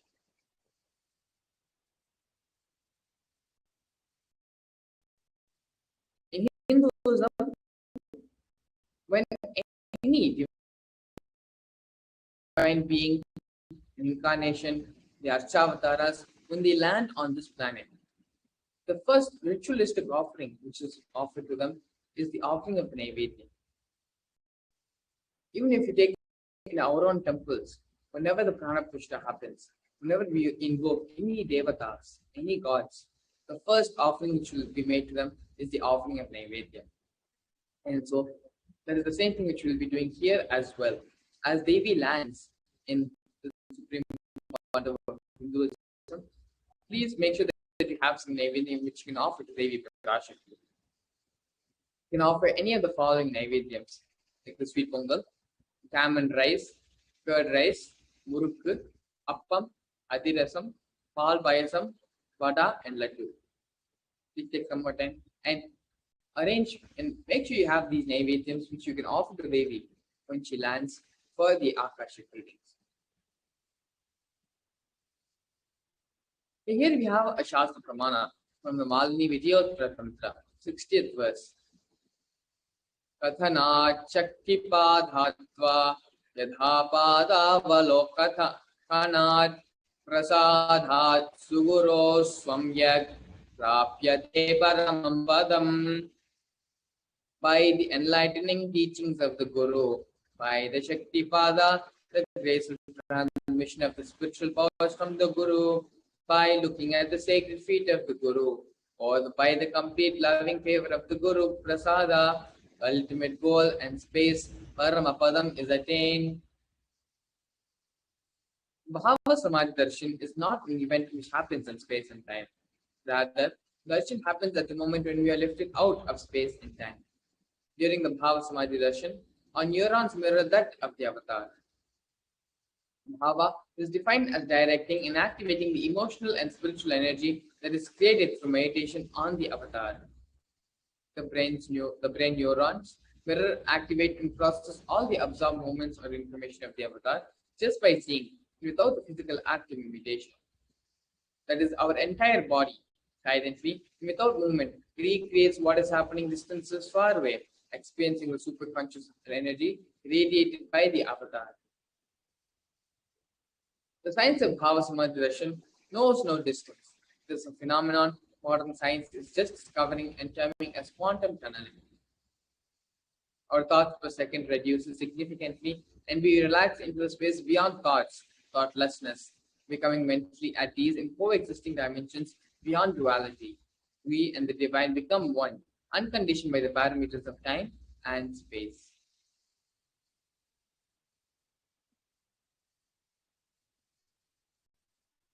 It is the probability of a quantum particle like an electron with less kinetic energy to cross over the potential energy of an energy barrier. An electron acts both as a wave and a particle. Imagine a scenario. What happens when an electron with less kinetic energy is approaching a hill? Will the electron be able to cross over the potential energy, the peak of the hill? As a particle, the electron will require higher kinetic energy to cross over the potential energy of the hill, or it will roll back. However, as a wave, the electron has the ability to pass through by propagating itself through the hill and going to the other side. This is the science behind quantum physics. The same science is imposed on people who witness the Bhava Darshan. This is because our neurons are able to mirror the neurons of the divine immediately. Through quantum tunneling, we are able to travel through the divine energy and mirror the exact same neurons. The science of Bhava Samadhi Darshan. Once when Bhagavan Sri Krishna saw his own extraordinary sweetness reflected in the jeweled wall, he was amazed and said, "How unprecedented and astonishing is this deep and indescribable sweetness of mine. Alas, when I see it, even I become greedy to enjoy its sweetness, just like Radhika. When I see my own sweetness in the mirror, I become eager to taste it, but I can't. After due consideration, I find that the only way to relish the sweetness is through the constitution of Sri Radhika." Bhava Samadhi Darshan is the science of the Nijavatara manifesting Paramashiva, the consciousness, the expressing the being of Paramashiva through the Divya Sharira, a light body, manifesting as the Nijavatara, the physical form for us to experience Paramashiva. Devi Parashakti expresses the being of Rajadeshwari and manifests as the Nijavatara, the physical form of Devi Meenakshi. Bhagavan Paramashiva expresses through the being of Subramanya and manifests as the Nijavatara, the physical form of Bhagavan Durga. Bhagavan Parandama expresses through the being of Mahavishnu and manifests as the Nijavatara, the physical form of Bhagavan Venkateshwara. The Archavatara reflects the consciousness and manifestation of the superconscious energy, but human beings are not mature enough to receive the higher level experiences from the Archavatara directly.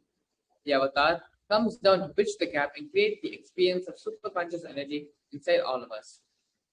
When we have the Bhava Samadhi Darshan of the Nijavatara, manifesting beings of various dimensions of Paramashiva, the auspicious components and the powerful dimensions of the powerfulness of those dimensions of Paramashiva are awakened inside of us. The dimensions of Paramashiva manifesting the Nijavatara for us to experience the same is the Bhava Samadhi Darshan. Now here we have a beautiful video where the Supreme Pandava of Hinduism expands on the science of mirroring neurons. You sit straight as you get ready to listen to this satsang where the Supreme Pandava of Hinduism expands on the science of mirroring neurons.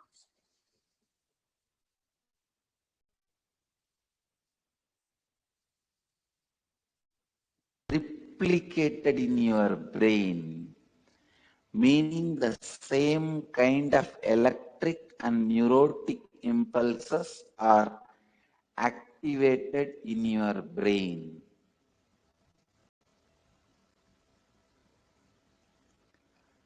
This defines, this demystifies many mystical phenomena.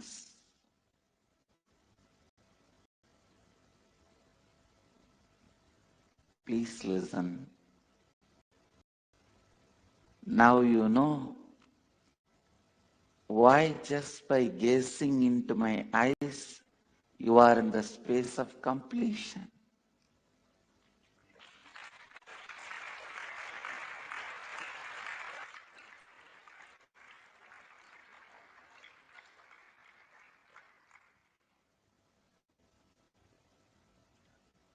Why just looking at me? You are in the space of completion.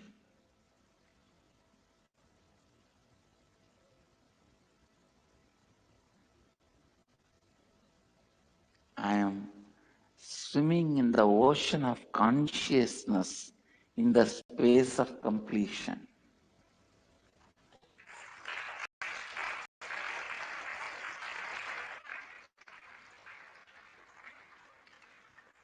Even the so-called moments of my screaming,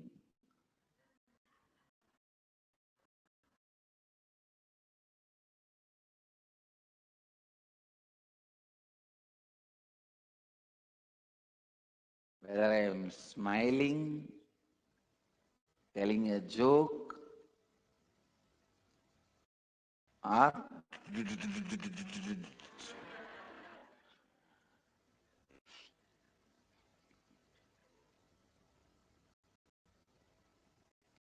that is why even if you are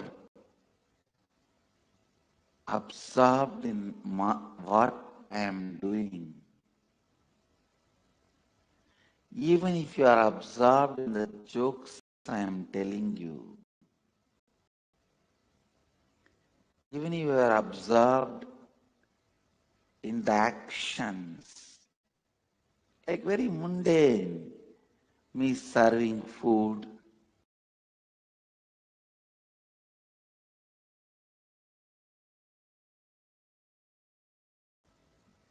or ordinary actions,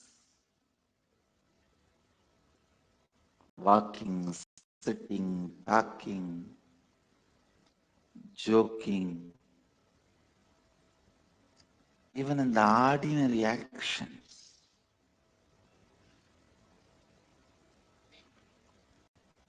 See, you will not get 100% absorbed in me if I am just sitting in samadhi.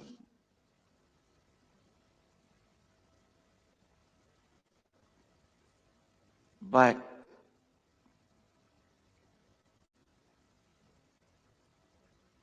if I am doing normal activities like you will feel comfortable. Oh, like us. Naturally, you will get absorbed. Even that feeling absorbed will put you in the space of completion.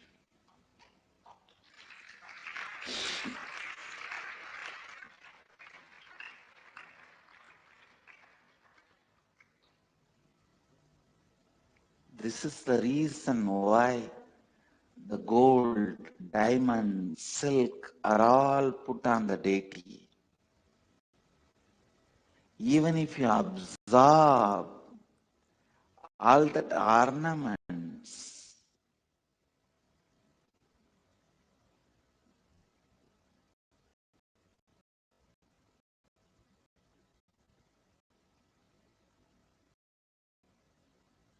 even that puts you in the space of completion.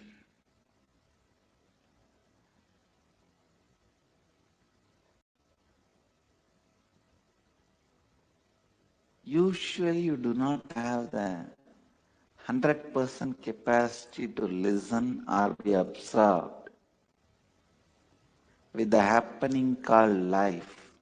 But if you start doing both, your whole 100% will be on me. How many of you are getting it? Only listening 100% you will not be able to do. Only observing 100% you won't be able to do. But that is why here I am playing multiple games. It is literally like a big circus.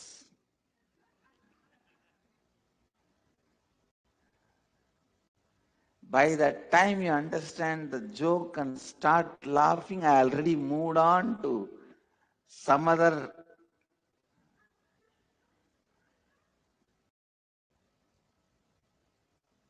verbal jugglery or brain candy.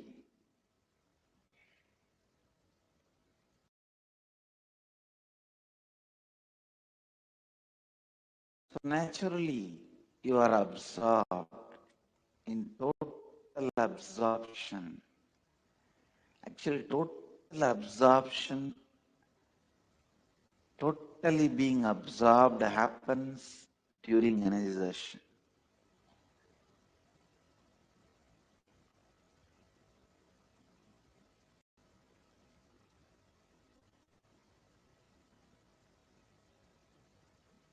Whether you are there or not, it's my job.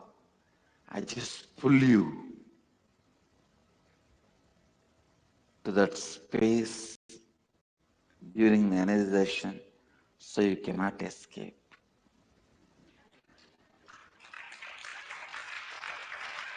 And you have to vibrate the same frequency as me. That is why people don't know ABCD of life.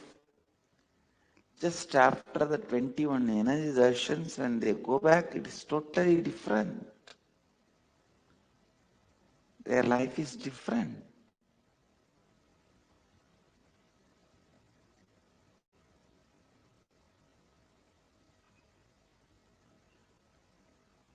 In this level 4, fortunate and blessed are you guys. I can take you to the next level of initiations, not just darshans.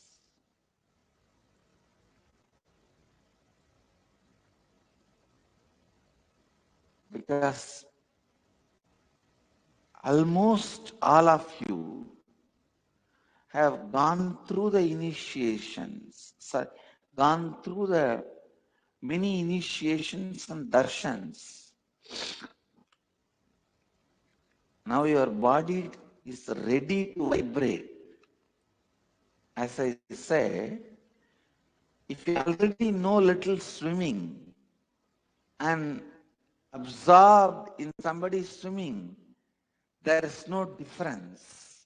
Same way, you all already know darshans and initiations. See, if that person does not know swimming, not completely absorbed, only 80% mirrors. If he knows swimming, the observer, if he knows swimming and he is absorbed, 100% it just mirrors.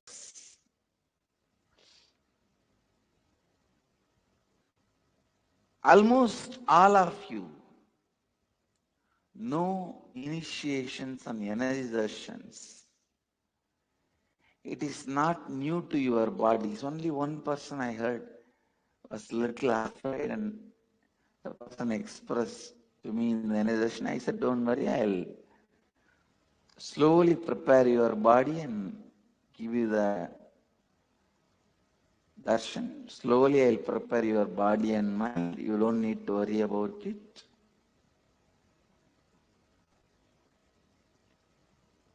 Other than that one or two people, every one of you know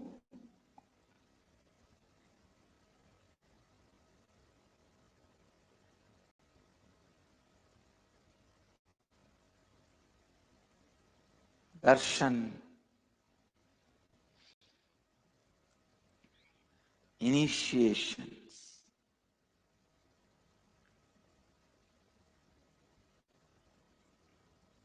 From today, the initiations are going to the next level because I'm going to be using the yantra below you. You will be on the yantra. From the first day, I was using the yantra, but behind. I was preparing your body and minds. Yantra is a geometric, sacred, diagrammic representation of the various cosmic energies.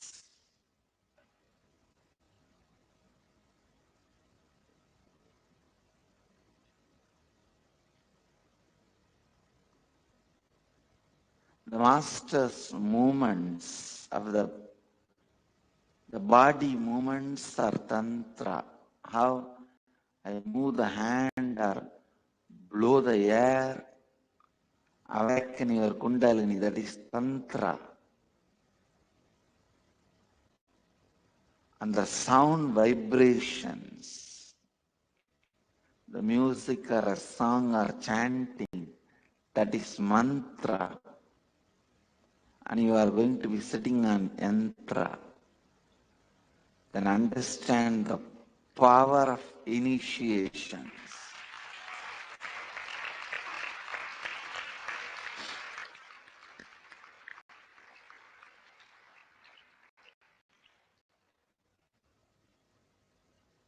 Initiation using the yantra is 1,000 times more powerful, but your body needs to be prepared. I'm so happy, other than one or two persons, every one of you are ready. Ready.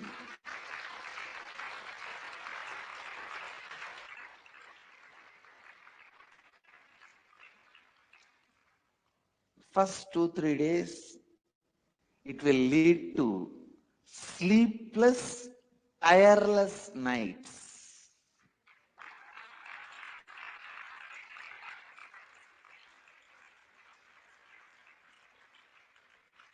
But don't worry about it, because there won't be tiredness.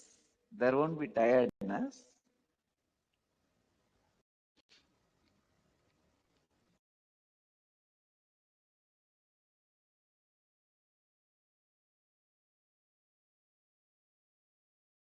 Only that one or two people who are little afraid, you don't need to get into the yantra. I'll directly give you the darshan and I'll prepare you also.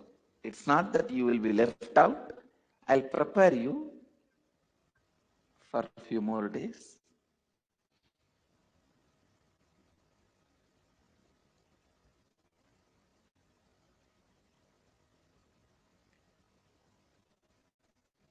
It awakens the non-mechanical parts of the brain, just like that.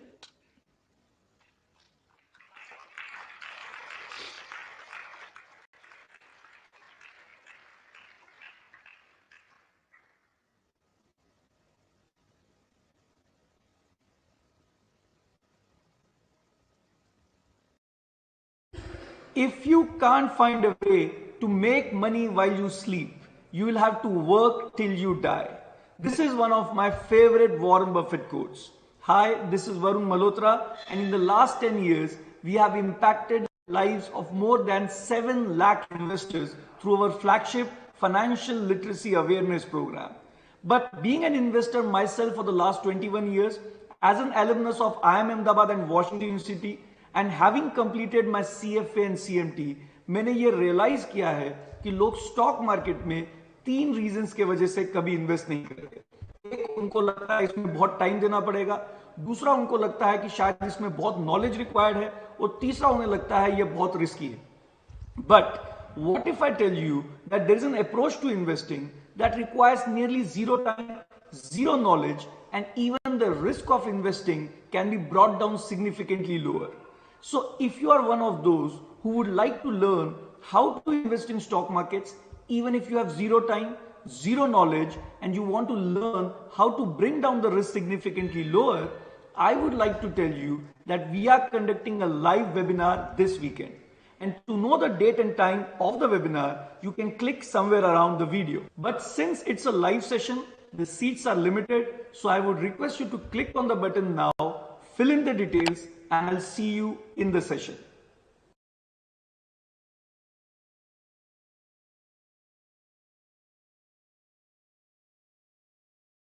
काम क्या करते हो सुंदर? जी मेरी tailoring की दुकान है।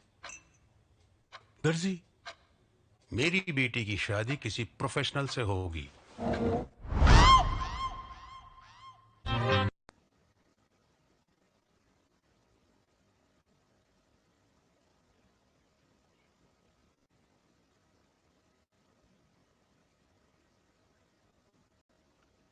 Very mystical and most powerful initiation. Please understand, yantra is actually a geometrical representation of the neuron activity happens in your brain during the Kundalini awakening.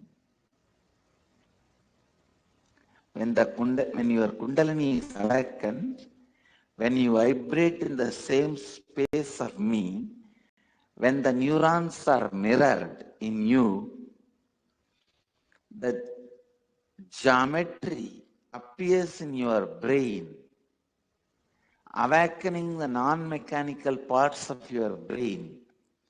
That geometry is yantras.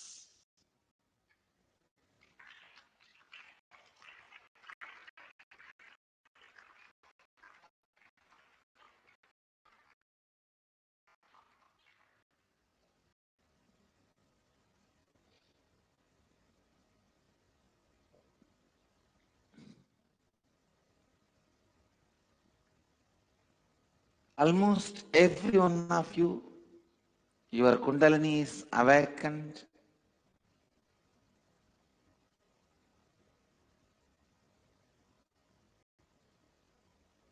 Your non-mechanical brain is getting awakened. Your body and mind are balanced to receive this kind of a vibration, to receive this kind of an energy experience, to receive this kind of a neuron mirroring.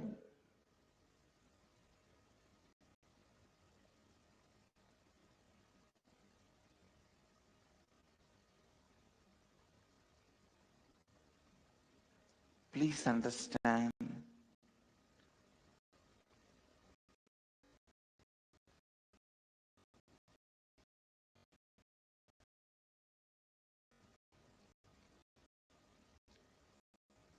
actually this whole IA level 4 is about neuron mirroring.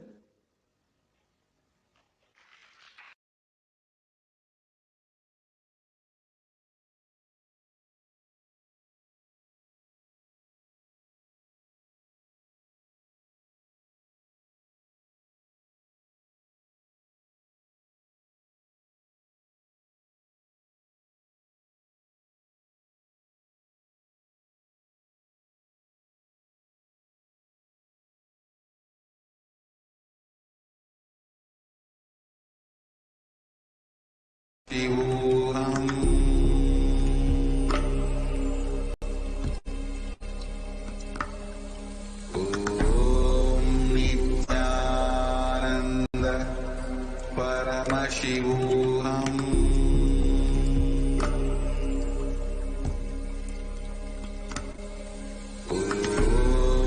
Nithyananda Paramashivoham. Nithyananda Paramashivoham.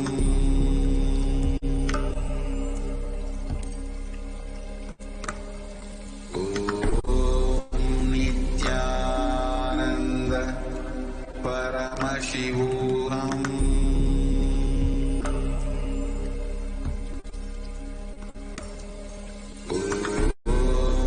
Nithyananda Paramashivoham.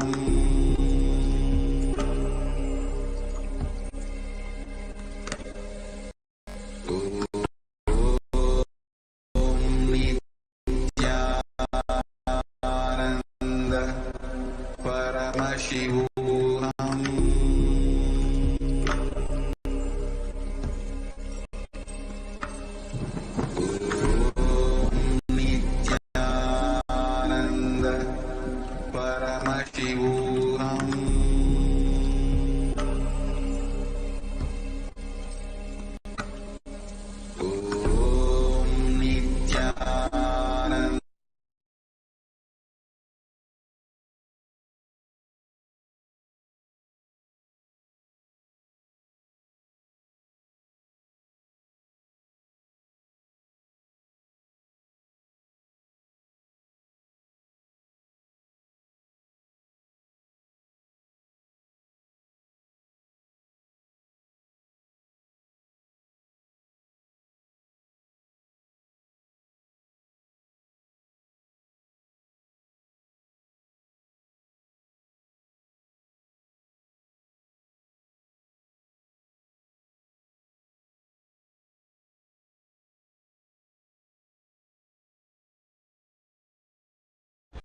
Bhava Samadhi Darshan is the direct experience of costless bliss.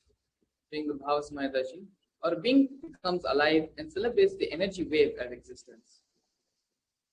Our very muscles learn to imbibe and radiate Paramashivoham. Bhava Samadhi Darshan is like a window to the infinite expanse of consciousness, allowing us to glimpse the formless in a way that we can understand. Even without much effort from our side, our very bio-memory awakens to the space of Paramashiva, the ultimate consciousness during the Bhava Samadhi Darshan. To have the glimpse of having the darshan of an avatar, cleansing the karmas of lifetimes, and creating a deep and lasting transformation in us.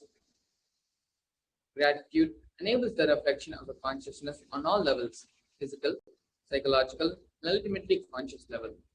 Darshan meditation, the preparation that helps us to fall into a space of gratitude, and it is during that time we drop our conscious resolutions, Satyasankalpa, of anything we want or need in our life.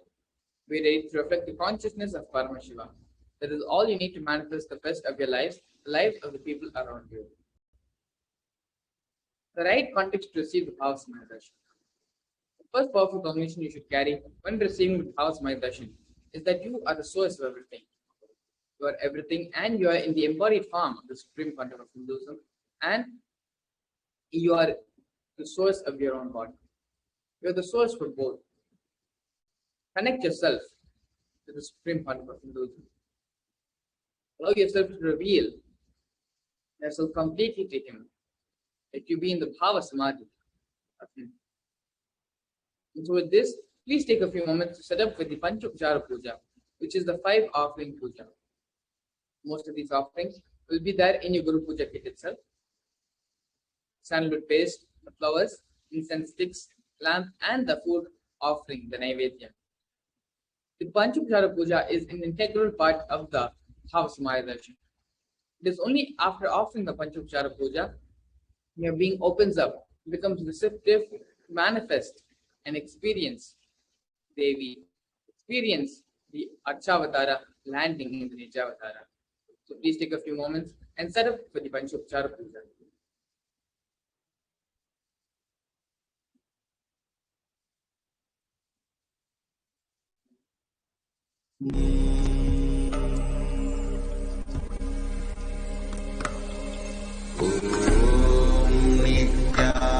Nithyananda Paramashivoham.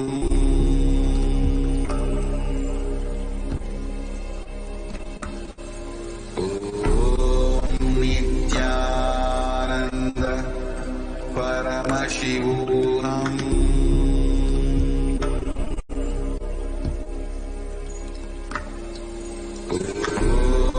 Nithyananda Paramashivoham.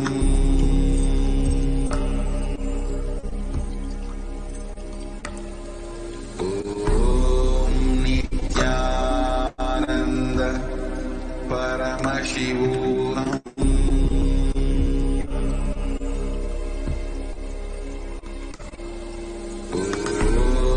Nithyananda Paramashivoham.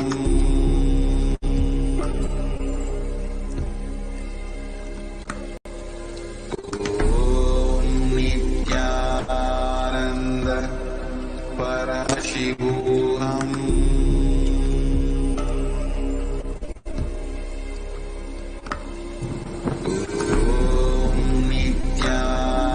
Nithyananda Paramashivoham.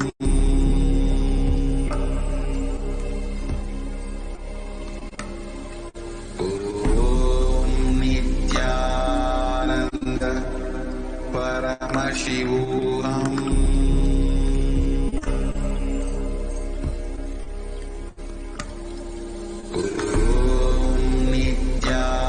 Nithyananda Paramashivoham.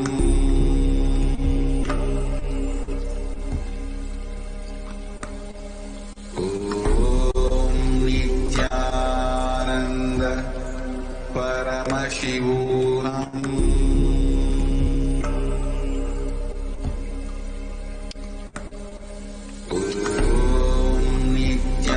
Nithyananda Paramashivoham.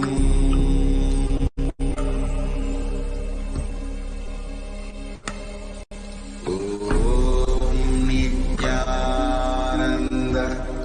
Paramashivoham.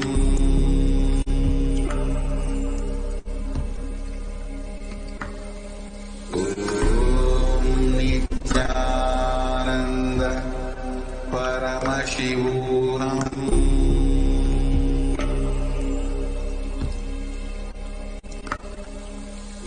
Om Nithyananda Paramashivoham.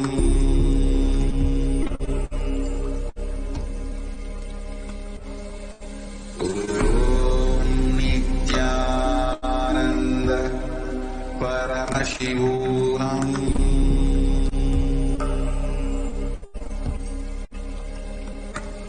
Om Nithyananda Paramashivoham.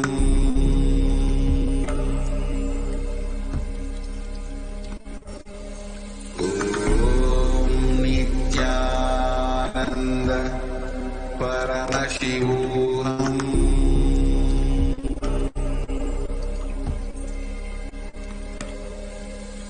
Om Nithyananda Paramashivoham.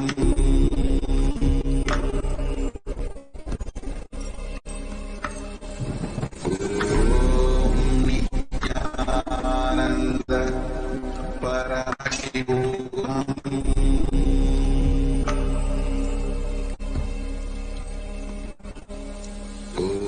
Om Nithyananda Paramashivoham.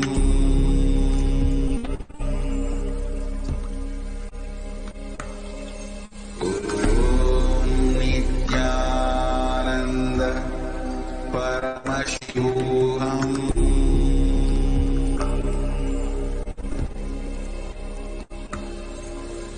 Om Nithyananda Paramashivoham.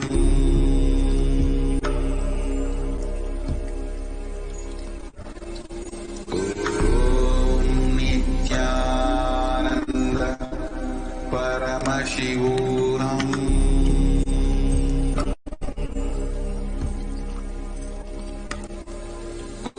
Om Nithyananda Paramashivoham.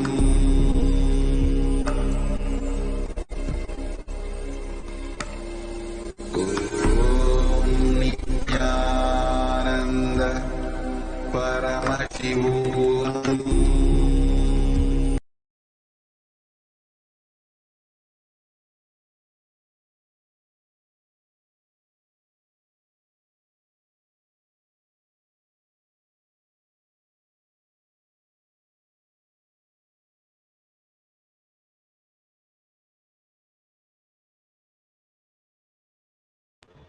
We are now going to be watching a very beautiful video where the Supreme Pontiff of Hinduism directly speaks about the Akashic records.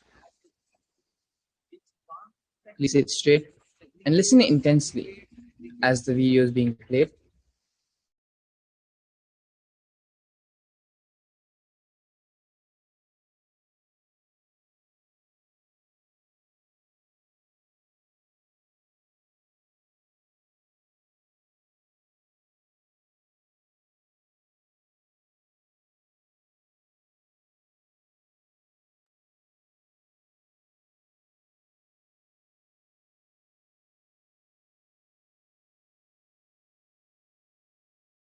सदाशिवसमारम्भाम् शङ्कराचार्यमध्यमाम् अस्मदाचार्यपर्यन्ताम् वन्दे गुरुपरम्पराम्.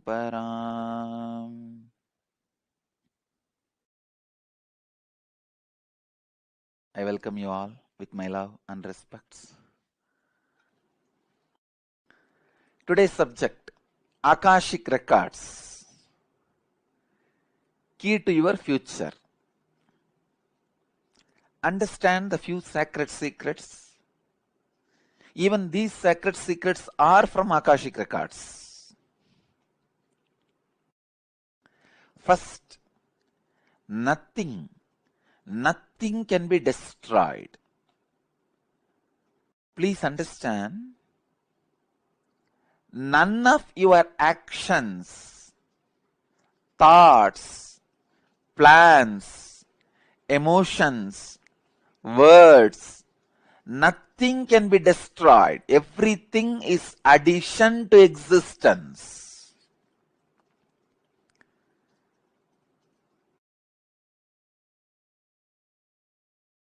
Every moment, every one of our thoughts, words, actions, everything just go on, gets added to existence.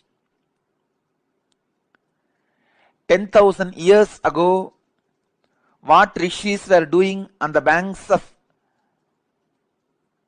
Saraswati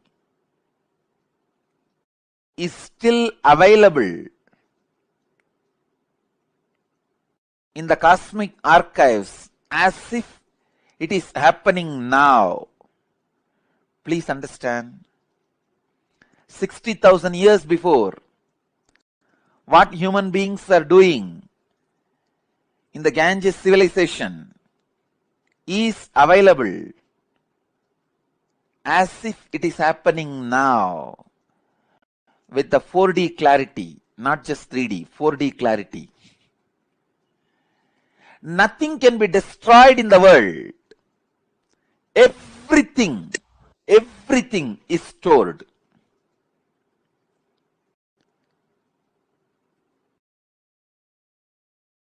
Akashic records are the cosmic archives of everything happened, happening, will happen. And one more important sacred secret you need to understand, time is not three as you think, past, present, future. It is the small mind which cannot see things as it is, which constantly needs to segregate.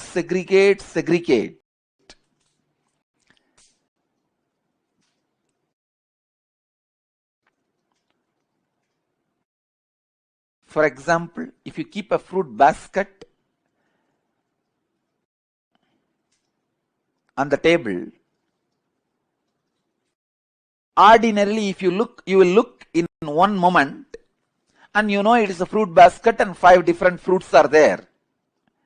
But for a child, it cannot grasp the whole thing immediately. It will say first, oh, banana, then mango, pineapple, apple. It can understand only one by one. Same way, the past, present, future. In Sanskrit, we call it Kala.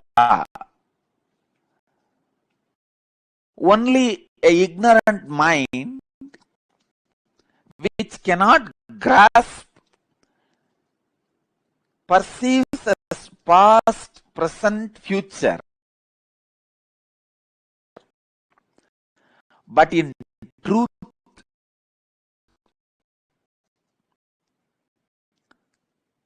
it is not 3 different things. An enlightened being sees Kala as one entity, one experience, one reality.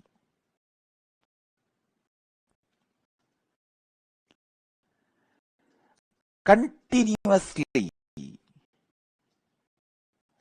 wise men all over the world again and again in all religions repeat this one truth. History repeats itself. Understand, the patterns are same. So it is not even repeating, it is rebeating. The whole life is certain rhythm with certain beats. That rhythm is continuously moving. Even the word repeating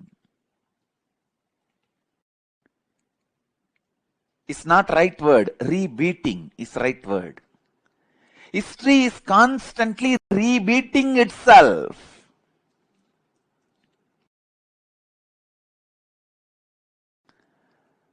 Because past is not independent of future, and future is not independent from the past. They are just single unit.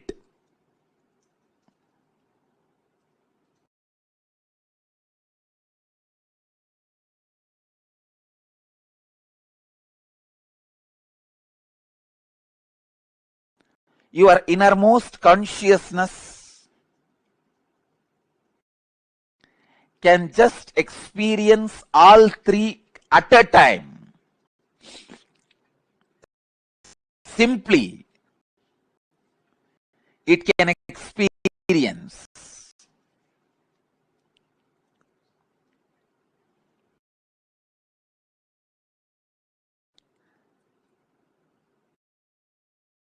Past, present, future. All these three are just the very integral part of your inner space. When your consciousness leans towards past, it is caught in greed. When it leans towards the future, it is caught in fear.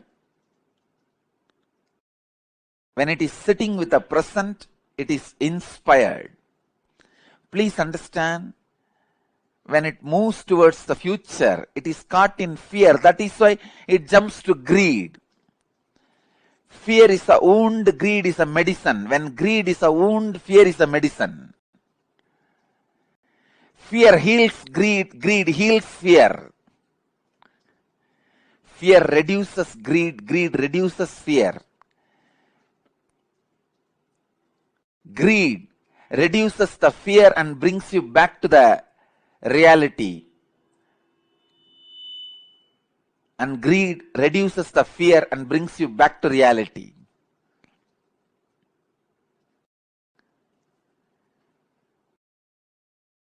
Past, present, future. All three are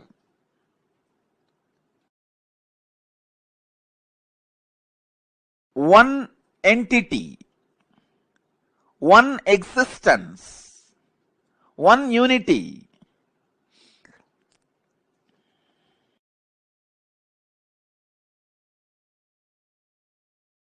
Just with the consciousness which does not get stuck in the fear or in the greed, you can see the whole.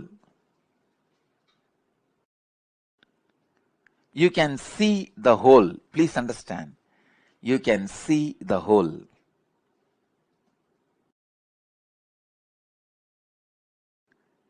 Past, present,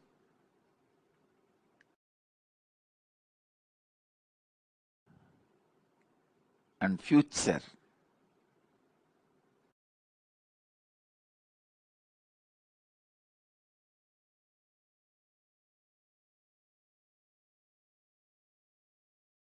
I'll give you a very simple understanding. As and now, each one of you will be having some fears about the future, some desire about the future. Constantly your inner mind will be projecting your fears are going to be reality. But your desires are saying, no, your desires should become reality. So now leave both. Leave the fight to your fears and desires. You just back out in the fight without supporting fear or desires. Please understand, if you just distance yourself from your fears or desires, even now, just distance yourself, back out, and look at the future without any of the projection, you will simply be able to see your past, your future, your present. All three of them does not have watertight compartmented separation or boundary walls. It is just one flowing into the another. I can't even say another. One is synchronized into the another. The word another has to be used because no other word. It is just extension of one into another.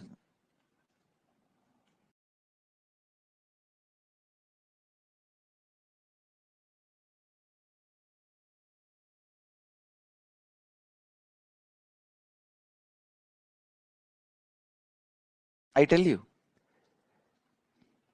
you just today morning what was happening in me. I got up and sat. I was waiting for all of you to gather and get ready to come for the satsang. It's a beautiful morning.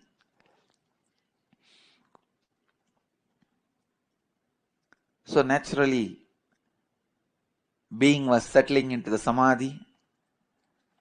I just remembered the subject I am supposed to speak, the Akashic records. The moment I remembered, I can see very clearly.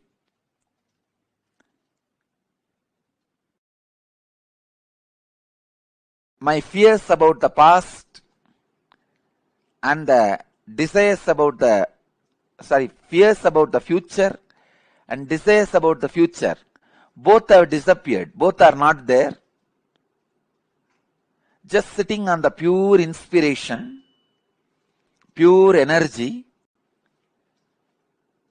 I could see very clearly the past and future are not two different things. It is just extension of the other.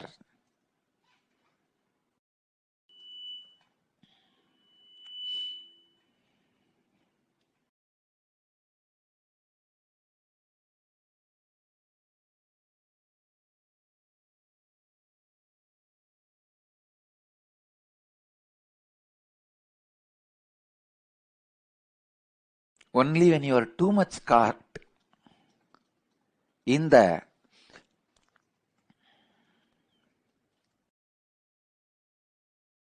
past,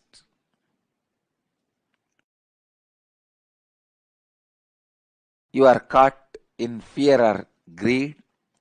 Only when you are caught too much in fear or greed, you feel past and future is separate entities.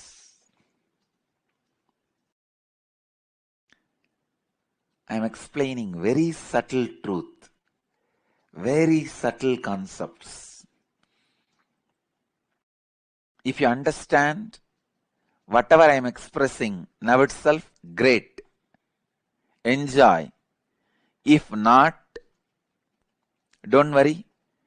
Next 1 week, every night before going to sleep, take 1 spoon of haritaki powder that has a capacity to make your brain grow subtle grooves which will make you understand these great truths. It is called ojas. See, the subtle grooves in the brain is called ojas, which needs high level of oxygen in your body, which has a capability to make you understand these great truths. See, when I utter the word, disassociate yourself from fear and greed, and just watch, you will see your past and future is just extension of same mechanism, same energy. It is not two different entity. When I utter these words, how many of you feel it is really clicking in you? You may not completely experience it or realize it, but the words I am uttering is clicking. Yes, it is catching. You feel it sounds true. How many of you feel? Please raise your hand. I just wanted to see.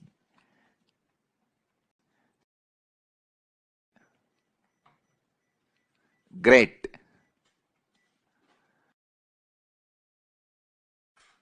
Great. Please understand, because I am taking you to the very subtle truths.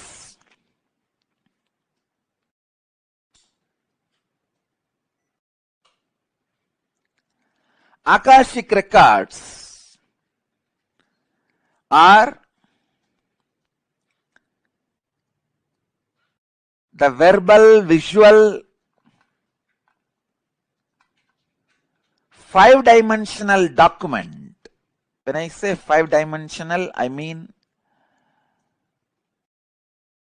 any incident as it is happened, including the smell that was there at that moment. The smell and the feeling of touch means the weather, temperature, visual, sound, and the emotion. All five dimensions are packed and recorded in the Akashic records. Please understand, just like a film in the camera captures two dimensions of visualization and verbalization. In the video camera, visualization and verbalization both are captured. Same way, the film in the cosmos is a space. In the space, all five dimensions, sound, visuals, smell, taste, and touch, all five dimensions of whatever is happening is continuously getting recorded.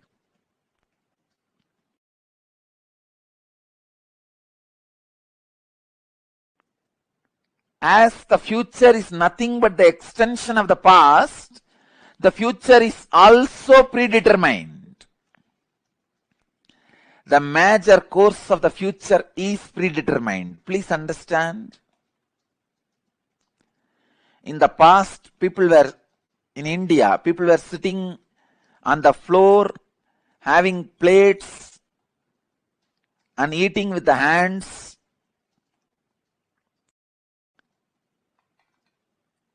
Idlis, the old breakfast. Then, now people sit on the dining table, use the spoons and forks, maybe eating pizza.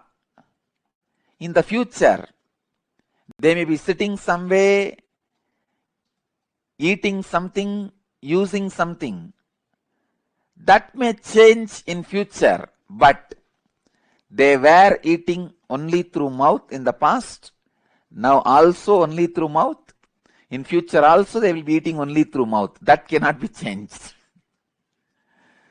So the major things in the past or in the present or in the future cannot be changed. Please understand, when I utter the word future is predetermined, realize the freedom in you. Don't be frustrated.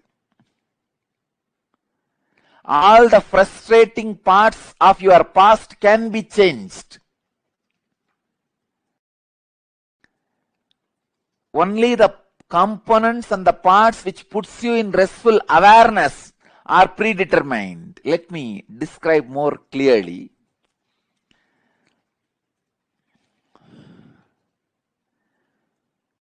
the parts which affects you with fear and greed always have a possibility for innovation. If you are affected by the fear of a snake or greed of something, those things can be changed in your future because that is not reality. But there is something which is reality, which always puts you in restful awareness, that cannot be changed. Let me give you one example from Vedanta.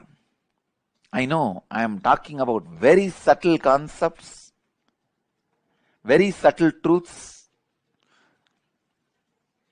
If you are a new person, new visitor, and it is too much for you, I sincerely apologize. But the subject Akashic records is too big subject. I have to reveal the truths.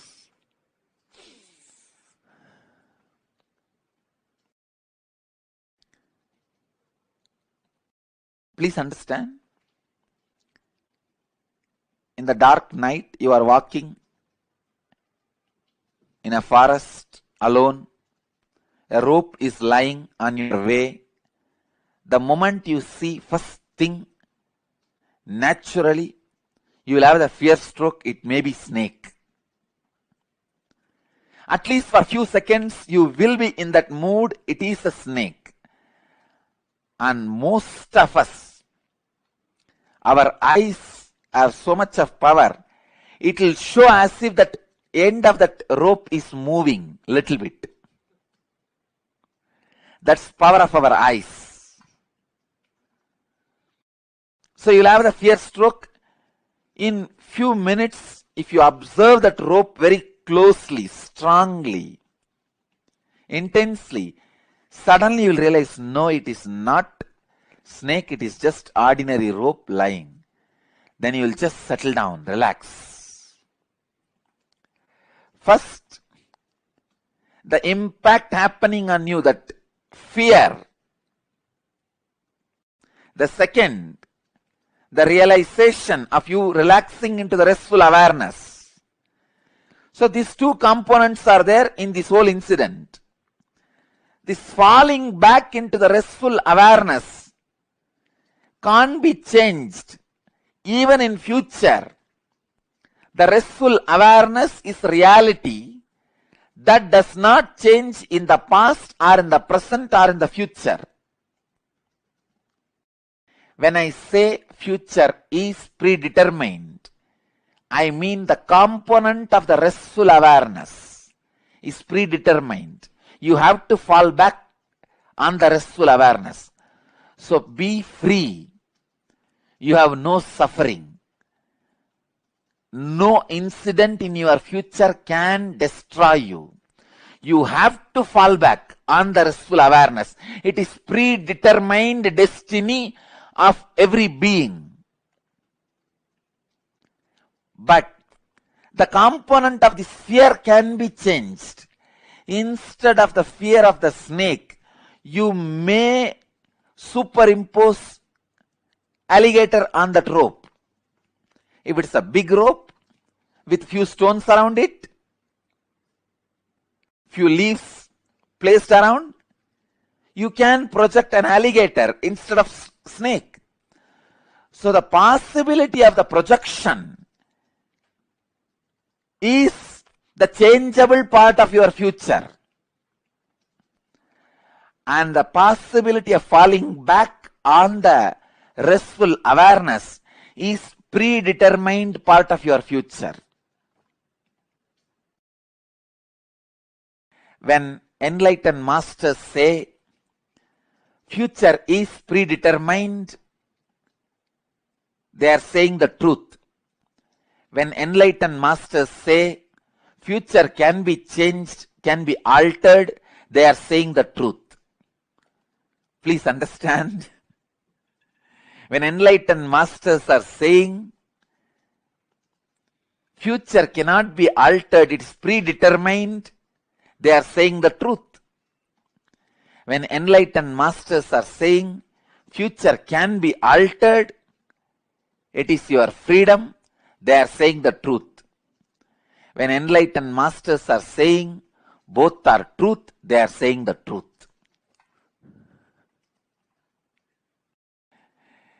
When Ramana Maharshi says future is predetermined, he is saying the truth. When Ramakrishna says future can be altered, he is saying the truth. When Nithyananda says both are truth, he is saying the truth. Just expand the scope of your understanding. You will see the truth in all three statements.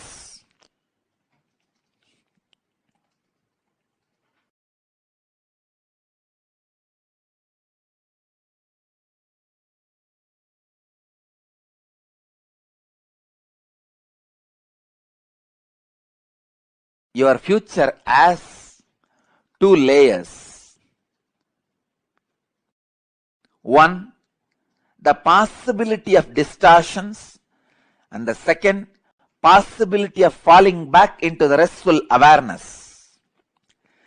Possibility of falling back into the restful awareness is predetermined, that cannot be changed.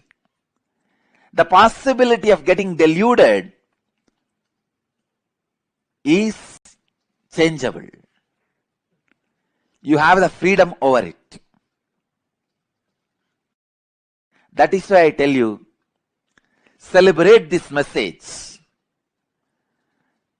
The revelation now happening to all of you is the gift from Kalabhairava, Mahakala, which I received just today morning.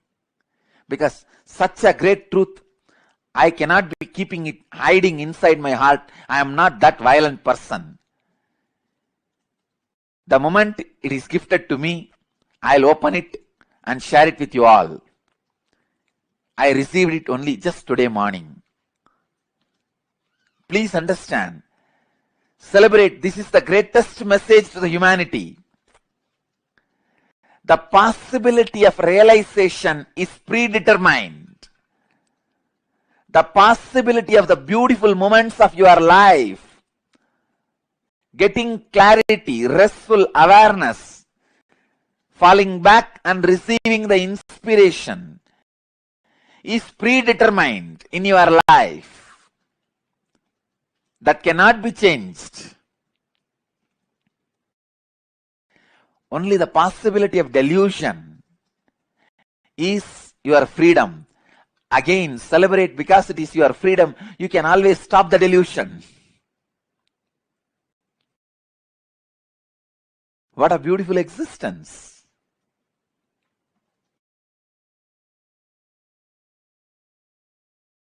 Just make this into your reality. Make this into your reality. Future as two possibility. The possibility of falling back into the wisdom, enlightenment, restful awareness. That is predetermined. That is extension of the past.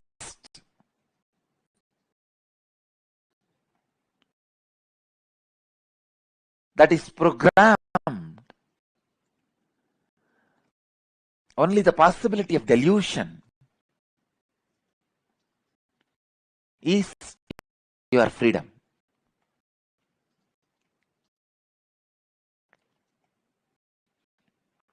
I think Kalabhairava has solved all possible problems related to past, present, future, and the questions possible about past, present, future.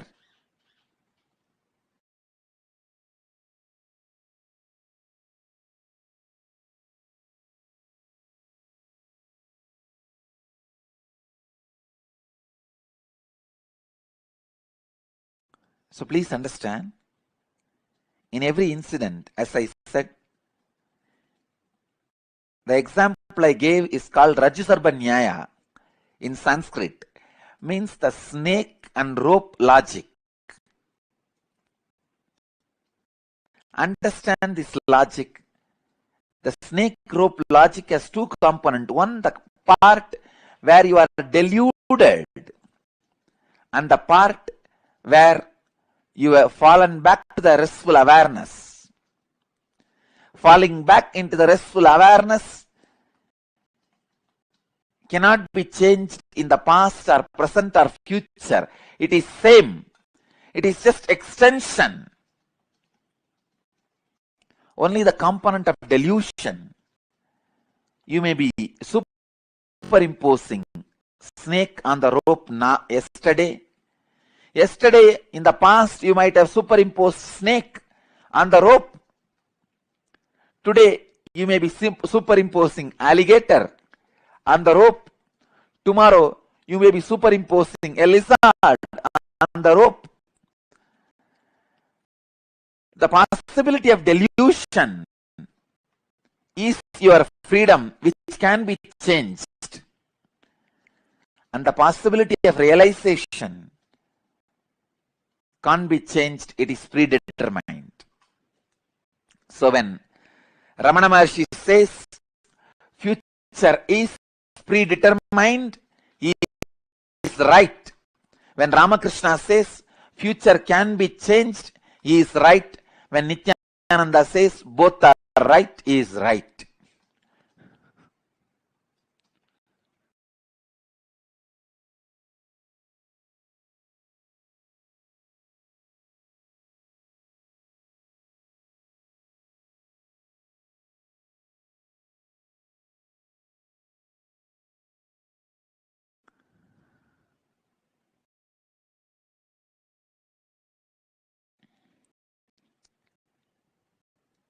Nothing can be changed.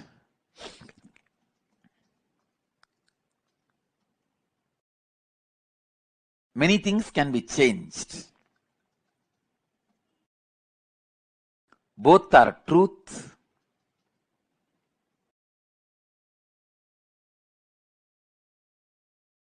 About the future. And I tell you, man, sometimes people believe everything can be changed in the future. That is greed. If you understand only something can be changed in the future, it is desire. Same way, if you feel nothing can be changed in the past, it is guilt. If you realize even in the past you can change many things sitting in present, it is called intelligence.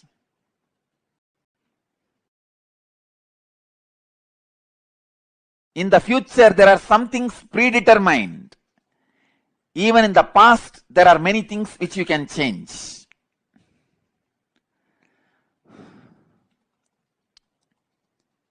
When you fall back into the restful awareness, many things of the past, not only the effects of the past which happened on you, the effects of the past which happened on others, even on the cosmos can be changed. Because the time is not dead single layer film. It is a living layer by layer of clutching mechanism. So one clutch, one gear either clutches itself or unclutches itself. The whole mechanism functions differently. If you come out of one pattern, all the effects you created on others and on you due to that pattern in the past suddenly die. Please understand. If you come out of one pattern, for example, drinking alcohol or drugs. Somebody has this problem for last 10 years and today suddenly he drops out, comes out of that pattern free. Don't think only his future is going to be blissful, happy, changed future. I tell you, even the impacts, effects he created in the past on his body, mind, on others' body and mind, on the society, on the whole, on the universe, the whole thing starts changing. It may be a little difficult for a logical mind to capture it.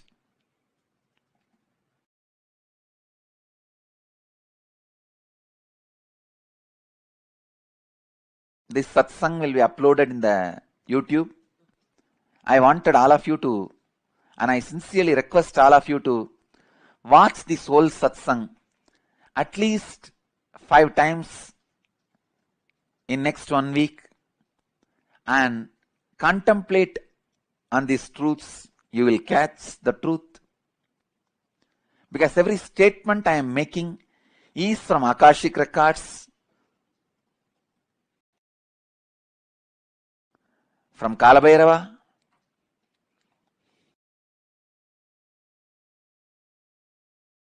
so understand.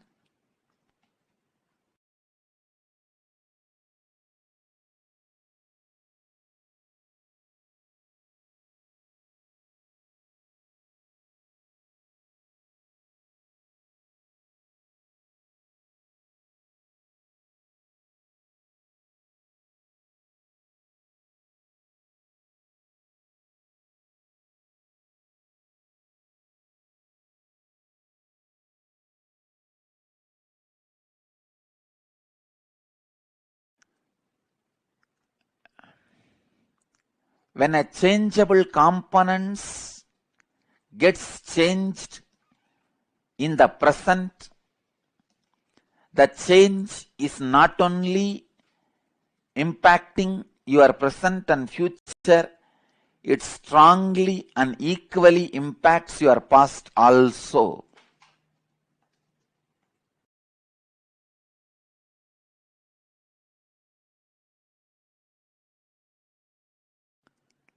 So let me come back to these basic few points. 1, whatever has happened in the world, nothing can be erased, deleted. No delete button in the cosmos. And please understand, that is why the Vedic tradition is very clear. If you do some bad and do some good, both cannot be nullified. You have to enjoy both. The time you need to spend in heaven and time you need to spend in hell cannot be exchanged and nullified. You have to spend that and this continuously. You have to only complete. You cannot cancel. You cannot exchange and nullify one for the other. I have 100 days visa for hell and 100 days visa for heaven. Let me cancel both and become enlightened. No. You have to go through the 100 days of hell and 100 days of heaven, maybe in the intense frequencies, but only when you go through and complete it, you become enlightened.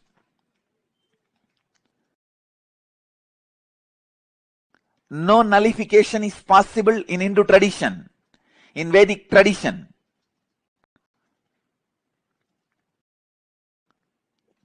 Because no record can be wiped out. No record can be erased.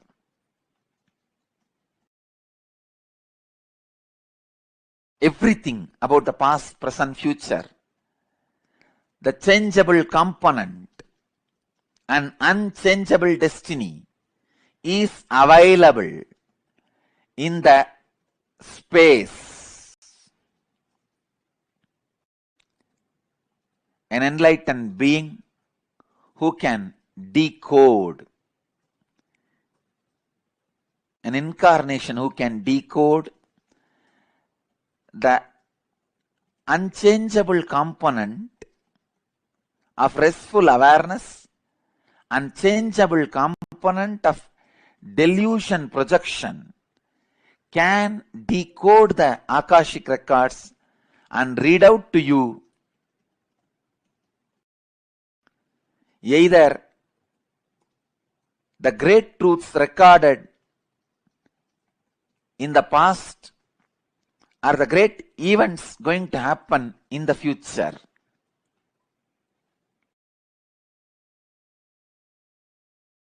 Are the great truths going to happen in the future?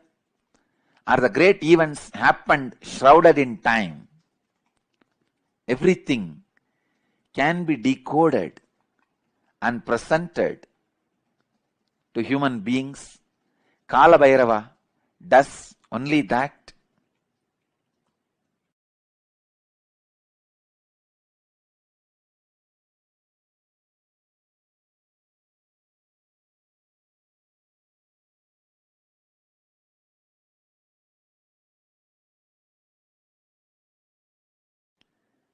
During every Akashic reading,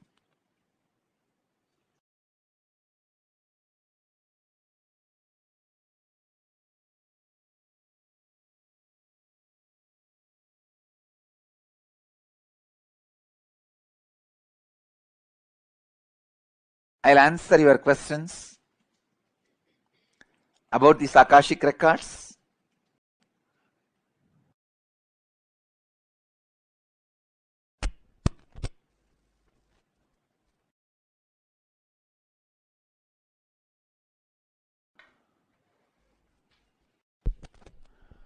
The first question today is from Phoenix. Question by Mahudeshri, who's asking, how can we develop the capability to read Akashic records ourselves, and how would this capability be helpful on our path to enlightenment? I'll give you 5 points. 1. It's a direct technique to develop the capacity to read Akashic records. The point number 1. Unclutch very strongly from your immediate fears of the future and your greed about the future. Second,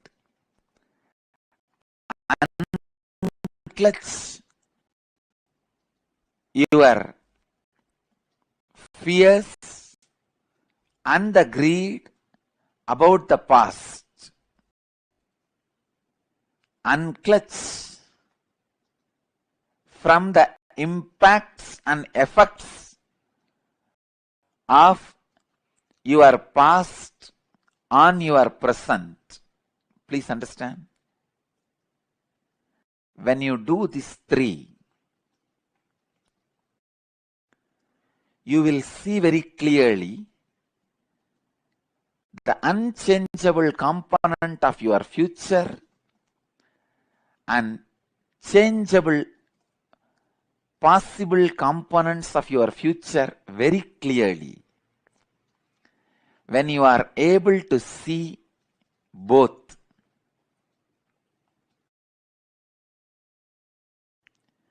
you will simply be able to read Akashic records.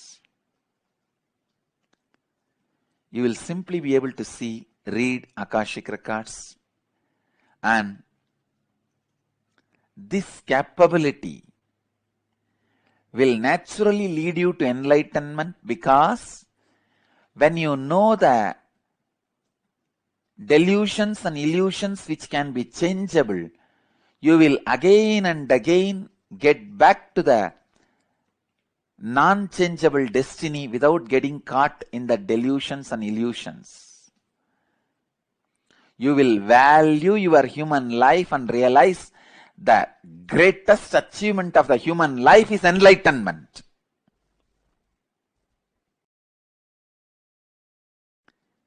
Even if the delusion or the illusion that you are becoming the president of the state or a country is available to you, you will not project that and see. You will not be enjoying that projection or delusion or illusion.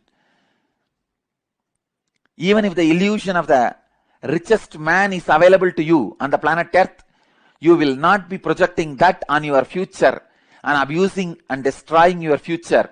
You will just fall back to that restful awareness, and you will understand that's the most valuable thing you can do in the future. That's the greatest respect you are giving to your future.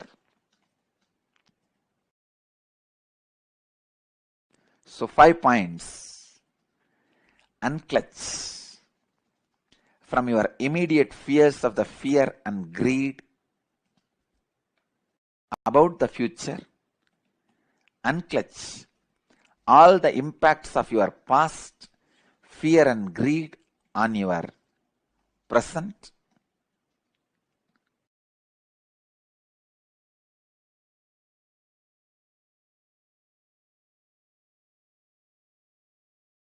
Unclutch the impact of past on your future.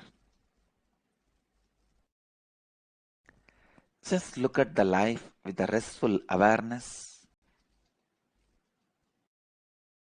The 4th instruction is just look at the life with restful awareness.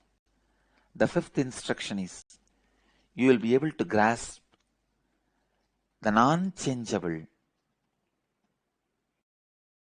restful awareness destiny and changeable delusion and illusion of the future.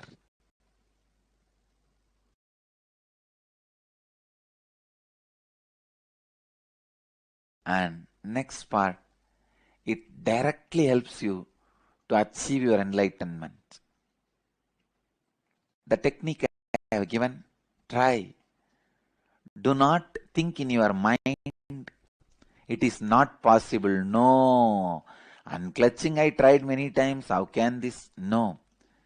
When I repeat the word now, a new initiation happens in you. Please do it.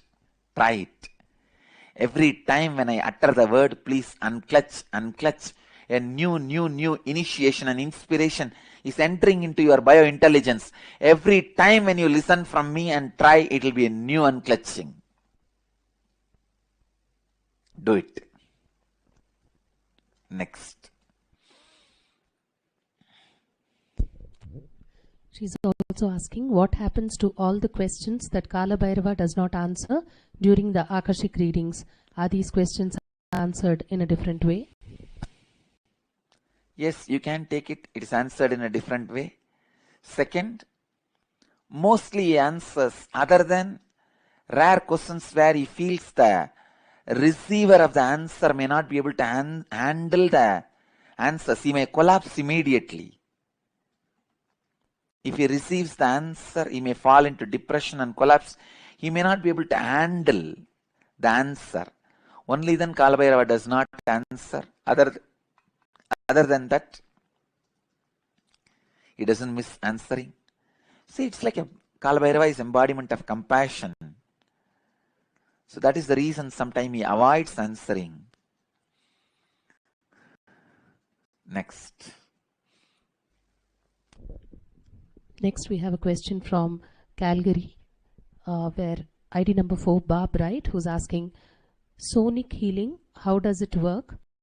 Can we see this to realize original fear of God and wounds from past and present lives?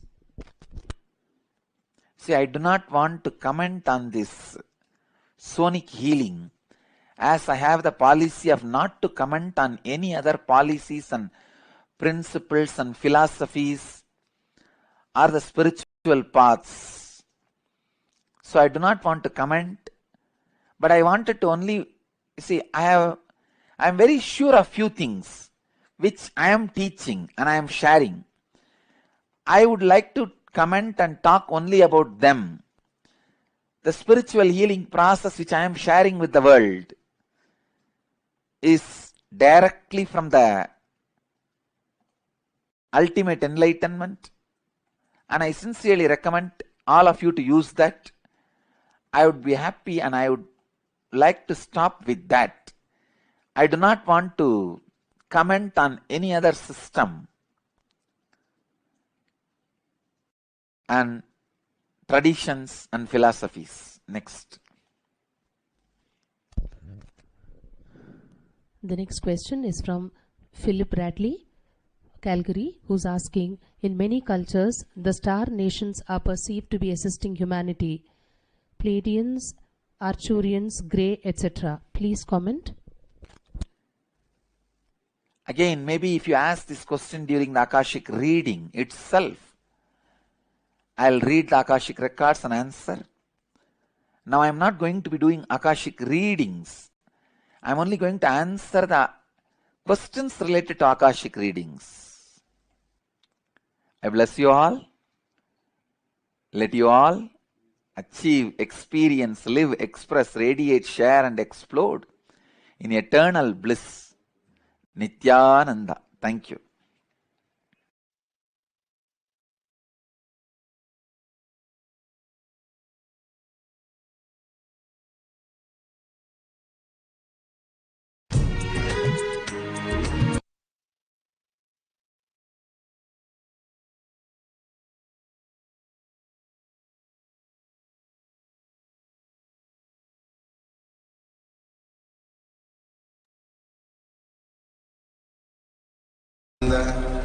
Paramashivoham.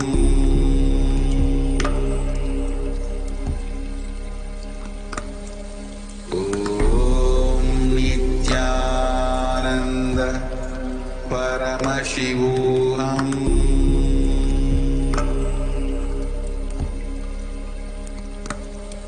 Om Nithyananda Paramashivoham.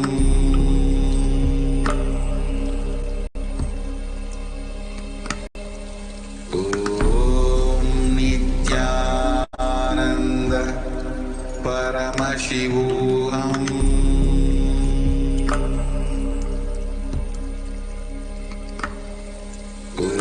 Om Nithyananda Paramashivoham.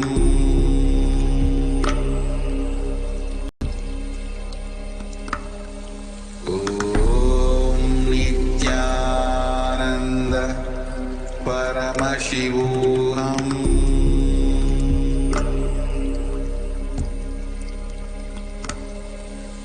Om Nithyananda Paramashivoham.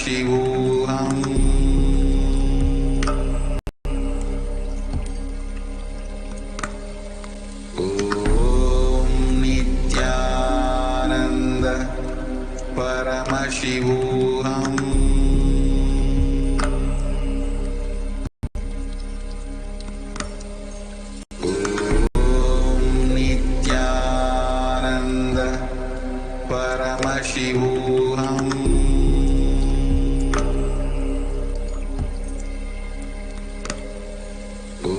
Om Nithyananda Paramashivoham.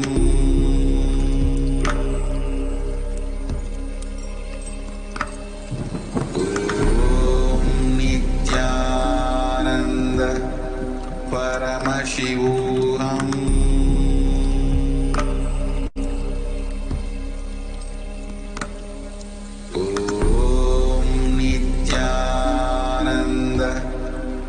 Paramashivoham.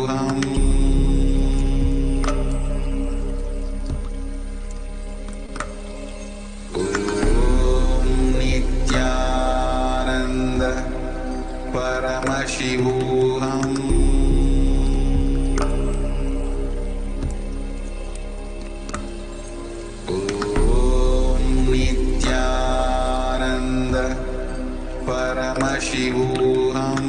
Om Nithyananda Paramashivoham.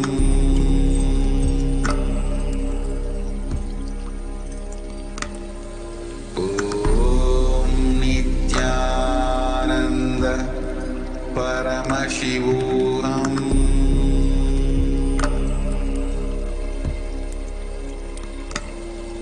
Om Nithyananda Paramashivoham.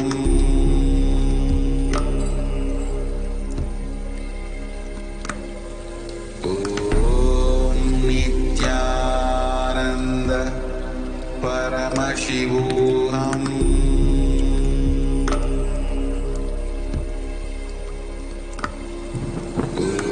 Om Nithyananda.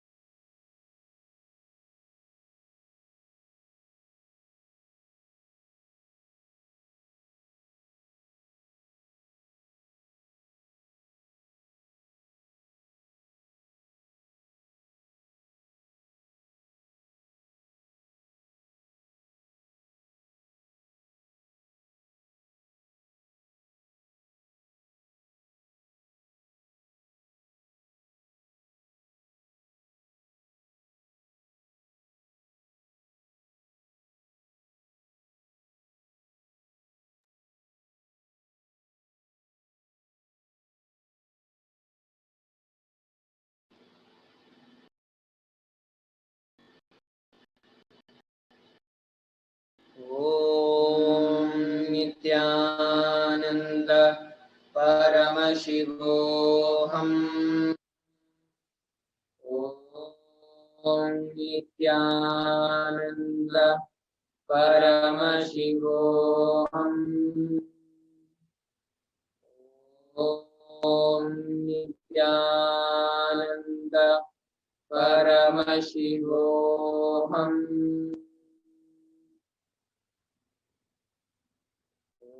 Om Shri Nithyanandaya Namaha. Om Ham Om Shivaya Namaha.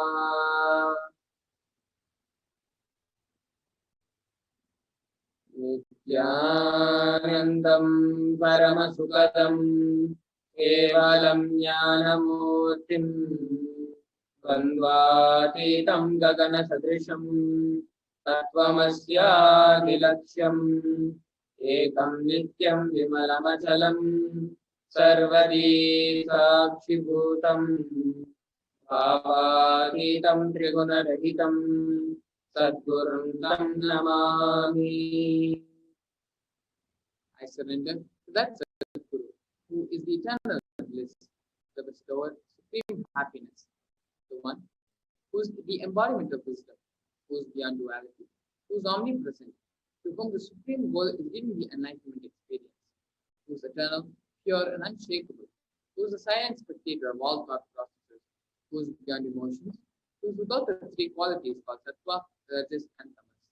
When you make a conscious resolution in the presence of the avatar, the power of the sankalpa itself will deliver the experience and manifest your reality.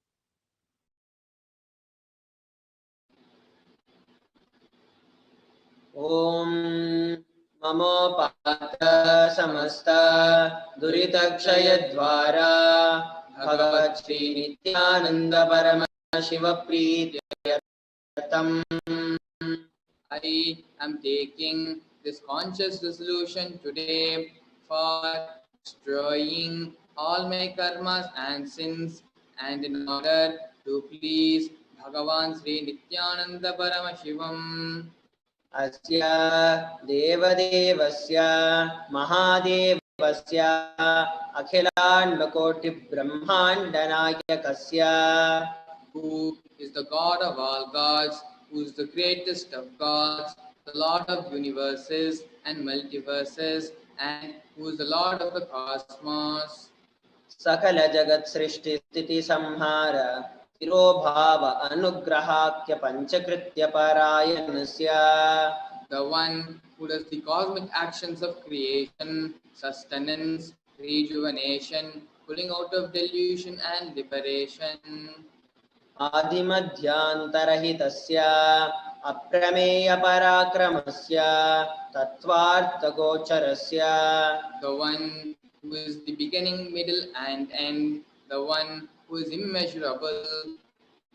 Akara, Ukara, Makaratmaka, Pranavatmakasya, Rishabharudhasya, Mahadevasya, Kamikadi, Vatulanta, Mahatantrakya, Shaivagamaswarupasya, Sakala Nigamagamaswarupasya, Shuddha Saivat, शुद्धाद्वैतस्वरूपस्य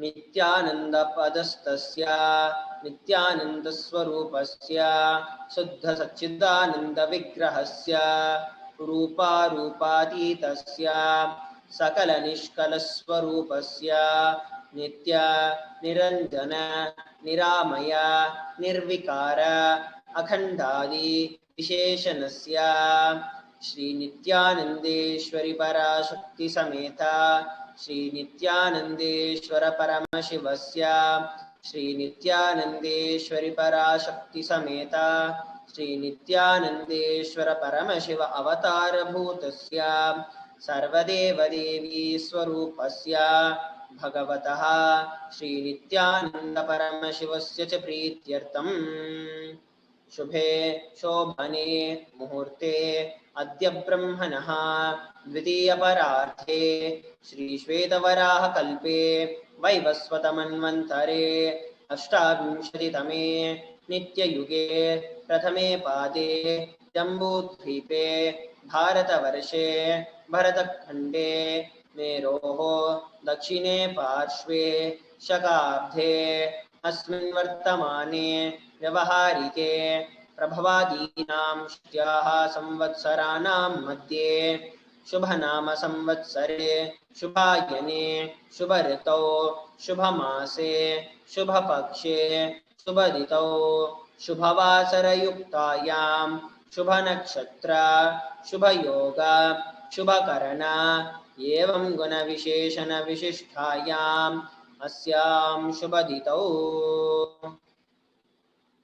During this auspicious time, during the second half of the lifetime of Lord Brahma, during the Kalpa called Shvetavaraha, during the regime of Vaivasvata Mano, during the first quarter of the Yuga called Nitya Yuga, in the island called Jambu, the continent called Bharatavarsha, in the Indian subcontinent called Bharatakhanda, in the southern side of Mount Meru, in the Shakha era, during the auspicious year, which is one of the set of 60 years, which is in practice, of which Prabhava is the first year. In the auspicious Uttarayana, in the auspicious season, in the auspicious month, in the auspicious Paksha, on the auspicious Tithi, on the auspicious day, during the auspicious Nakshatra, auspicious Yoga and auspicious Karana, during such an auspicious moment. आदिकैलासे कल्पवृक्षस्य अधः नित्यानन्दनगरे स्मृतस्मृतानां मुक्तिदायके महाक्षेत्रे नामधेयस्य नाम्न्याः च यजमानानाम् आवयो सकुटुम्बानां बन्धुवर्गाणां दायादिवर्गाणां मित्रवर्गाणां सोदरवर्गाणां समेषाम्. For all those who are participants, hosts and me, with their families, relatives, inheritors, friends, brothers and everyone. सर्वाभीष्टसिद्ध्यर्थं सर्वमङ्गल अवाप्यर्थं उत्तरोत्तर अनवच्छिन्न स्थिरलक्ष्मीप्राप्त्यर्थं Always let there be all types of good and auspiciousness. Always let there be unbroken flow and steady flow of abundance, prosperity, and wealth. कुटुम्बे सर्वेषां सर्वाभीष्टसिद्ध्यर्थं चिन्तिता मनोरथ अवाप्यर्थं Let the family always be all kinds of auspiciousness, and anything which is desired be fulfilled. समेषाम् आदिव्याधि निवृत्त्यर्थं समेषां शिरादि पादपर्यन्तं विद्यमानानां समेषु अङ्गेषु जनिता जनिष्यमान सकलविध नानाविध रोगाणां व्यपोहार्थं तद्वारा आरोग्यदृढगात्रता वपुः सिद्ध्यर्थं Let all chronic diseases be healed. Let all kinds of diseases and disorders in the body, starting from head till toe, which has occurred or which is yet to occur in the various parts of the body, be healed. Let a strong, diseaseless, healthy, handsome and graceful body be obtained. समेषां परैः कर्तृभ्यश्च कृतस्य करिष्यमान सकलविध मंत्र तंत्र यंत्र विषचूर्ण अभिचार स्तंभन मारण उच्चाटन विद्वेषण वशीकरणादि मंत्रिका प्रयोगे रक्षान प्राप्त्यर्थं तद्वारा समेषां सर्वाभीष्ट सिद्ध्यर्थं Let protection be obtained from all the evil effects of the acts performed by people, either in the past or yet to be performed in the future, through the use of mantras, tantras, yantras, poisonous pills, employing spells for malevolent purposes like making a person immobile, killing a person through vomiting, diarrhea, and ruining the health, poisoning, hypnotizing, and so on. अपमृत्यु दोष निवृत्त्यर्थं काल मृत्यु अकाल मृत्यु दुर्मृत्यु निवृत्त्यर्थं That all the doshas, ill effects related to death like destined death, unnatural death, and fatal death be removed.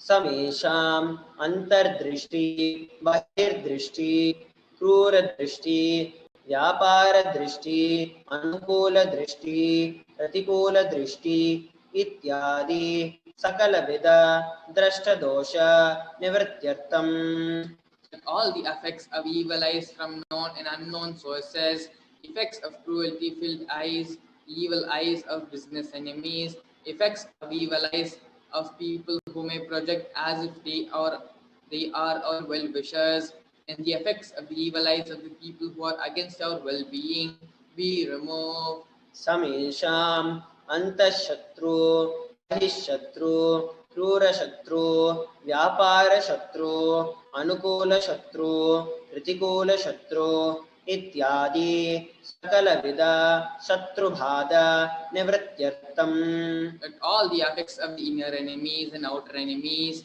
fierce enemies, business enemies, enemies who project themselves as good, and enemies who work against our well-being be removed. समेषां मात्रशापादि सकलविध शापानां व्यपोहनार्थं Let the effects of all the curses right from the mother be removed. अनादि अविद्यानाशनया प्रवर्तमाने अस्मिन् महति संसारचक्रे विचित्रभिः कर्मगतिभिः विचित्रासु योनिषु पुनः पुनः अनेकदा जनित्वा From time immemorial, due to ignorance, we get caught in the vast cycle of birth and death. Due to the effects of our action, we take birth again and again in various bodies, which is quite strange. केनापि पुण्यकर्म विशेषेण भगवतः श्रीनित्यानन्द परमशिवस्य अपरिमितया कृपया इदानीन्तन मनुष्यजन्म प्राप्तवताम्. Yet, due to some good action with extreme and immeasurable compassion and grace of Bhagavan Sri Nithyananda Paramashivam, we have been blessed with human body.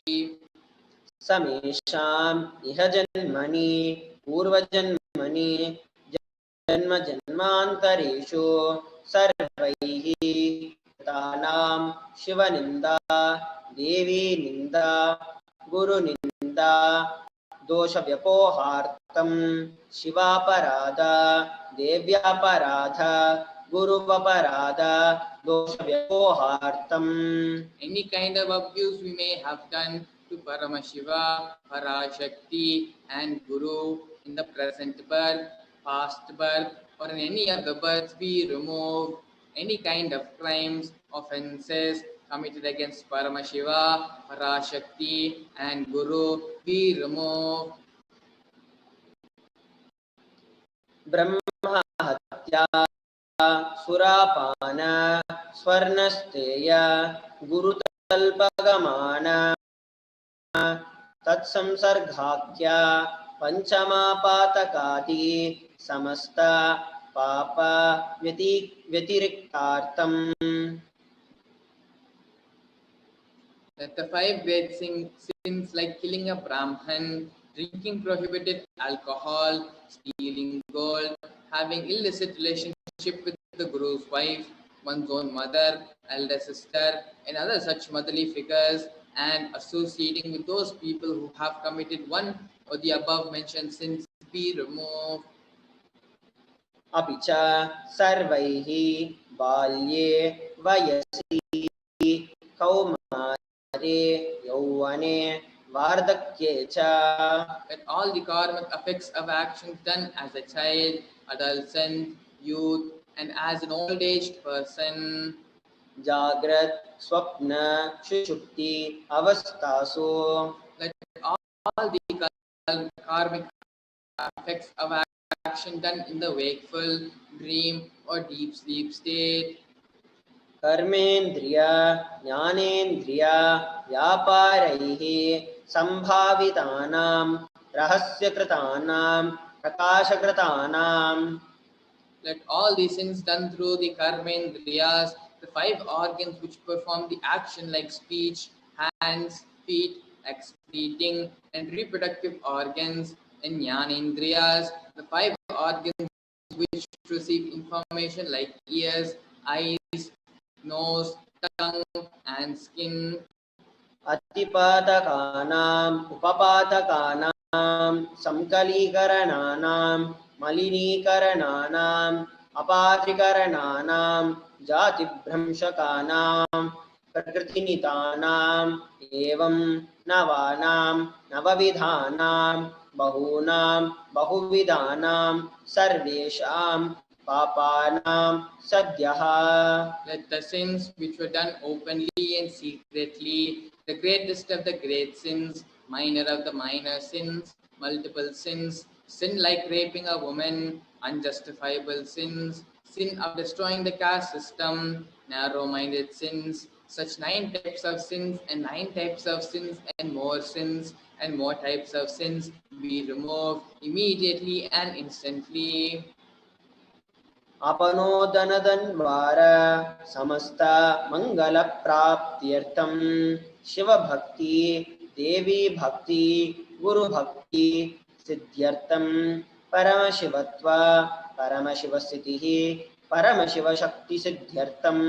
Through the removal of sins, let us be showered with all the auspiciousness, and let Paramashiva Bhakti, Devi Bhakti, and Guru Bhakti be obtained. Let the state of Paramashiva, space of Paramashiva, and powers of Paramashiva be obtained. कुटुम्बे सर्वदा सन्मंगल प्राप्त्यर्थम अन्योन्य प्रेमाभिवृद्ध्यर्थम पूर्णत्व सिद्ध्यर्थम सर्वापनिवृत्त्यर्थम. That the whole family always be showered with all the auspiciousness, Let mutual love bloom among all the people. Let completion happen. Let all the mishaps be removed. Shipra Arogyavapyartam Ayurabhivridyartam. Let healthy body be obtained instantly and immediately. Let longevity be bestowed. Vyapare Udyoge cha Sarvajanavashikaranartam Tadvara Unnato Natasthana Praptyartam. Let your charisma impress everyone in business and job, and through that, let you attain the best of the best position. Bahudana Saukya Praptyartam Graha Kanaka Pashu Putra Pautra Dhanadanya Saukya Praptyartam. Let extremely wealthy and happy life happen. Let various wealth be showered in the form of house, gold, cattle, children, grandchildren, money, grains, and all the comforts related to the worldly life. Adityadinam Namanam Grahanam Doshapira Nivaranartham Adityadinam Namanam Grahanam Anukulyata Siddhyartham. Let all the malefic effects of the 9 planets be removed. Let the auspiciousness be bestowed by the grace of all the 9 planets. भूम्यान्तरिक्षे विद्यमान भूतप्रेत पिशाच राक्षस ब्रह्मराक्षस वेताल कूष्माण्ड डाकिनी Shakini सर्वारिष्टनिवारणार्थम्. Let all the evil effects that cause calamities on the planet Earth, the evil effects from various demonic beings like Bhuta, Preta, Pishacha, Rakshasa, Brahma Rakshasa, Etala, Kushmanda, Dhakini, Shakini, be removed. Manovyakulata nivaranartham. Let the mental confusion and worry be removed. Prarabdhe karmani karishyamane karmani adidevika adibhautika adhyatmika vigna nivaranartham. Let all the obstacles be removed with regard to actions done or going to be done relating to God, world, and spirituality.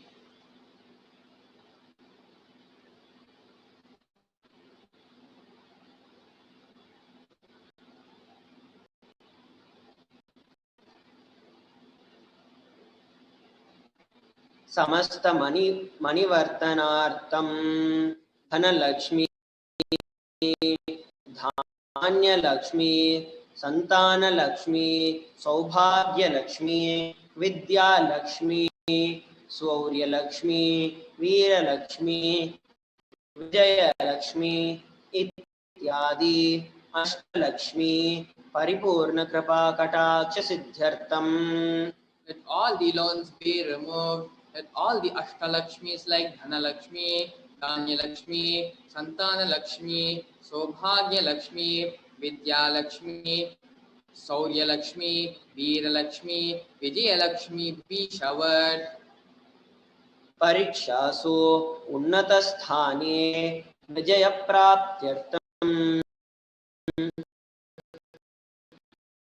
sarva vidyaparagatasiddhartam meda shakti grahana shakti abhivridyartam. Let the top rank be obtained in the examinations. Let all the excellence be acquired in all the fields of knowledge. Let the memory power, understanding ability be increased. इत्यादि सकलविध सन्मङ्गलानि गुरुकृपाकटाक्षेन प्राप्त्यर्थम्. By the grace of the Guru, let all the above auspiciousness be showered upon Shri Kailasonnatadvadashanත Shyamala Pitharuda, the one who has ascended the Madurai Adhinam Shyamala Pita, the Pitam established by Devi Meenakshi, the incarnation of Shyamala Devi, which is the supreme place of Kailasa, where Paramashiva resides and rules the whole cosmos and Kailasa. Shri Meenakshi Sundareshwara Bhinnaswarupa Parashivaputra Ratna Kumara, the one who is no different from Meenakshi Sundareshwara, the most beloved son of Paramashiva, the young boy. Gurumanya Tulyavatara Shri Parvati Sthanyapana Divyajnana Vishruta Sakala Nigama Gamas Sarabhuta Dravida Veda Pravaktra, the young among gurus, an unequal avatar, the one who received enlightenment by drinking the breast milk of Devi Parvati, the author of the famous Dravida Vedam, which is the essence of all the Vedas and Agamas.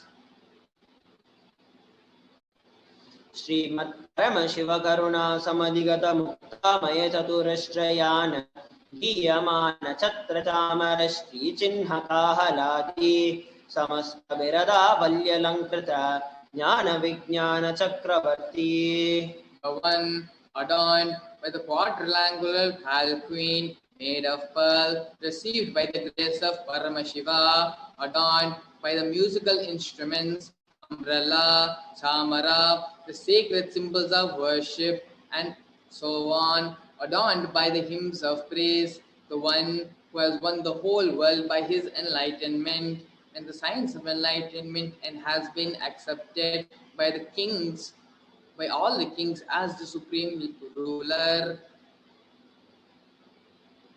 Sarvajana Sangha Satyo Nirvana Diksha Vyayapavargavarša Vishrana Jimuta Paramataka Bhakeshari, the showerer of Videha Mukti and immutable state of enlightenment, immediately by Nirvana Diksha to all people, the one who creates bliss, protecting leader, the roaring lion and trumping young elephant for other religions. Shaiva Siddhanta Sthapanacharya Shri Rajadhiraja Pandya Maharaja Guru Shapana Shakyadi Mahandakara Nivarana Jnana Bhanu Dikshana Narhara Dvajotchedana Purvaka Shrimat Rishabadvaja Sthapaka, the Acharya who established Saiva Siddhanta, the Rajaguru of the Pandya, who is the supreme king of all kings, the Guru who is also the Pandya king, the supreme king of all kings, the enlightening sun that removes the utter darkness of delusion, the one who installs the Vishaba flag, the creator, the reviver of Shaivism.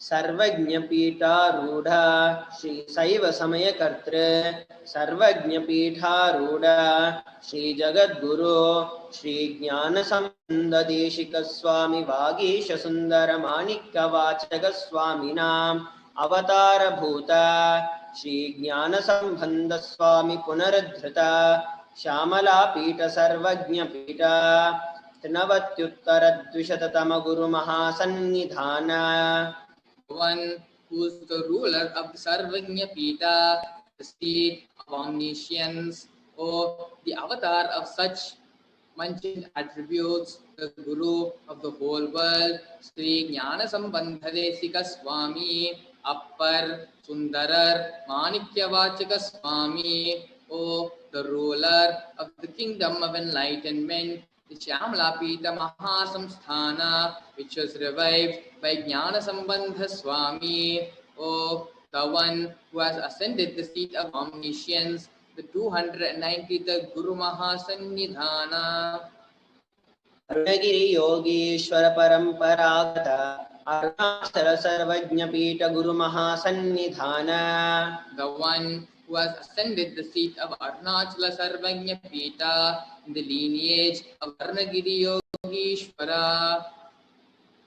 Kailasa Paramparagata Kanchi Kailasa Sarvajna Pita Trayastrimshaduttara Dvishatatama Guru Mahasannidhana. The one who has ascended the seat of Kanchi Kailasa Sarvajna Pita as the 233rd Pontiff in the lineage of Kailasa. Nityotsava Nitya Mangala Nitya Kalyana Nitya Rajita Kailasa Paramparagata Adi Kailasa Nithyananda Pita Mahasamsthana Mahasimhasana Pita Katre. The creator of the Nithyananda Pita, Mahasamsthana, Mahasimhasana Pita, which is eternally celebrating, auspicious, festive, and having the attracting energy of enriching. Sakshat Shri Paramashiva Samudbhuta Kailasa Paramparagata Vaivasvatamanu Ikshvaku Harishchandra Bhagirata Shri Ramachandra Shurasena Ityadi Anavachinna Sarvabhauma Chakravarti Paramparagata Chatushashti Yogini Mandita Chatushashti Sampradaya Pravartaka Manudharma Shasana Suryavamsa Prapta Sarvanyapita Surangi Samrajya Murdabhishikta Chudamani Sakshat Shri Paramashiva Samudbhuta Kapila Mahaguru Punaradhrita Mahanirvani Pitha Ashtottara Sahasra Shri Mahamandaleshwara 1008 Shri Mahamandaleshwara Mahanirvani Pitha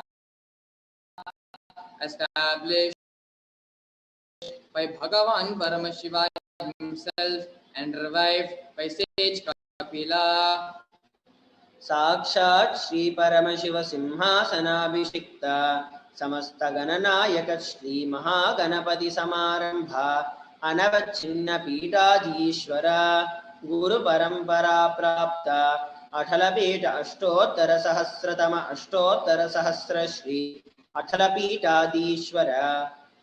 The 1008 Sri Atalapitadhishwar of Athalpita, which has an unbroken lineage of pontiffs starting from Bhagavan Mahaganapati, who was the leader of the Ganas and who was coronated by Bhagavan Paramashiva himself.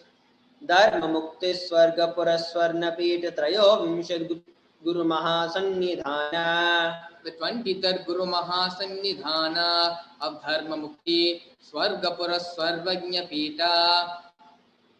Kailasa Paramparagata Adipita Sarvajna Pita Jagadguru. The Jagat Guru of Adipita Sarvajna Pita. Shri Kailasa Punaruddharaka Shri Kailasa Paramacharya Srimad Paramahamsa Parivrajakaacharya Varya Satchidananda Pranavaswarupa Shrotriya Brahmanishta Srimad Jagadguru Srila Shri Bhagavat Shri Nithyananda Paramashiva Shri Jnana Sambandha Deshika Paramacharya Swaminam Prityartam.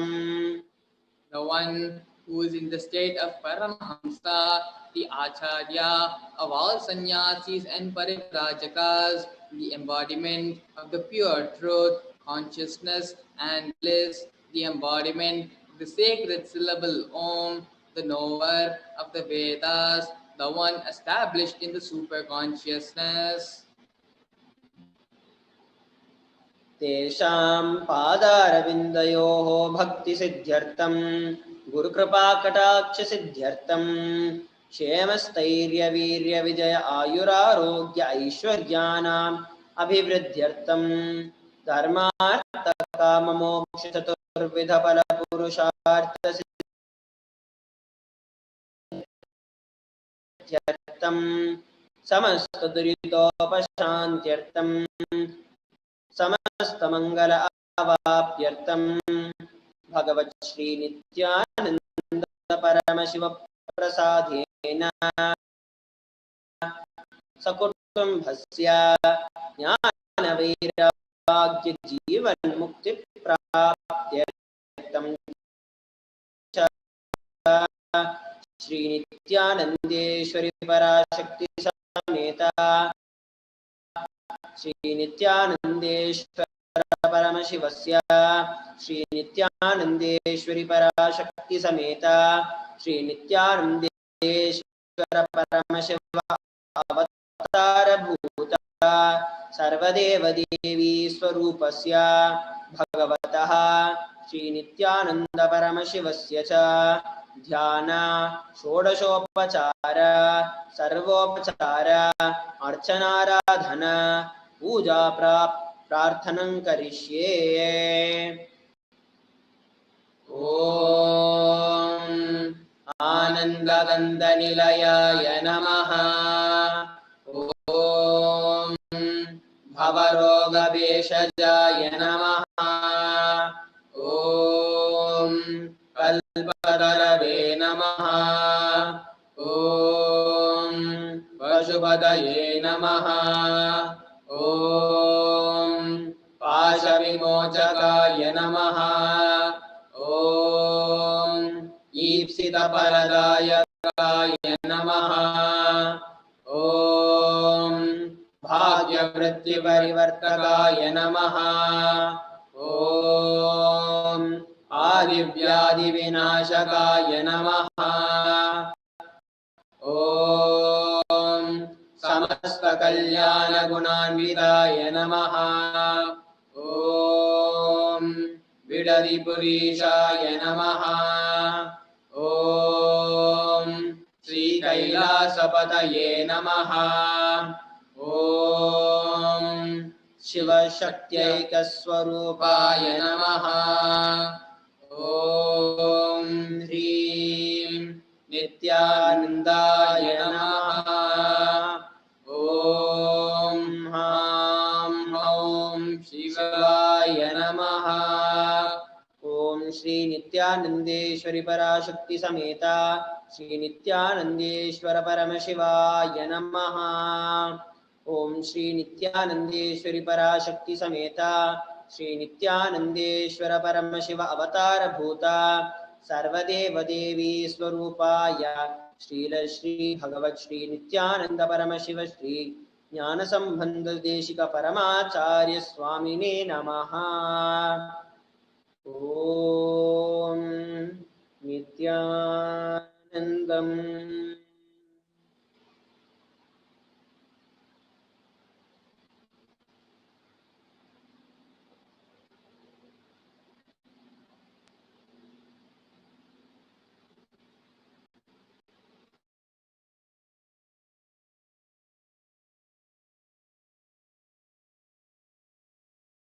Paramashivoham.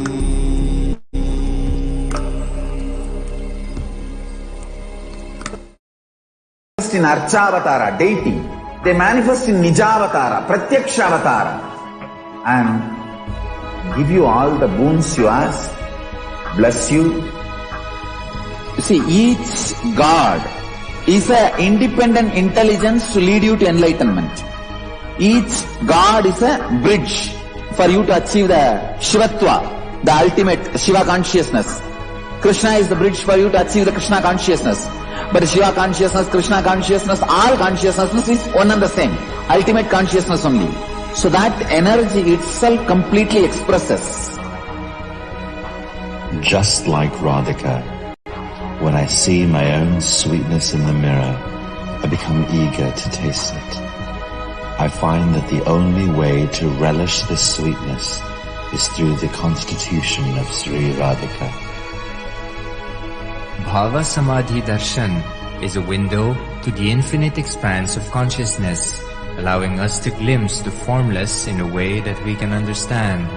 It cleanses the karmas of lifetimes. It awakens our biomemory to the space of Paramashiva, the ultimate consciousness, and creates a deep and lasting transformation in us.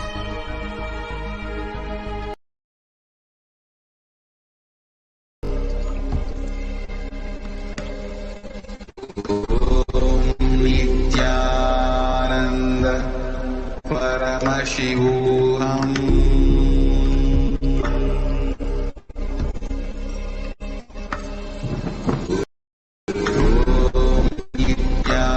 Nithyananda Paramashivoham.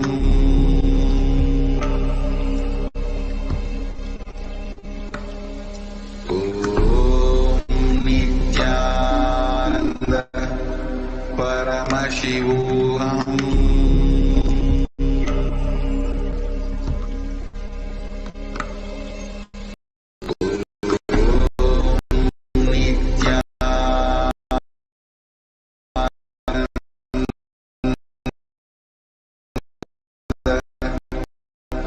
Paramashivoham.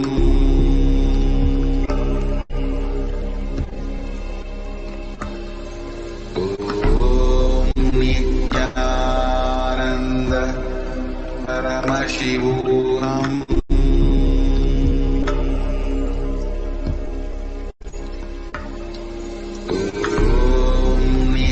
Nithyananda Paramashivoham.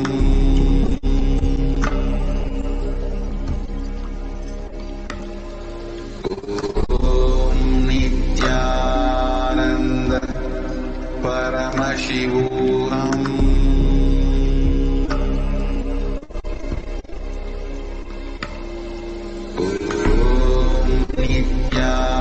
Nithyananda Paramashivoham. Nithyananda Paramashivoham.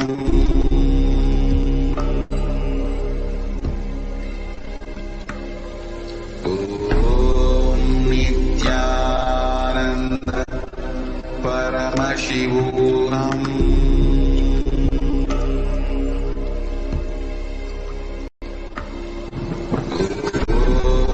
Nithyananda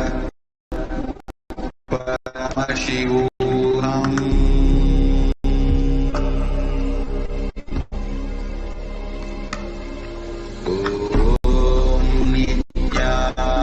Nithyananda Paramashivoham.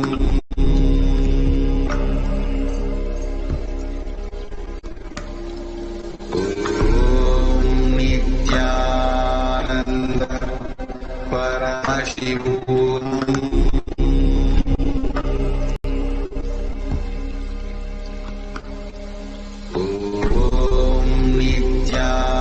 Nithyananda Paramashivoham.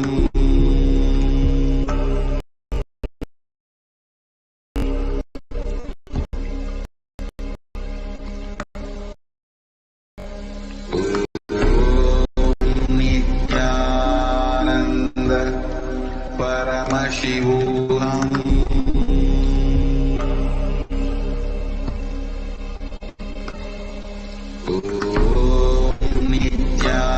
Nithyananda Paramashivoham.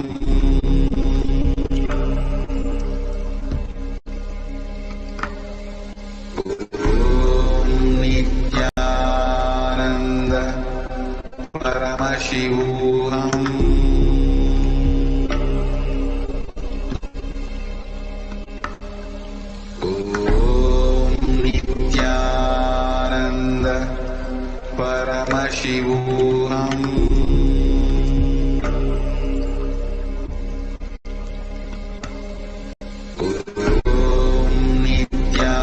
Nithyananda Paramashivoham.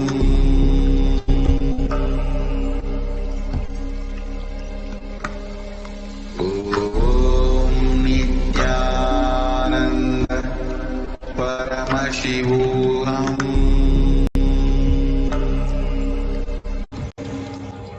Bring yourself back again. Nithyananda Paramashivoham. Bring your visualization back to your contact. Nithyananda Paramashivoham.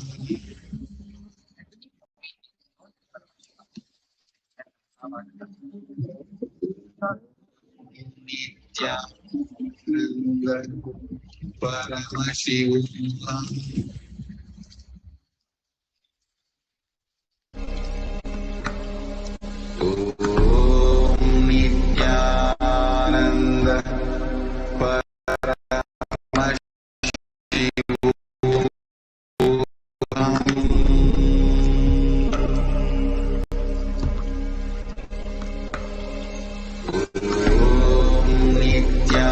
Nithyananda Paramashivoham.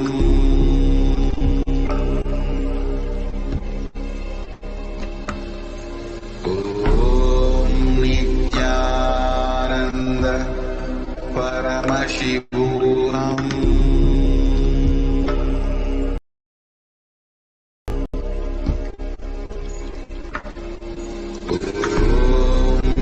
Nithyananda Paramashivoham.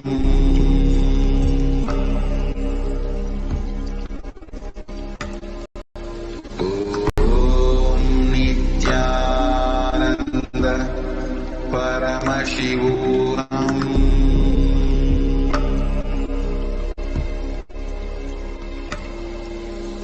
Om Nithyananda Paramashivoham.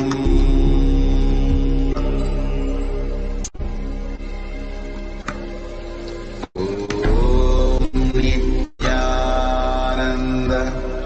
Paramashivoham.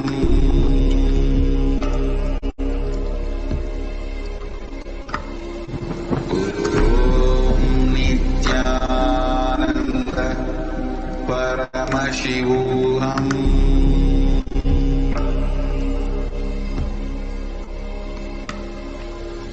Om Nithyananda Paramashivoham.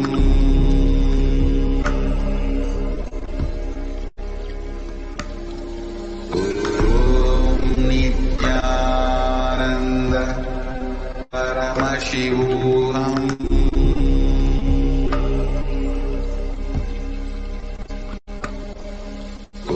Om Nithyananda Paramashivoham. Om Nithyananda Paramashivoham.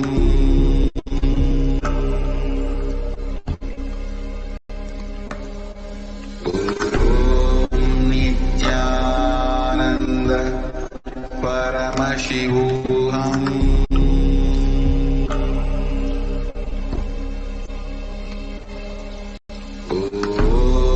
Nithyananda Paramashivoham.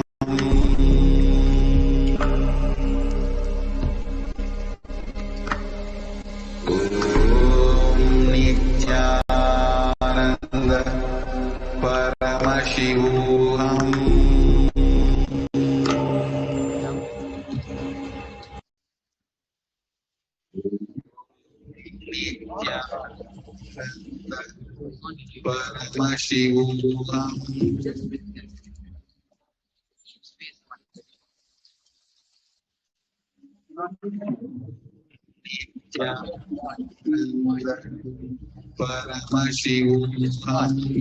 As what watch the movie of your thoughts, showing continuously. Om Nithyananda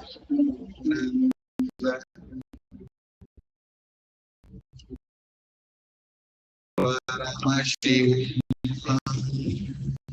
And the Baham. As we prepare for Nithyananda Paramashivoham.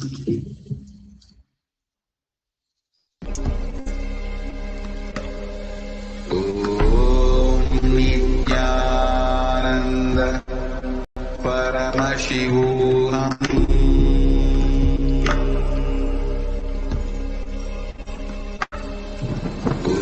Om Nithyananda Paramashivoham.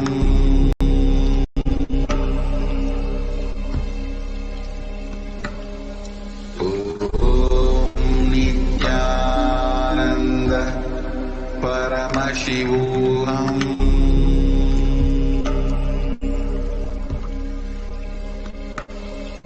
Om Nithyananda Paramashivoham.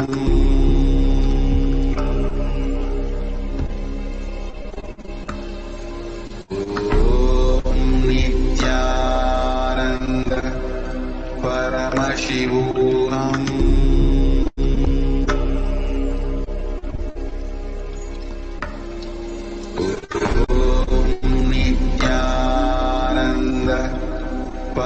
Paramashivoham.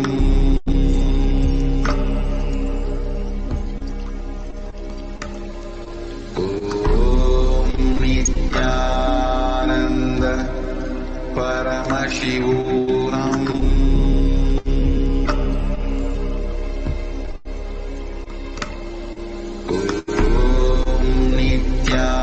Nithyananda Paramashivoham.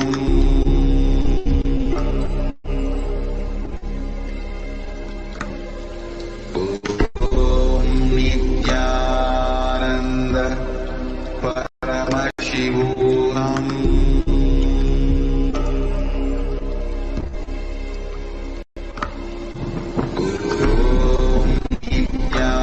Nithyananda Paramashivoham.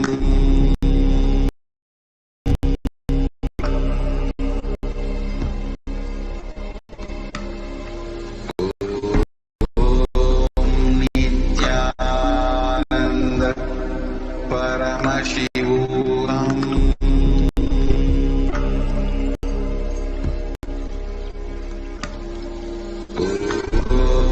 Nithyananda Paramashivoham.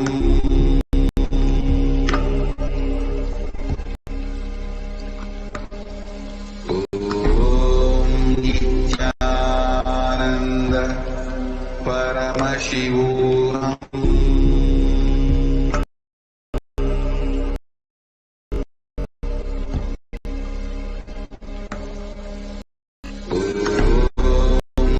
Nithyananda Paramashivoham.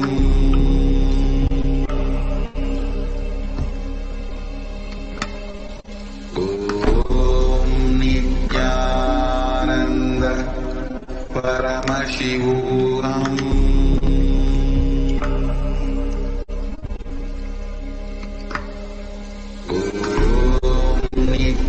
Nithyananda Paramashivoham.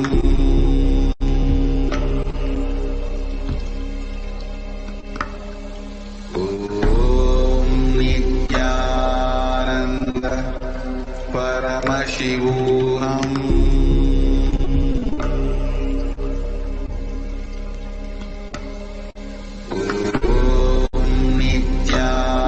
Nithyananda Paramashivoham.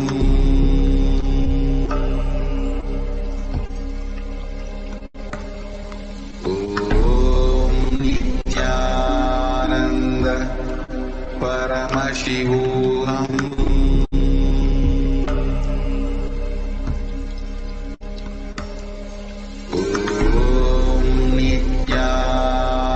Nithyananda Paramashivoham.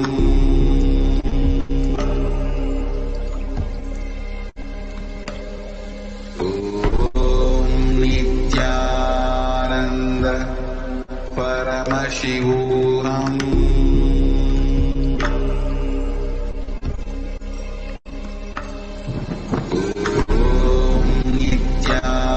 Nithyananda Paramashivoham.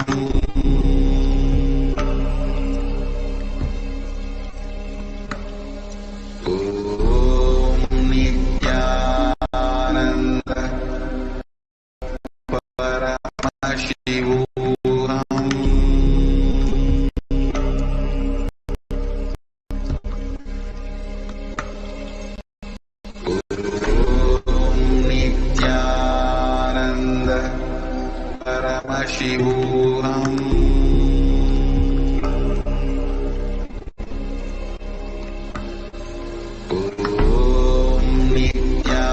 Nithyananda Paramashivoham.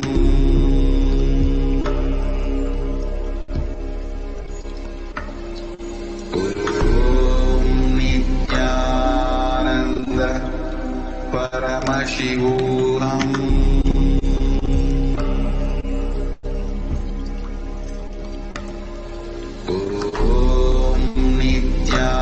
Nithyananda Paramashivoham.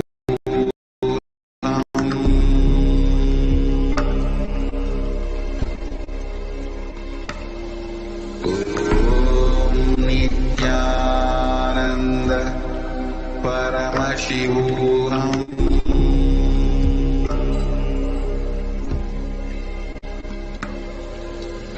Om Nithyananda Paramashivoham.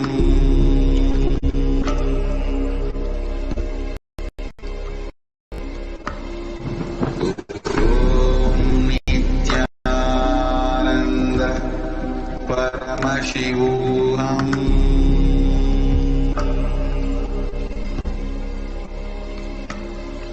Om Nithyananda Paramashivoham.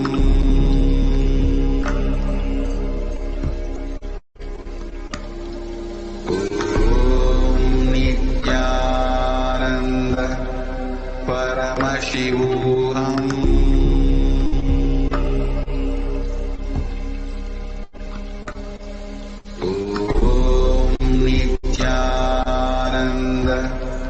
Paramashivoham.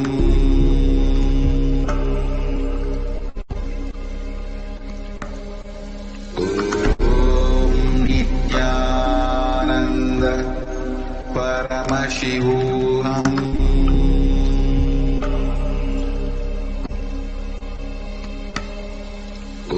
Om Nithyananda Paramashivoham.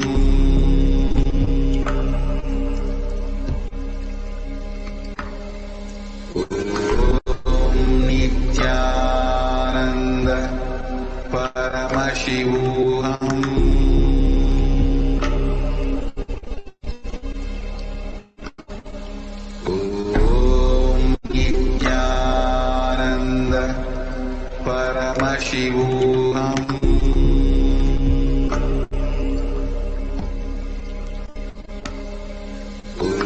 Om Nithyananda Paramashivoham.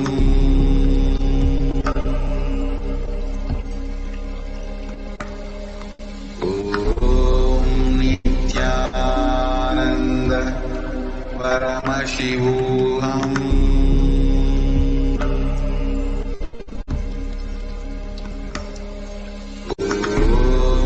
Nithyananda Paramashivoham.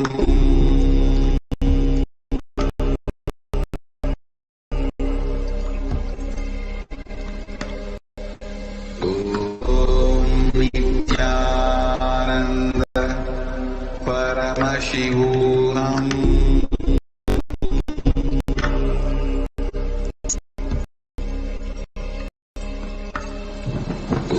Om Nithyananda Paramashivoham.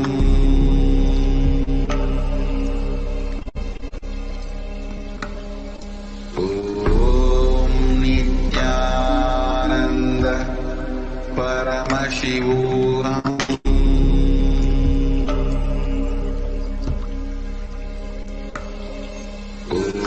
Om Nithyananda Paramashivoham.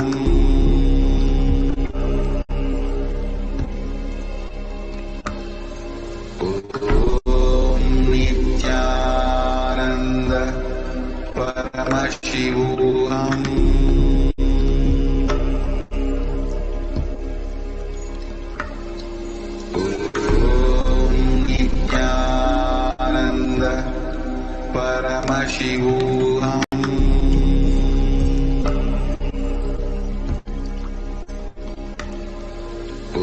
Om Nithyananda Paramashivoham.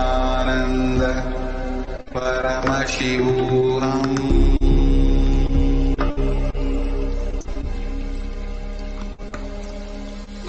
Om Nithyananda Paramashivoham.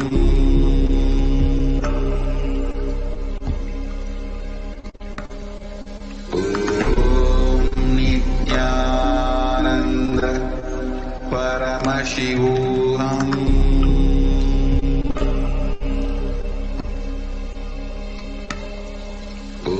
Om Nithyananda Paramashivoham.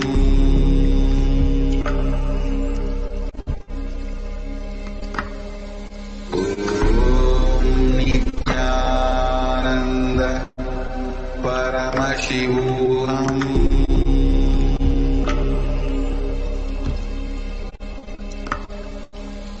Om Nithyananda Paramashivoham.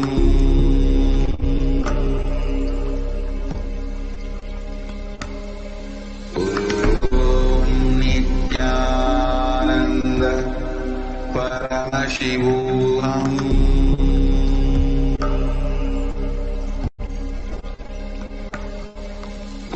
Om Nithyananda Paramashivoham. Om Nithyananda Paramashivoham. Om Nithyananda Paramashivoham.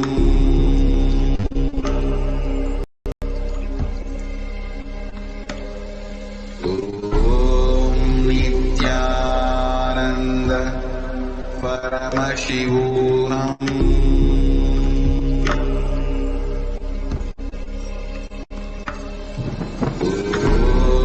Nithyananda Paramashivoham.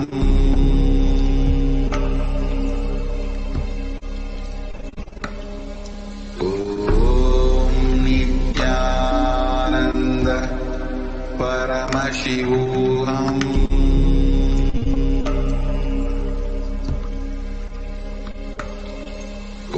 Om Nithyananda Paramashivoham.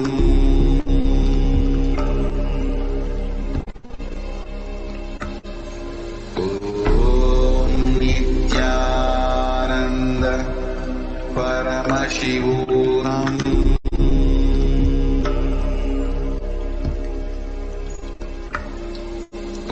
Om Nithyananda Paramashivoham.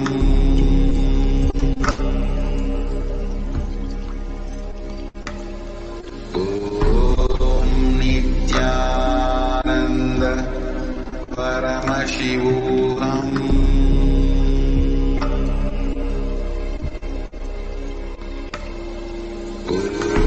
Om Nithyananda Paramashivoham.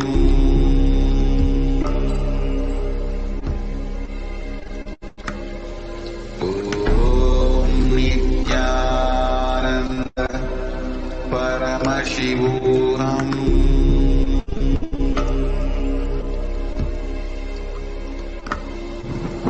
Om Nithyananda Paramashivoham.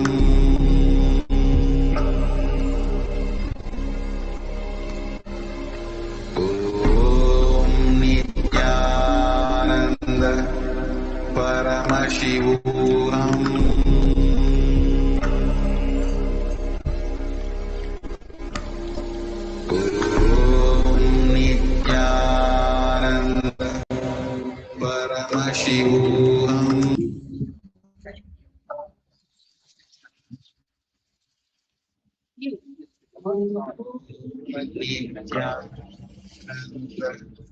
Paramashivoham.